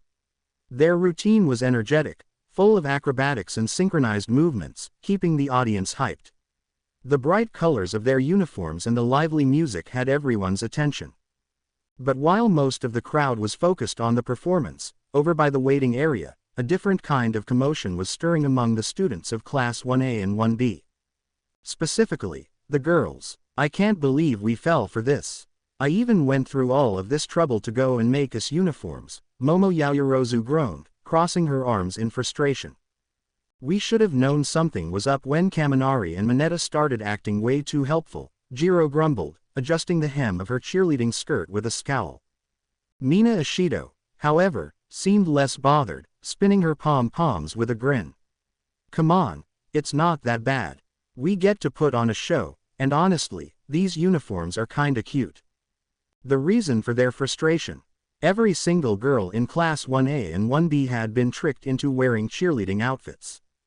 As it turned out, Mineta, Kaminari, and Monoma had managed to convince the girls that there was an official rule requiring all students to participate in the cheer squad during the intermission. Supposedly, it was tradition for first-year students at UA to entertain the crowd before the finals. And, to make things worse, Monoma had thrown in his usual taunts about proving which class had better spirit, which only fueled the competitive fire between the two classes. By the time the girls figured out they had been tricked, it was too late. They were already in uniform, standing on the sidelines, watching the American cheer squad perform. Ochako sighed, slumping against Tsuyu. This is so embarrassing. Ribbit. At least we're not the ones who made up a fake rule, Tsuyu said, her usual calm tone tinged with irritation. Itsuka and the rest of the Class B girls were also upset at this. Itsuka Kendo crossed her arms, her fingers twitching as if she was moments away from knocking some sense into Monoma. I should have known he was behind this, she muttered, her sharp gaze cutting toward the smug blonde, who was trying and failing to act innocent. Setsuna, standing beside her, rolled her eyes. Seriously, how did we all fall for this? I expect Mineta to be a little perv, but Monoma. This is a new low, even for him. Reiko sighed, her usual monotone voice carrying a slight hint of annoyance. I suppose we should be grateful that we at least matched the official squad, but still. Meanwhile, Pony Tsunotori adjusted her uniform, her cheeks red. This is so embarrassing. What if someone back home sees this? Inori grumbled as she tapped her foot in annoyance at the other end from everyone else. Monoma, standing nearby with his usual cocky grin, chuckled. Oh, come now, ladies. You should thank us. Think of the school spirit you're all bringing to UA. His smugness was short-lived. Wham! Kendo's enlarged fist collided with the top of his head, sending him face first into the floor. I told you to quit it, Monoma, she sighed, shaking her head as she shrunk her fist back down. Izuku approached them slowly, and the irate girls were still fuming. Girls, he asked. What? Shouted many of them, and he flinched. If it's any consolation, I think you guys look pretty cool. Yeah, pretty cool, said Izuku trying to catch himself. Setsuna smirked as she walked over to him. Ah, you think we are cute and pretty. Thanks for the compliment, Izuku. Izuku's face turned beet red as Setsuna grinned mischievously, leaning in just a bit too close for his comfort. And no, yes, why you all look great. But I wasn't trying to. He stumbled over his words, frantically waving his hands, but that only seemed to encourage her further. Don't worry, Izuku, she said, chuckling. We'll make sure to put on an extra good show, just for you. The other girls snickered as Izuku flailed, looking for an escape route. Ochako, still red-faced herself, stepped in. Hey, quit teasing him. She huffed, puffing out her cheeks. Yeah, stop doing that, said Jiro, annoyed at Setsuna for flirting with him. Setsuna turned to Jiro with a teasing grin. Ah, Kyoka, don't tell me you're jealous too. Jiro's face turned pink as she scowled. Shut up, you're just annoying. She crossed her arms and looked away, refusing to give Setsuna the satisfaction of a reaction. This doesn't change how embarrassing it is though, said Komori, trying to cover herself in embarrassment. Izuku looked at the girls and sighed, knowing this was going to be very bold of him. You know what, Momo, make me a cheer outfit. Excuse me, asked Momo, shocked. You guys were tricked by Kaminari, Mineta, and Monoma. So, what I am asking you is to make me and the guy version for a cheerleading uniform for myself. I won't have you all go through this alone, he said with conviction, making the other girls go silent. The girls stared at Izuku, their expressions a mix of shock and disbelief. They had been humiliated by the prank, each of them wearing a cheerleading outfit that they hadn't agreed to, and now, Izuku was offering to join them in the embarrassment. Momo's eyes widened, her mouth parting as she processed what Izuku had said. "Why you want me to make you a cheerleading uniform?" she asked slowly, her voice unsure if she had heard him correctly. Izuku, despite his usual nervousness, stood tall with a determined look on his face. "Yes, I want to join you all. I won't let you girls go through this alone." He gave them all an earnest smile, hoping that his sincerity would help lift their spirits. The girls' reactions were immediate. Some blinked in surprise, while others blinked twice, trying to make sure they had heard correctly. Then, Ochako's face broke into a bright, almost relieved smile. She stepped forward, her hands clasped together in excitement. "Wait, seriously," Ochako exclaimed, her voice high-pitched in disbelief. "You really want to be a part of this with us?" She looked at the others, who were starting to nod in agreement. Mina's face lit up, her earlier frustration fading. "Izuku, that's so sweet. You're actually willing to go through this too. You're the best." She gave him a thumbs up, her pom-poms shaking slightly in her excitement. Izuku blushed but held his ground. "I just think it's only fair. You guys got tricked, and you shouldn't have to do this alone. Besides, it'll be fun, right?" Momo, still stunned, gave a small smile. "Well, if you're serious about this, I suppose I could design a uniform for you," she said, turning around and making him a uniform from her quirk. "Here you are, Izuku," she said, handing it to him. "All right, thank you, Momo," he said, running off to the tunnel to change real quick. Sue then realized something that no one had thought of. "Wait, how did you know the size of clothing he wore?" asked Sue, looking at Momo. Momo's face turned a deep shade of pink at Suyu's sudden question, her hands fidgeting awkwardly with the fabric of the cheer uniform. "I don't know what you are talking about." Suyu gave Momo an expectant look, her eyes narrowing just slightly. "Ribbit, I don't know if I believe that." She was clearly not letting it go. Momo flustered more, her hands now wringing the fabric nervously. "It's just that, I wanted to make sure it would fit. I mean, we don't have much time," and, her voice trailed off, and she was quickly running out of excuses. The girls began to snicker at Momo's discomfort. Mina raised an eyebrow and teased, "You sure seem to know a lot about his measurements for someone who didn't, measure him." She wiggled her fingers in air quotes as she mimicked the motion of taking measurements, causing Momo to blush deeper. Pony tilted her head to the side and smiled. "So, you do know his size of clothing?" Momo's face turned a shade of red that seemed to rival her uniform, and she desperately looked for an escape from the mounting teasing. I really don't know what you're all talking about," she stammered, her voice high-pitched as she fidgeted with the fabric in her hands. I mean, I've seen him around enough to guess." She shot a quick, nervous glance toward Izuku, who was still changing behind the curtain, and immediately wished she could vanish into thin air. Suyu's eyes narrowed slightly, a knowing look settling in.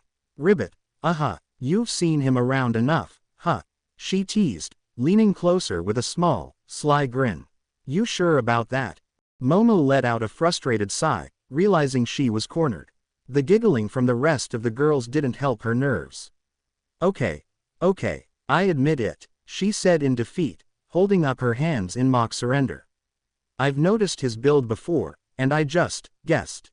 I didn't want to make it too big or too small." She avoided eye contact with Suyu, who was now raising her eyebrows knowingly. "What other sizes were you looking at on Izuku, Momo?" asked Mina, clearly trying to get a reaction. Momo turned into a tomato and ran behind Abara with a huge blush on her face. "This is so embarrassing. I didn't mean to make it weird, I swear," she muttered, her voice muffled by Abara's shoulder as she tried to avoid eye contact with everyone. Abara, who had been silent throughout most of the teasing, couldn't help but smile at Momo's flustered state. She patted Momo on the back sympathetically. "Hey, it's okay. They're just messing with you. You didn't do anything wrong," she said softly, trying to calm her friend down. Still, even she couldn't resist the slightest chuckle at the situation. "Hey guys, where did Izuku go?" asked Kirishima. He is going to have a cheerleading uniform on to make us feel better, said Toru, pumping her fist in the air. That's awesome. I can wear one too if you guys want. If it is Izuku doing it, then it is the manliest thing to do, he said with his fist clenched. I mean, if Izuku can do it, I can totally do it too. Kirishima said with a grin, his muscles flexing as if ready for action. His boisterous nature seemed to lighten the mood, making the girls feel less self-conscious about the whole situation. You know, I think I'd rather not see you in a cheerleading outfit, Jiro said, crossing her arms with a teasing smile. The thought of you shaking pom-poms, she raised an eyebrow, letting the words hang in the air. Kirishima scratched the back of his head, a little embarrassed by the comment, but he just laughed it off. Hey, I could be awesome at it. Just wait and see. Momo, who stopped blushing, went up to Kirishima to ask an embarrassing question. Okay, what is your size of clothing? Kirishima blinked, clearly caught off guard by Momo's sudden question. My size. He scratched his head, looking at Momo with a slightly confused expression. I have a large in both my pants and shirt. Kirishima looked to see the girls were all laughing now with Momo making blush. Okay, here you are, she said, handing it to him. All right, thanks, he said, running off to go change too. With him gone, the girls started to giggle at Momo. So, you did know what size Izuku was, exclaimed Setsuna. Momo's face turned crimson again at Setsuna's teasing, and she quickly tried to backpedal. I didn't know, I just guessed based on his build. She stammered, her hands fidgeting nervously in front of her. It's not like She cut herself off, realizing she was digging herself into a deeper hole with every word. Sure, Momo, Mina teased, her voice dripping with amusement. You just guessed. She shot a playful glance at the others. I mean, we've all seen Izuku around, right? You really have to guess when it comes to sizing. Momo felt her heart race as the girls started laughing again, and she quickly found herself hiding behind Abara's back once more, her face still burning. This is so embarrassing, she muttered under her breath, hoping that the teasing would stop soon. Inside the changing room, Izuku took a deep breath before slipping into the cheerleading uniform Momo had designed. It was surprisingly well made, and the fabric was flexible enough to allow for movement without being too tight or uncomfortable. It was a pretty simple design of a tight orange t-shirt with the words UA on it and black pants to match, but it looked good, nonetheless. As some chaos unfolded behind the scenes, the crowd remained fully engaged in the American Cheer Squad's routine. And that, my friends, was a show-stopping performance. Present Mike announced, his voice booming across the stadium. But wait, what's this? Looks like Class 1A and 1B are getting festive. The girls all stood there with more confident looks than before now, with Izuku and Kirishima out there by their side. Izuku looked to see Jiro hiding slightly behind him. It'll be alright, Kyoka, he said, patting her shoulder. Dude, this doesn't make it any less embarrassing, she said, not wanting to show people what she looked like. I think you look great. Now come on, we are doing this together anyway, he said, grabbing her wrist. Jiro gave Izuku a nervous glance, but his kind words reassured her. Yeah, nerd, I know, she said, poking him with her earphone jack. Midnight strutted onto the stage, her whip resting on her shoulder as she surveyed the crowd with a mischievous smirk. The stadium erupted in cheers as she raised her microphone, her voice echoing through the arena. All right, my little future heroes, we will have some fun with the recreational games, but right now, I'll explain the real test of strength and skill, the one-on-one fighting tournament. Midnight announced with excitement, her tone commanding everyone's attention. The students who had qualified stood in a line, each of them focused and ready for the battles ahead. Some were stretching, others were strategizing in their minds, but all of them knew that this was their moment to shine. Midnight continued, here's how it works. Each match will be a one-on-one fight. The conditions for victory are as follows. Knock your opponent out, render them unable to move, force them out of bounds, or make them surrender. However, she added with a playful yet firm edge to her voice, lethal force is strictly prohibited. If I or another referee determine that a contestant is trying to seriously harm their opponent beyond reason, you will be immediately disqualified. She let that sink in before clapping her hands together. Now then, the matchups have been decided by lottery. Let's see who's going to be facing off first. The big screen in the stadium lit up, displaying the randomized matchups.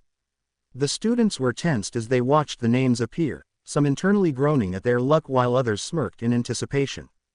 "Excuse me, Lady Midnight. I would like to withdraw from the match," said Ojiro, raising his hand. Midnight raised an eyebrow, clearly surprised by Ojiro's sudden declaration. The stadium fell silent for a moment, all eyes turning toward him as he stood in the middle of the line. Ojiro looked calm, but his stance was firm, his gaze locked on Midnight as if he'd already made up his mind. "Is that so, Ojiro?" Midnight asked. Her tone was playful but curious. "You wish to withdraw from the tournament before it even begins?" She glanced at the students around him, some of them exchanging confused looks. Ojiro nodded, his expression determined. "Yes," Ojiro replied, his voice steady. "I've been reflecting on my abilities, and I don't think I'll be able to give it my all in this match. I'd rather step aside and allow someone else the chance to compete. Not to mention the fact that I don't remember anything at all. I don't think it would be fair to do that while someone else could go and someone who had earned it." Jiro slowly raised her hand too. "I would like to do that as well. For the same reasons as Ojiro." Midnight's expression shifted slightly, her playful smile now replaced with a more thoughtful look as she listened to Ojiro and Jiro's reasoning. The stadium remained quiet, the other students seemingly unsure of how to react to such unexpected moves. Midnight said, tapping her microphone thoughtfully against her chin. "So, both of you are voluntarily withdrawing from the tournament for the same reason, concerns about your readiness. I can respect that, and I admire your self-awareness. However, I do need to remind you that this is a test of strength and resolve.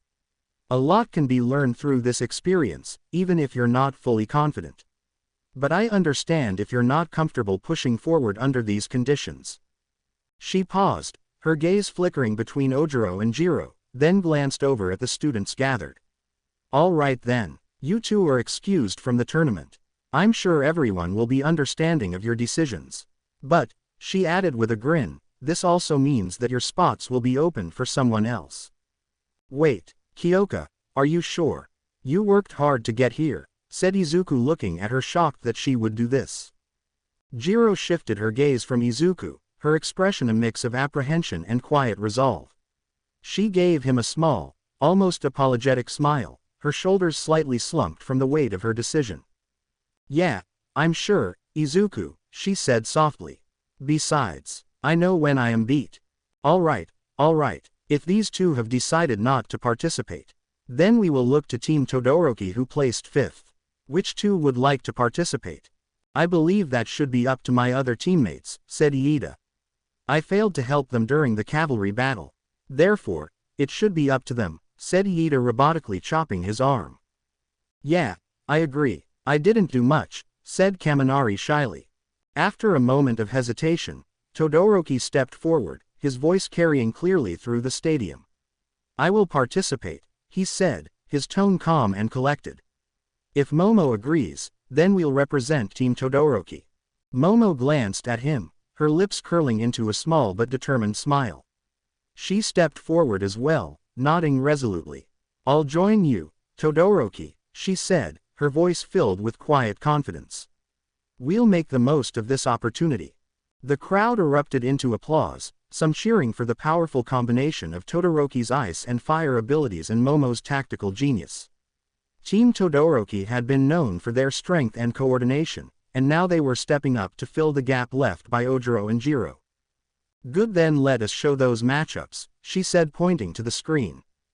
Round 1. Izuku Yagi vs. Hitoshi Shinso. Inori Yagi vs. Honta Siro. Mina Ishido vs. Abara Shiozaki. Ichiro Yagi vs. Shoto Todoroki. Reiko Yanagi vs. Hiryu Rin. Fumikage Tokiyami vs. Momo Yaoyorozu. Enjiro Kirishima vs. Tetsu Tetsu. Katsuki Bakugo vs. Ochako Uraraka. The crowd's excitement reached a fever pitch as the matchups flashed across the large screen. Students exchanged nervous glances, sizing up their opponents, while others whispered strategies. The tournament was about to begin, and it was clear that this would be one of the most intense competitions in UA's history. Before that, we will do the recreational events. The people in the tournament can participate if they want but do not need to if they do not want to, said Midnight, hitting a seductive pose to the audience. Many did different things to try and relax before then. Many cheered their classmates on. Some tried to find a place to relax, and many warmed up to prepare themselves for the tournament. But time started to dwindle down. It was soon time for the one-on-one tournament to start. The air in the stadium was electric as the students stretched and mentally prepared for what was to come. Midnight had made sure everyone understood that the recreational events were optional, but many took the opportunity to warm up, chat with their teammates, or just take a moment to calm their nerves before the one-on-one tournament began. Izuku changed back into his UA gym uniform to fight this Shinso guy.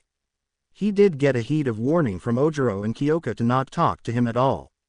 This would be an interesting fight to say the least. The excitement in the stadium reached a fever pitch as the crowd's cheers and murmurs filled the air. The students who had participated in the recreational events slowly began to filter back into the stands, some wiping sweat from their brows while others found their seats, eyes focused on the arena. Midnight stood at the center, a grin playing on her lips as she surveyed the crowd. "All right, everyone," she announced, raising her arms to capture the audience's attention. "It's time to get things started. The one-on-one tournament is about to begin, and you're going to witness some of the most incredible battles UA has ever seen." With that, the lights dimmed, and the giant screen above flickered to life, displaying the first match. The tension in the air grew even thicker as Midnight pointed toward the entrance. "And now," she continued, her voice amplified, "let's welcome our first contestants to the stage." As Midnight gestured toward the entrance, Present Mike's voice boomed through the speakers, full of energy. "Ahem. Are you ready? Let's go. It's time for the first round to begin." The crowd erupted in applause and cheers as Present Mike continued. "At one end, we've got the young hero in training, the boy who never gives up, the one with a heart as big as his powers, Izuku Yagi from the hero course." Izuku walked out of the tunnel, his fists clenched, ready for the match ahead. He waved briefly to the audience, his nerves evident but determination shining through. His eyes scanned the stands before locking on his opponent's entrance. And in the opposite corner, Present Mike continued, his voice full of excitement. "Not much is known about this guy, but we do know one thing, he is Hitoshi Shinso from the general course." Hitoshi stepped out onto the arena floor, his calm, confident demeanor contrasting with Izuku's intense focus. His purple hair swayed slightly in the breeze, and his eyes locked onto Izuku with a steely gaze. The tension between them was palpable, as both knew this fight would not be easy. With the announcement complete, the two combatants stared each other down. Midnight, holding her microphone, gave the final countdown. "Begin." And just like that, the first match of the one-on-one tournament began. A few days after the sports festival ended, many recovered from injuries and the battles they had amongst their peers. Izuku was currently jogging to class as he was about 5 minutes before the bell. Izuku was thinking about his friend Iida as he looked to the news to see that he was attacked and sent to the hospital with career-ending injuries. It was by the hero killer. He hadn't seen him at all the past few days, so he knew it was bad. He then heard a voice out from behind him. "Yagi, we better hurry before we're late," Iida said, pulling his raincoat over himself a bit more, and he and Iida picked up the pace. Izuku turned, startled but relieved to see Iida beside him, jogging with a determined look despite the grim news surrounding him. The rain drizzled lightly, dampening their uniforms as the two moved quickly toward the entrance of UA. "Hi. Iida, you're here," Izuku said, glancing at his friend. "Are you okay?" "I am fine," Iida replied curtly, pushing his glasses up. "Let us hurry." Izuku frowned slightly. He could tell Iida was suppressing his emotions, but he didn't want to push too hard. They had arrived just in time, slipping through the classroom door as the bell rang.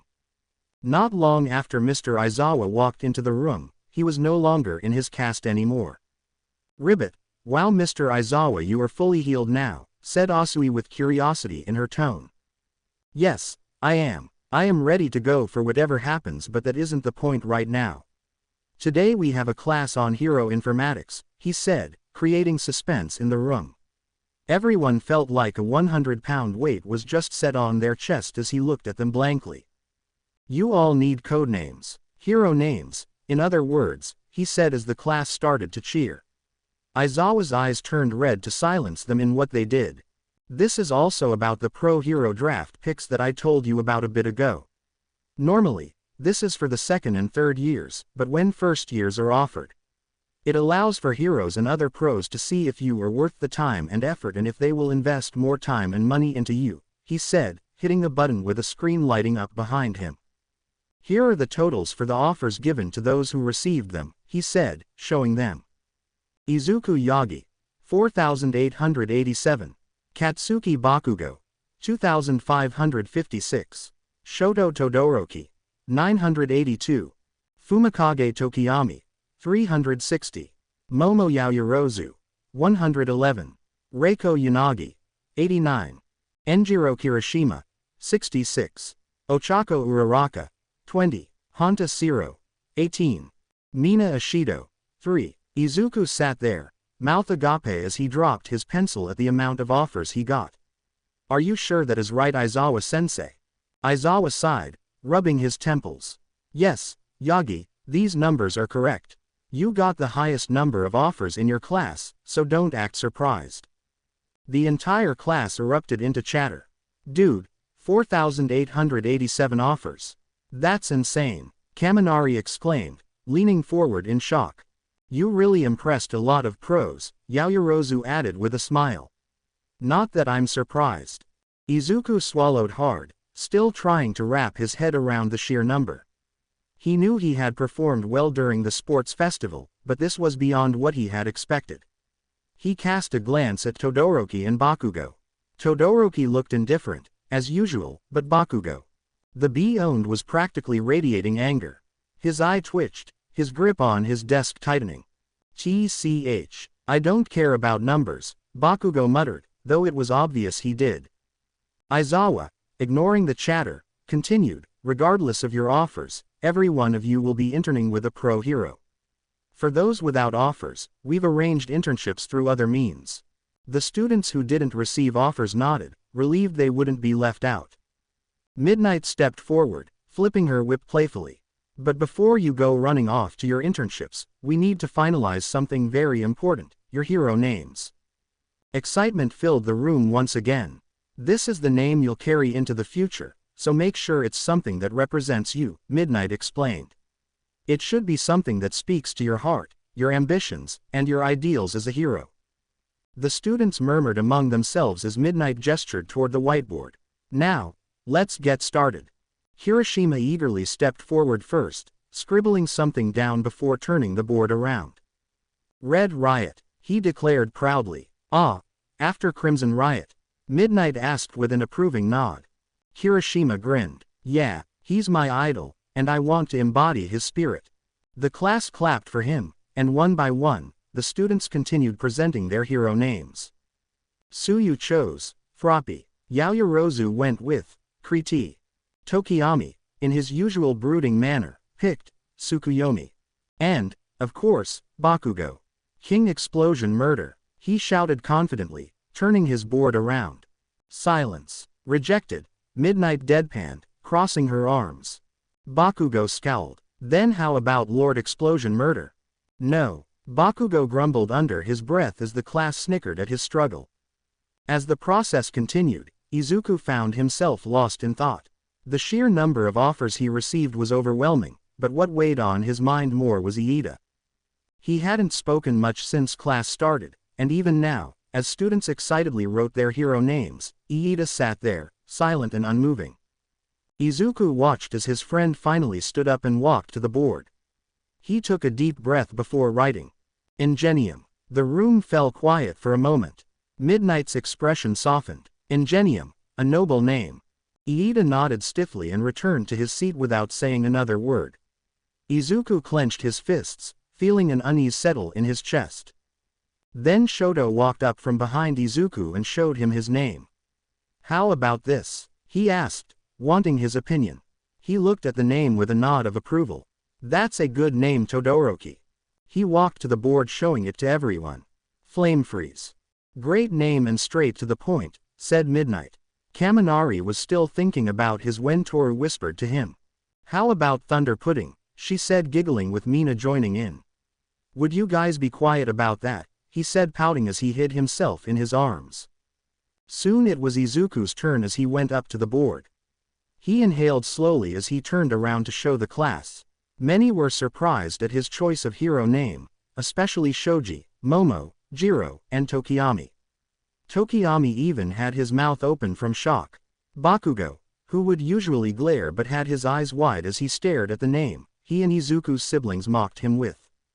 The board read Deku. Interesting name, what does it mean? Asked Midnight. Izuku smiled as he told everyone. The name Deku means hope. It means that no matter how many times I fall or fail, I'll get back up. It's a reminder that there's always a way forward. I don't want to give up, no matter how hard things get. It also reminds me to keep pushing for happiness, not just for myself, but for the people around me. I want to help people, be the kind of hero who never gives up, who fights through anything to protect others. Izuku's hands were shaking slightly, but his voice was growing stronger, more confident as he continued. I want to be the symbol of hope, the kind of hero who doesn't give up on anyone, no matter what. If I can prove that I can turn something meant to bring me down into something that motivates me to keep going, then I'll be able to inspire others to do the same. There was a brief silence after he finished speaking. Midnight smiled, her eyes reflecting understanding. Deku. A name born from perseverance. It's perfect for you, Izuku. Soon after, everyone had given their hero names and Aizawa had woken up to talk to everyone once more. All right, class. Let us focus on the agency aspect of things now, he said, grabbing some papers. Everyone who has offers from heroes will have a different list than people who didn't receive offers. For those who didn't receive any, you will have about 40 agencies to choose from, he said, handing out papers. I want you all to think about this carefully. This is a big decision for you all as this will last 1 week. You should also be careful what type of agency you would like to choose, as there are different ones, he said, gesturing for Midnight to continue. If you want to be someone like Space Hero 13, then you should work for someone who works on rescuing people rather than fighting, and vice versa. Though you will work with people in all these fields at one point. Just remember that, she said, striking a pose.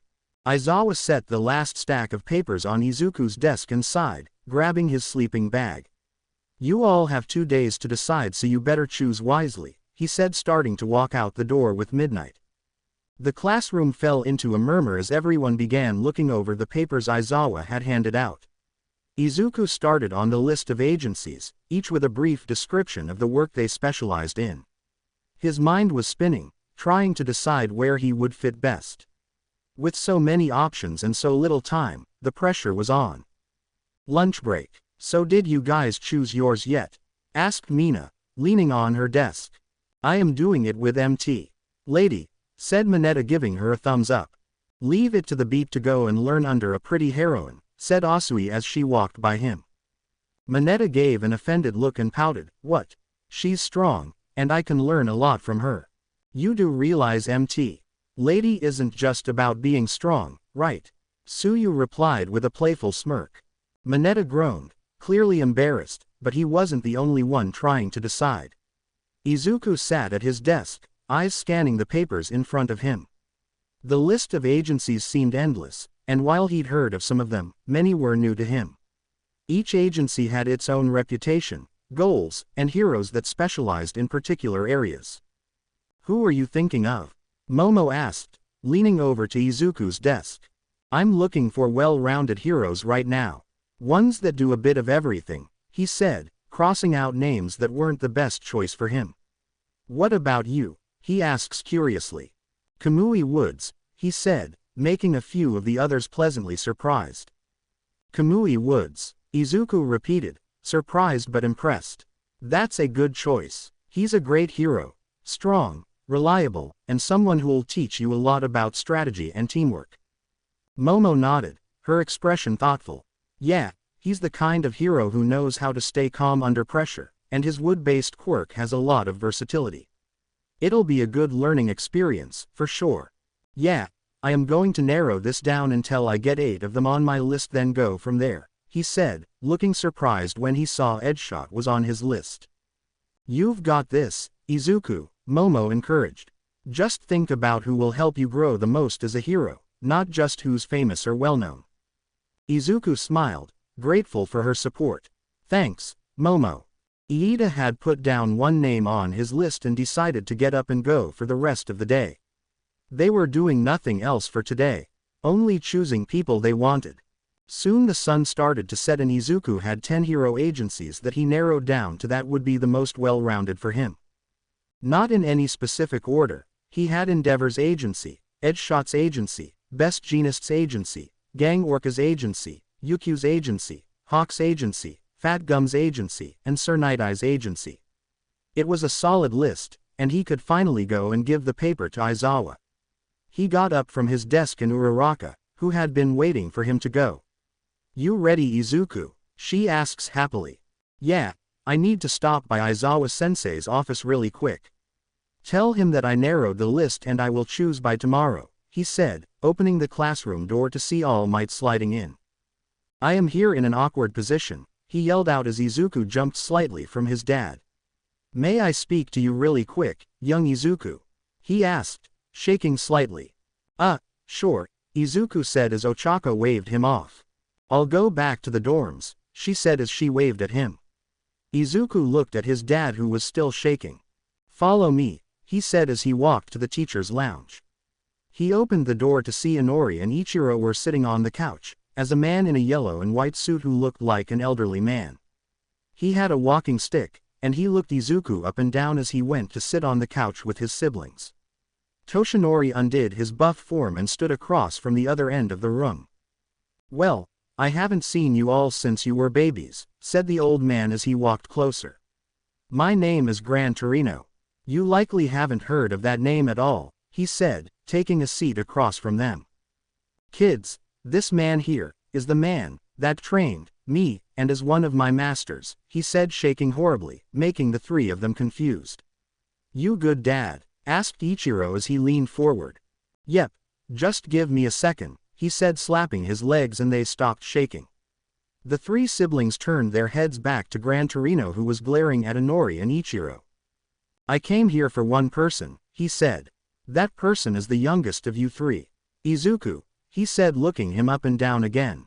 Why me, sir? He asked curiously. From what Toshinori told me of what he did, you and what your siblings did you, I am disappointed and pissed, he said, gripping his cane. Ichiro sat up and looked at Gran Torino and glared. Now hold on, old man, he said before Gran Torino glared at him. Shut up, brat. Respect your elders, he said before turning back to the 3 of them. Now I have been watching you 3 the past few weeks and I can say that I am interested, to say the least. I can see that Inori is legitimately trying to undo her wrongs. I can respect that. You realize that you messed up with treating your brother like garbage and want to fix that. Do you see it too, Izuku? He asked, looking at him. Izuku nodded slowly. Yes sir, I do. Gran Torino nodded. Good. Ichiro on the other hand. That is a different story. You do not look like you want to fix it all. That is what is disappointing, but we will talk about that later. I am here to say, Izuku, he said, getting his attention. I heard you had damn near 5,000 offers from hero agencies and pro heroes for internships. Is that the list in your hand? He asked. Ichiro looked shocked and jealous at his brother. He only had 1349 offers. Yes, sir, it is, Izuku replied, swallowing hard. He could feel his palms beginning to sweat. Gran Torino tilted his head, eyeing the list carefully. And you've narrowed it down to 8? He asked, a mix of surprise and curiosity in his voice. That's impressive. You know, I would have expected you to be more flustered, especially with all those offers. Most kids your age would have gone wild with excitement, maybe even started picking out the most famous agencies. Izuku nodded, his thoughts racing. I wanted to choose carefully. I'm not just looking for fame or recognition. I want to learn from heroes who are well-rounded. Heroes who will help me grow and teach me what I need to know. I like that mindset. Let me see the list, he asked. Izuku handed it to him and nodded. Gran Torino took the list from Izuku, his sharp eyes scanning over the names of the agencies one by one. Izuku felt a slight tension in the room, and he couldn't help but fidget in his seat. Gran Torino had a certain intensity that made him feel both respected and slightly intimidated. HMPH, Gran Torino grunted after a moment, his fingers tapping on the list. Endeavor, Edgeshot, Best Jeanist, Gang Orca, Yukio, Hawks, Fat Gum, and Sir Night-Eye, quite the selection you've got here, kid. Thank you, he said as he looked away from him. What I wanted to tell you was that because you have been offered by many heroes, I would like to tell you that I will also be there to help you alongside whoever you choose. I would have taken on all three of you, but because of the circumstances, I won't, he said, looking to the three of them. Though Inori, you keep proving yourself and that might change one day, he said, assessing her. Inori didn't meet his eyes. Yes, sir, she said. All right, I will talk about this later, but your father needs to talk about something to Ichiro alone, so please step out for a moment, he said, going to the corner to watch what Toshinori would say. He handed Izuku the list and Inori, and he walked out, feeling like that went by in a blur. He shut the door as Inori looked down at the hallway, not seeing his eyes. She turned to him and spoke. You want to have that talk now? She asked. Izuku sighed and nodded. Sure, he said, walking over to a bench in the hallway with her sitting down a few seats away. They both sat in silence for a few minutes before Izuku spoke. You know, Inori, I don't 100% blame you and Ichiro for everything anyway, he said, making her look up. Why? She asked, whispering. Because Mom and Dad consistently fed yours as well as Ichiro's ego. So much to the point that you were on a high horse that you couldn't be knocked off, he said, looking at her. Inori's eyes softened as she listened to Izuku's words, but she still felt the weight of his previous judgment. It was clear that despite his attempt to understand, the pain of their past still lingered for both of them. However, I do blame you for what you did to me, Inori. It wasn't right. When you, Ichiro, and Bakugo would beat the hell out of me without an actual reason behind it. It was dumb and stupid. There were a few times when I went to the hospital myself. I eventually learned how to patch myself up just for that reason. The one I remember the most though was the day that you stepped in front of me when Bakugo tripped me, and I had enough of you shit and pushed your face first into the locker. After school, you then proceeded to hold me and fling me around while Ichiro punched me in the chest. I bet you didn't know that I had a few broken ribs as well as a broken nose after that whole thing, but I had no one to go to because our parents didn't believe me. There wasn't a point in telling them, he said quietly. Inori remained silent as she absorbed his words, her face pale. She could see the weight of those memories in Izuku's eyes, and for the first time, it felt like he wasn't just speaking out of anger or resentment, but from a place of deep hurt. The hurt she had caused. The room between them felt heavy, the atmosphere thick with unspoken guilt and regret. I know, I really doubt that you could or would forgive me on that. There is nothing that can reverse that no matter how much I want it to. Or hope that it will happen, she said, looking at him. I'm sorry for everything. You don't have to believe me, just know that I am. Like I said before, you won't get any problems from me, not anymore, she said, wiping a tear from her face. Izuku glanced at her, his expression still torn between anger and the understanding that had started to form over the past few moments. The rawness of the situation was undeniable, and though he couldn't fully shake the resentment, something in his chest felt lighter. It wasn't a forgiveness, not yet, but there was a kind of uneasy peace settling between them. The words she spoke felt sincere, and for once, Izuku didn't feel like she was just saying what he wanted to hear.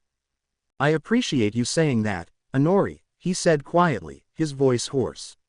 But you have to understand that it's going to take time. I'm still angry, and I can't just forget everything that happened, no matter how sorry you are. I know, Inori replied softly, her eyes downcast, focusing on the ground. I wouldn't expect you to forgive me right away, or at all. I don't deserve it, not after everything I did to you. Izuku clenched his fists, fighting the wave of emotions rushing through him. You don't get it, he said, trying to keep his voice steady. It wasn't just the fighting, Inori. It was how you all acted like I wasn't even there. Like I didn't matter. You, Ichiro, Bakugo, you were all part of that. I was invisible to you, like I was some kind of punching bag. He paused, looking at her with a pained expression. I spent so many nights wondering because I even bothered trying to be a hero, with people like you making my life hell. Inori flinched, her face contorting with the weight of his words. She had never really understood just how deep her actions had cut him. She had never stopped to think about how she and the others made him feel invisible, weak, like he wasn't even worthy of being seen as a person, let alone a hero. I know, was all she said looking at him. Izuku looked at her, his eyes full of pain but also understanding, a tension still between them that could completely erase. I know you want to change, Inori. I saw it, I can see you change too. The other day Kyoka came up to me and said you apologized to her. I didn't expect that. That's how I know you are changing, for the better anyway. Inori almost forgot she did that. Then something came to her mind. Izuku, why haven't you told anyone of what we did? Like the higher levels of UA, because if they caught wind of it, we wouldn't even be near the school. So why haven't you told anyone aside from a couple people? Izuku nodded at her question and decided to respond. Because, I know that people can change. You were proof of that. I remember that I wanted nothing more than to have your names all over the streets saying Izuku was abused by his family, but I couldn't. I am a guy who believes in second chances. Even if you treated me like shit, I recognize that you and Ichiro want to be heroes. To be someone that can save others. I didn't want to take that away from either of you, or I am surprised that I didn't in the first place. You really believe people can change? Inori whispered, her voice shaky, as though testing the sincerity of her own words. Izuku met her eyes, his expression softening, but there was still a firmness to his gaze. I do. I don't want to be the kind of person who holds grudges forever. It doesn't do anyone any good, not for me and not for you. He paused, gathering his thoughts. I'm not saying it's easy, and I'm not saying I'm not still hurt, but I believe that if you want to change, you can. That's what being a hero is all about, right? Giving people the chance to be better. Inori had streams of tears falling from her face as she looked at her younger brother. I will change, she whispered, more to herself than to him. No matter what, I will make sure that I can be someone as worthy to be your sister again. I promise you that. Izuku glanced at her, his expression softening even further. That's all I can ask for, Inori. The door to the room opened and Inori wiped her tears away as Ichiro stood out. He looked over to Izuku with a blank look. Not anger, not frustration, not sadness, just a blank look. He turned to walk away, back to the dorms, just ignoring the two of them. Gran Torino and Toshinori came out of the hallway seeing him walk away. What happened in there? Asked Inori. Nothing to worry about, said Toshinori. We just had a talk about something from the tournament in the festival and other things, but Gran Torino has something for you, Izuku. He walked over and looked at him in the eyes. Here is my info. Tell me who your decision is so that I can help you. I will get in contact with that hero and then we shall go from there, he said walking away. I also know you two are the users, if you know what I mean. We will stay in touch, he said with them understanding what he meant immediately. All right, you two. Go and get your stuff to head to the dorms and decide who you want to be with in the internships, said their father as he went back to the lounge. Have a good night, you two. As Izuku and Inori stood in the hallway, the weight of their conversation still lingering in the air, they exchanged a brief glance before nodding to each other. Without another word, they turned and made their way toward the dorms, their thoughts heavy with everything that had been said. Izuku clutched the list Gran Torino had returned to him, his mind racing with the decision he had to make. He had narrowed it down to 8, but now, knowing that Gran Torino would be working with him no matter what, his choice carried even more weight. He needed to choose a mentor who would push him to be better, someone who could help him unlock his true potential. Walking side by side, Inori hesitated before finally speaking. Izuku, I know you said you believe people can change, but do you really think Ichiro will? She asked, her voice barely above a whisper. Izuku sighed, staring straight ahead. I don't know, he admitted. Ichiro's different. You've shown that you regret what you did. You're making an effort. But Ichiro, I don't know if he's even acknowledged that he was wrong. Until he does, nothing will change. They walked in silence for a while longer, the cool night air brushing against them as they reached the dormitory building. As they stepped inside, Inori hesitated once more. Izuku, thank you, she said sincerely, for even giving me the chance to fix things. Izuku looked at her, his expression still guarded but less tense than before. Like I said, it'll take time. But I hope you mean it. She nodded, determined. I do. With that, they went their separate ways, Inori heading to her room, and Izuku making his way to his own, still gripping the list Gran Torino had given back to him. He sat down at his desk, staring at the names of the pro heroes he had selected. Endeavor, Edgeshot, Best Genist, Gang Orca, Yukio, Hawks, Fat Gum, Sir Night-Eye. Each of them had something to offer, each a powerhouse in their own right. He knew that any of them could help him grow. He knew that he might have many internships through the terms, so he could go with others in case something happens. He smirked as he thought of his answer. If Gran Torino was there, then he could help with his power as well as some other things to help. He smiled as he texted Gran Torino his answer and started to jog back to the dorms. The next day, Izuku was walking back with some of his friends and classmates from Class 1A and 1B as they talked to each other animatedly. These internships are going to be nuts, said Tetsu as he slung around Kirishima. Yeah, Kirishima and I are going to be under the same guy. He is the hero fourth kind. Izuku chuckled, catching Tetsu's enthusiasm. Sounds like it's going to be intense. He looked over at Kirishima, who was grinning from ear to ear. You two are going to be a force to be reckoned with. Kirishima nodded, his red hair spiking with excitement. Fourth kind's got some wild abilities. I'm ready to go all in. I'm going with my dad and brother. I might as well, and not to mention they can help me control my fire and ice, said Todoroki calmly. Itsuka smirked. I think that I will go with Uwabami. You sure? What kind of hero do you want to be? She doesn't seem like that much of a fit for you, said Izuku with Itsuka giving him a pout. That is why I said, I think. I might join Momo with what she is doing with Kamui Woods or something, she said, crossing her arms. That would be better to be honest, said Kirishima chuckling. What about you Izuku? Asked Shoji, opening the door for the group as they made their way into the dorms. I decided that I would do mine with Edgeshot, he said, making the others nod impressed. Edgeshot, huh? Tetsu said, raising an eyebrow with a grin. That's a pretty solid choice, Izuku. The guy's a freaking ninja. You'll probably learn a lot of stealth and precision from him. Izuku nodded, a hint of excitement creeping into his chest. I think so. His quirk is so versatile, and he's been known to get in and out of situations without even being noticed. If I can learn how to move more strategically, I'll be able to think on my feet more. Plus, Izuku continued, I think his style of thinking could really help me out. He's precise and always thinking ahead, and that's something I can apply not just in combat, but in other situations too. Kirishima grinned, clearly impressed.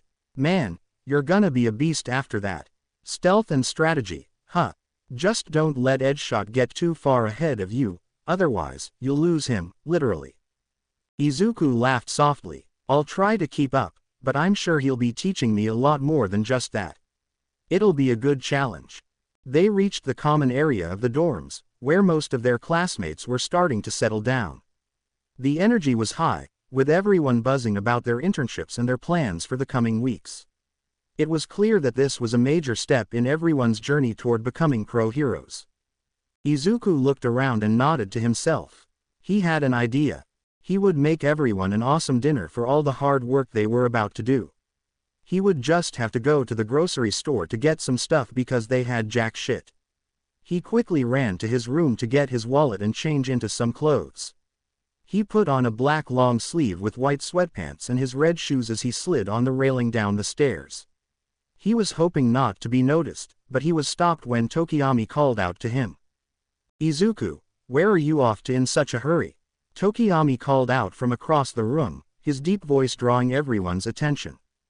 Just going to the store real quick. I am going to make everyone a meal for how hard we all have been working. Wanna come with me? He offered to him. Tokiyami shrugged his shoulders as he stood up. Why not? Might as well help you with all the ingredients and food for 40 people in the dorms. Todoroki peered out from right around the corner and looked at the two of them. Did someone say food? He asked, making Izuku and even Tokiyami jump. Izuku blinked, surprised by his sudden appearance. Oh, yeah. I'm going to the store to grab some ingredients for dinner. Thought I'd make something nice for everyone since we've all been working so hard. Todoroki raised an eyebrow, his cool composure still intact, but there was no hiding the slight interest in his expression. You cooking, Izuku? That's unexpected. Izuku scratched the back of his head, a little embarrassed. Well, I figured it'd be nice to do something for everyone before we head into our internships. You know, a little team bonding before it gets hectic. Tokiyami, who had already been leaning toward the idea of helping Izuku, now seemed more intrigued by Todoroki's presence. Are you interested in joining us, Todoroki? He asked, his voice low and steady. Todoroki tilted his head slightly, as if contemplating. I don't know, but if there's food involved, I'm willing to give it a shot. Besides, I can't let you two handle all that by yourselves, especially if it's for the entire dorm. Let's just say it's an offer of help, he said with a slight smirk that made Izuku's stomach flutter in excitement. Great, Izuku exclaimed, relieved that Todoroki was on board. Thanks, Todoroki. I wasn't sure how I was going to manage it all by myself. Don't worry, Izuku, Todoroki replied, walking closer. I'm sure it'll be fine. If it's edible, I'll be impressed. With the trio now headed to the store, Izuku's mind buzzed with ideas for the meal. He was excited but a little nervous. He was thinking about what to make everyone. He needed a meal with the basics for something filling and good. Meat, fruit, veggies, rice, and finally dessert. It was only 1 p.m., so he had plenty of time. They got to the supermarket and grabbed a cart to get what they needed. Izuku, what do you think is suitable for this meal? Asked Tokiyami. I was thinking chicken mainly and some fish for some variety and have some rice too. Then some fruits and vegetables. Then dessert, he said, looking at the aisle numbers for where the food was. Sounds reasonable, Tokiyami said with a nod. A well-balanced meal will keep everyone in top condition for what's ahead. Todoroki hummed in agreement. I assume you have a plan for how to cook everything without it taking all night. Well, yeah, I know how to cook and bake if need be. I am not a master chef, but I think I can cook pretty well, he said, smiling. You can cook. You never said that before, said Tokiyami raising a brow. Izuku chuckled nervously, rubbing the back of his neck. Well, it's not like it ever came up in conversation. Very well, let's go to the meat section then, said Tokiyami nodding at Izuku. They walked over to the meat section and Izuku looked at the chicken and fish. You guys good with chicken? Be east and tights with salmon. The salmon is good for muscle recovery. Chicken be east and thighs sound good to me, Todoroki replied, glancing at the selection of salmon. And salmon is a solid choice. Rich in protein and omega-3s, good for recovery and endurance. I am fine with that too, nodded Tokiyami. Izuku grabbed several packs of chicken and salmon, loading them into the cart. Alright, that's the protein done. Next up, rice. The trio made their way to the grain aisle, where Izuku picked up a large bag of rice. This should be enough for everyone, he said, testing the weight before placing it into the cart. Todoroki studied the shelves. Do we need any seasonings? Plain rice will be pretty bland. Izuku smiled, already a step ahead. Good call. I was thinking of making some garlic butter rice with herbs. Adds some flavor but isn't too overpowering. Tokiyami glanced at Izuku. You sound like you've done this before. I get bored sometimes, he said, pouting and looking at the ground. Tokiyami and Todoroki exchanged a glance before Todoroki smirked slightly. So, when you're not training or analyzing quirks, you're in the kitchen experimenting. Izuku nodded. I have a very specific set of skills. Skills that I have acquired over a long period of time. Nice movie reference, said Tokiyami, amused slightly. Izuku smiled at him when he felt someone tugging at his pants. The three of them looked to see a kid around 7 years old smiling at Izuku. "Excuse me, mister, are you from the sports festival on TV? Izuku or something?" he asked excitedly. Izuku blinked in surprise before crouching down slightly to meet the kid's eye level. "Oh, yeah, I was in the sports festival." He scratched the back of his head, feeling a little awkward but also flattered. "Did you watch it?" The little boy nodded enthusiastically. "Yeah, you were so cool. You went boom, and then whoosh, and then smash." He mimicked the movements of some of Izuku's fights, swinging his arms wildly, almost toppling over in the process. Izuku chuckled. "That sounds about right. You two were also in the battles. You were the fire and ice guy, and you were the black and dark bird dude," he said, pointing to Tokiyami and Todoroki. Tokiyami exhaled quietly but nodded. "That is an accurate, if somewhat simplified, assessment of our abilities." Todoroki, on the other hand, merely gave a small nod. "Fire and ice guy works, I suppose." The boy's eyes sparkled with excitement. "Can I get a picture with you guys?" Izuku looked to see the boy's mother walking towards them with her phone. She likely told him to go and talk to them, which was cool. Izuku smiled warmly at the kid. "Of course, we'd be happy to take a picture with you." The little boy's face lit up with joy as his mother handed over the phone to Izuku. "Thank you so much. He's a huge fan of all of you," she said, looking between them. Izuku crouched down again, giving a thumbs up while Tokiyami stood to the boy's left, his arms crossed in his usual cool demeanor. Todoroki simply placed a hand in his pocket but nodded slightly, his expression neutral yet not unkind. "All right. Say, plus ultra." Izuku prompted with a grin. "Plus ultra." The boy cheered as his mother snapped the picture. After checking the photo, the mother beamed at them. "Thank you so much. You've made his day." Izuku chuckled. "No problem. I'm glad we could." The boy looked up at them, still bouncing with excitement. "I wanna be a hero like you guys someday." "You can do it," Izuku encouraged. "Just keep training, and don't give up, no matter what." The boy nodded determinedly before his mother gently ushered him away. "Come on now, let's let them finish their shopping. Bye, Mr. Izuku. Bye, Fire and Ice Guy. Bye, Bird Dude," he called out as he waved. "Take care," Tokiyami replied with a small nod. Todoroki exhaled, shaking his head slightly. "Must be nice to have someone remember you by name, Izuku." "At least my name wasn't something like Bird Dude," he said smiling to himself. "I will admit, I expected something a bit more dignified," Tokiyami said with a sigh, though there was a trace of amusement in his voice. With that, the trio resumed their shopping. "Let's see, I need some broccoli. What do you guys want for dessert? Some like fruit salad to keep it healthy, or do you want something sweet?" he asked as he put broccoli in the cart. Izuku glanced at Todoroki and Tokiyami as they walked down the aisle. The two of them seemed lost in their thoughts for a moment before Todoroki spoke up. "Fruit salad sounds good. It's refreshing after a meal like this." Tokiyami raised an eyebrow. "I would not be opposed to something more decadent. Perhaps a chocolate cake." "All right, so both then," he said, getting lots of strawberries, cantaloupe, and honeydew.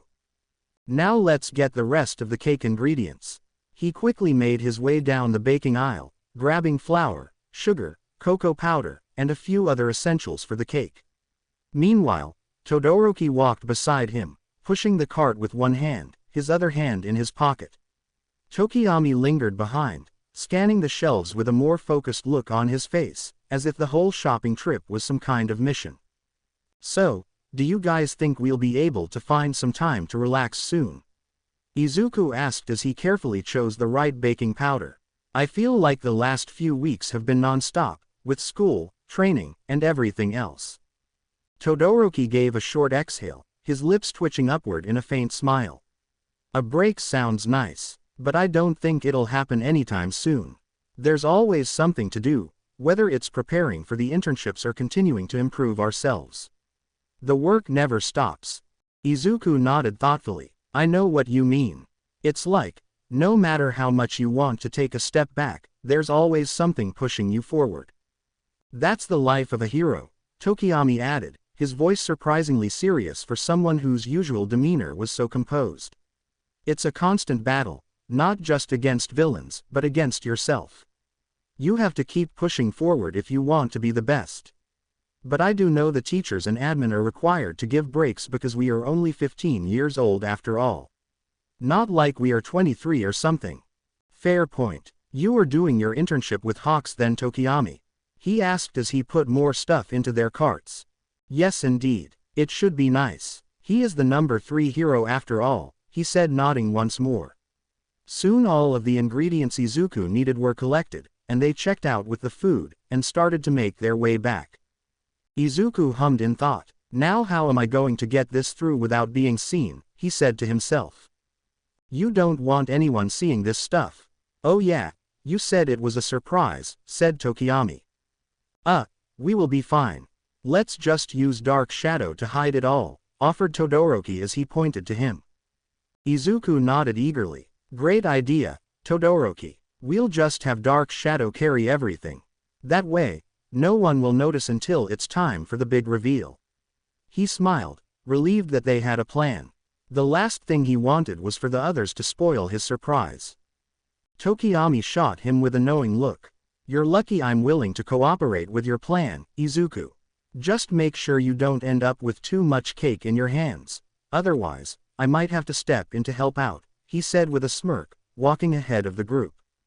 You just want some cake, don't you, Tokiyami, said Izuku, smiling at his friend.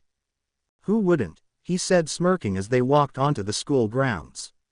Soon they were at the doors of the dorms, and he activated Dark Shadow, who grabbed all the supplies, and they made their way to the large kitchen.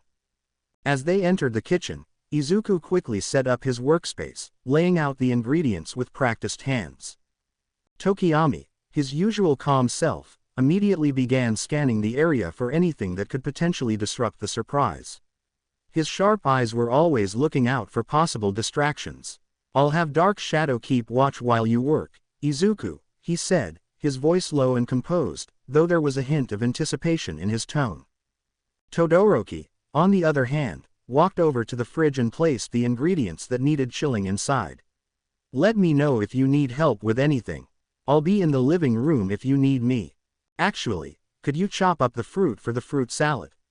Tokiyami, could you get the water set to boil the rice? I'll get the salmon and chicken and other stuff ready. If they smell it then they do, but it'll be fine, he said as he started to open up the packs of food. Todoroki nodded and began prepping the fruit for the fruit salad, carefully slicing strawberries, honeydew, and cantaloupe. His movements were precise, but there was a slight air of relaxation about him, as if this task was a welcome distraction from his usual intensity. Meanwhile, Tokiyami took a few steps towards the stove, activating Dark Shadow to keep watch as he turned on the kettle and set it on the burner. The dark, feathered figure watched over everything with a vigilant, almost intimidating presence, its glowing eyes scanning the room. Izuku, who was already busy with the salmon and chicken, hummed to himself as he began seasoning the meat. He glanced over his shoulder, noting that everything was falling into place. The kitchen felt surprisingly calm despite the flurry of activity happening in the space. It was almost as if the team had fallen into a rhythm. All right, I've got the rice boiling, Tokiyami said, his voice smooth and controlled as always. Do you want me to start on the garlic butter for the rice? Yeah, that'd be great, Izuku replied, turning his attention back to the chicken. He seasoned it with garlic powder, paprika, and a pinch of salt before placing it on a grill pan. The scent of the spices began to fill the kitchen, adding to the growing layers of delicious smells. Thanks, Tokiyami. With a nod, Tokiyami grabbed the butter and garlic, melting them in a pan on the stove. His movements were practiced, though his usual seriousness never wavered. As the garlic sizzled, he added herbs, parsley, thyme, and rosemary, creating a rich, savory aroma. Todoroki finished chopping the fruit and began arranging it in a large bowl. The vibrant colors of the fruit combined in a visually pleasing way, making it look as if it belonged on the cover of a recipe book. He added a little honey to the mix to give it a touch of sweetness. It will 100% be enough for 40 people. This fruit bowl is huge, he said. Izuku chuckled as he glanced over at the massive fruit salad. Perfect. It looks like we're going to have a feast. He returned his focus to the chicken and salmon, flipping the pieces carefully. The sizzling sound of the meat on the grill pan was accompanied by the soft hum of the rice as it began to boil. Tokiyami focused on the garlic butter simmering on the stove. With careful hands, he stirred the sauce, making sure the garlic and butter blended smoothly with the herbs, creating a rich and flavorful aroma that made the kitchen smell even more delicious. Izuku grabbed a tray and began plating the salmon and chicken, the grill marks adding a beautiful color to the meat. The anticipation for the big surprise dinner was growing, and Izuku couldn't help but smile at how well everything was coming together. "You're all set for the garlic butter sauce?" Izuku asked Tokiyami as he moved the grilled chicken and salmon to the side to rest. "Just about," Tokiyami responded, his focus unwavering as he carefully poured the garlic butter sauce over the rice. He paused for a moment, taking a moment to appreciate how everything was coming together. "I have to admit, Izuku, your cooking skills are impressive." "Thank you," he said grinning. They then heard something coming from the doorway. "What's that smell?" said a feminine voice. Izuku sighed at that voice. "Make sure that Setsuna doesn't get in here, Tokiyami," he said, with him nodding. "Dark Shadow has us covered," he said as Dark Shadow went to the doorway. "Dark Shadow, block the entrance," Tokiyami said calmly, his voice barely above a whisper as his shadowy familiar stretched across the doorway, effectively stopping anyone from entering. "Hey, what's going on here?" she asked, her hands resting on her hips as she peered inside, eyes scanning the busy kitchen. The overwhelming aroma of the grilled food and garlic butter rice filled the air, making her stomach rumble audibly. "This smells incredible, and I've got a good nose, you know." "What are you guys hiding?" Dark Shadow waved his hands in front of him. "Nothing." Setsuna chuckles. "I call bull on that. So, let's see. Tokiyami is here, just based off of Dark Shadow," she said, trying to look around him. She then saw Izuku and smirked even more. "Oh my gosh, Izuku is in here, now I got to see," she said, separating herself into pieces. "Sorry ma'am, you aren't on the VIP list," said Dark Shadow, trying to stop her. Setsuna grinned mischievously, her body disassembling into pieces, slipping through the gaps in the door. "You really think you can keep me out?" she asked, her voice coming from all directions as her fragmented form reassembled just inside the kitchen, her smirk plastered across her face. Izuku, now caught in the act, sighed, knowing there was no stopping her now. He gave Tokiyami an apologetic look. "I guess the surprise is blown," he muttered, not entirely surprised by her usual antics. Setsuna bounced into the kitchen with a gleam of curiosity in her eyes widening as she saw the spread of food being prepared. The grill marks on the chicken and salmon, the garlic butter rice simmering with herbs, and the vibrant fruit salad that sat on the counter, all of it made her stomach growl louder. "Wow, okay, you guys have been busy. Is this all for me, or are you planning to feed the whole school?" she teased, eyeing the large portions of food. "Well, it was supposed to be for the 40 of us before we all head off to our internships," said Izuku as he started to work on getting the chocolate cake mix ready. Setsuna raised an eyebrow, her mischievous grin widening even more as she looked at Izuku. "Oh, 40, huh, you were gonna keep this a secret from me. You know I have a thing for chocolate cake," she said, her voice dripping with playful sarcasm. "I'm hurt, really, but I'll let it slide, since it smells so good. You have chicken, salmon, rice, fruit, and cakes. You should have just asked me out on a date."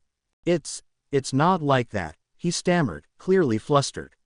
"I was just trying to make something nice for everyone before we all leave for our internships.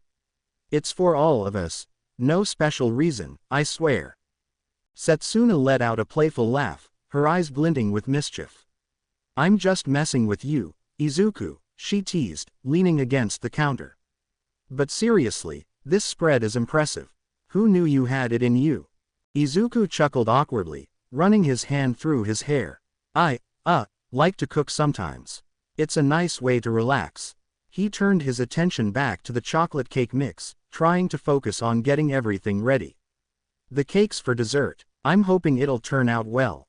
"Well, do you guys need help?" she asked. Just to set out the stuff on the counters in here. It's quite a bit for 40 people, especially when there's like hundreds of pieces of chicken and lots of salmon, he said, helping Tokiyami with rice and garlic butter.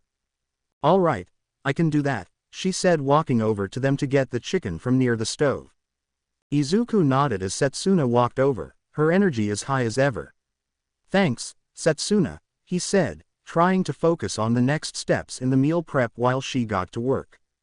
Tokiyami, still standing with his usual composure, glanced over at Setsuna's action. Just be careful with the chicken, Setsuna. We don't want anything to go wrong now. His voice was calm, but there was a hint of seriousness as he spoke, though it was likely more out of habit than concern. Setsuna, unfazed by his caution, grinned widely. Don't worry, I've got it under control, she said, beginning to carefully set out the chicken pieces on the counter, making sure everything was arranged neatly. It's nice to see everyone working together like this. I feel like we should make more of these team dinners, if only to show off how great I am at organizing food. She gave Izuku a playful wink. About 20 minutes later, the food was ready to go, and the cakes were in the oven now. They just need to bake while they can eat all. It was about 5 o'clock and nearly everyone smelled what was cooking in the kitchen, and they were curious about what was going on. Guess you can't keep it a secret anymore, Izuku, said Tokiyami. Yeah, that's all right. It's almost time to eat the main course anyway, said Izuku, finishing mixing the rice. Izuku nodded, his excitement bubbling as he turned his attention to the oven, where the cakes were just about done. The smell of the main course had already made its way down the hall, and he could tell that the others were starting to get hungry. We should do this again, he said, smiling. Setsuna, who had been busy organizing the spread, turned toward him with a playful grin. Oh, I'm sure we'll be doing this more often now that we know your hiding cooking skills. You might even start a new trend around here, she teased, her fingers running along the edges of the fruit salad bowls as she added the finishing touches. Todoroki, who had been quietly monitoring the progress of the dishes, finally spoke up. You really have thought of everything. It's impressive how much work went into this. I'm glad I could help, he said, his usual reserved demeanor softening in the warmth of the moment. Yeah, me too, Tokiyami chimed in. I think it's time to tell them it's ready. To be continued. I hope you enjoyed this story. Also remember to subscribe and like this video. See you in the next video.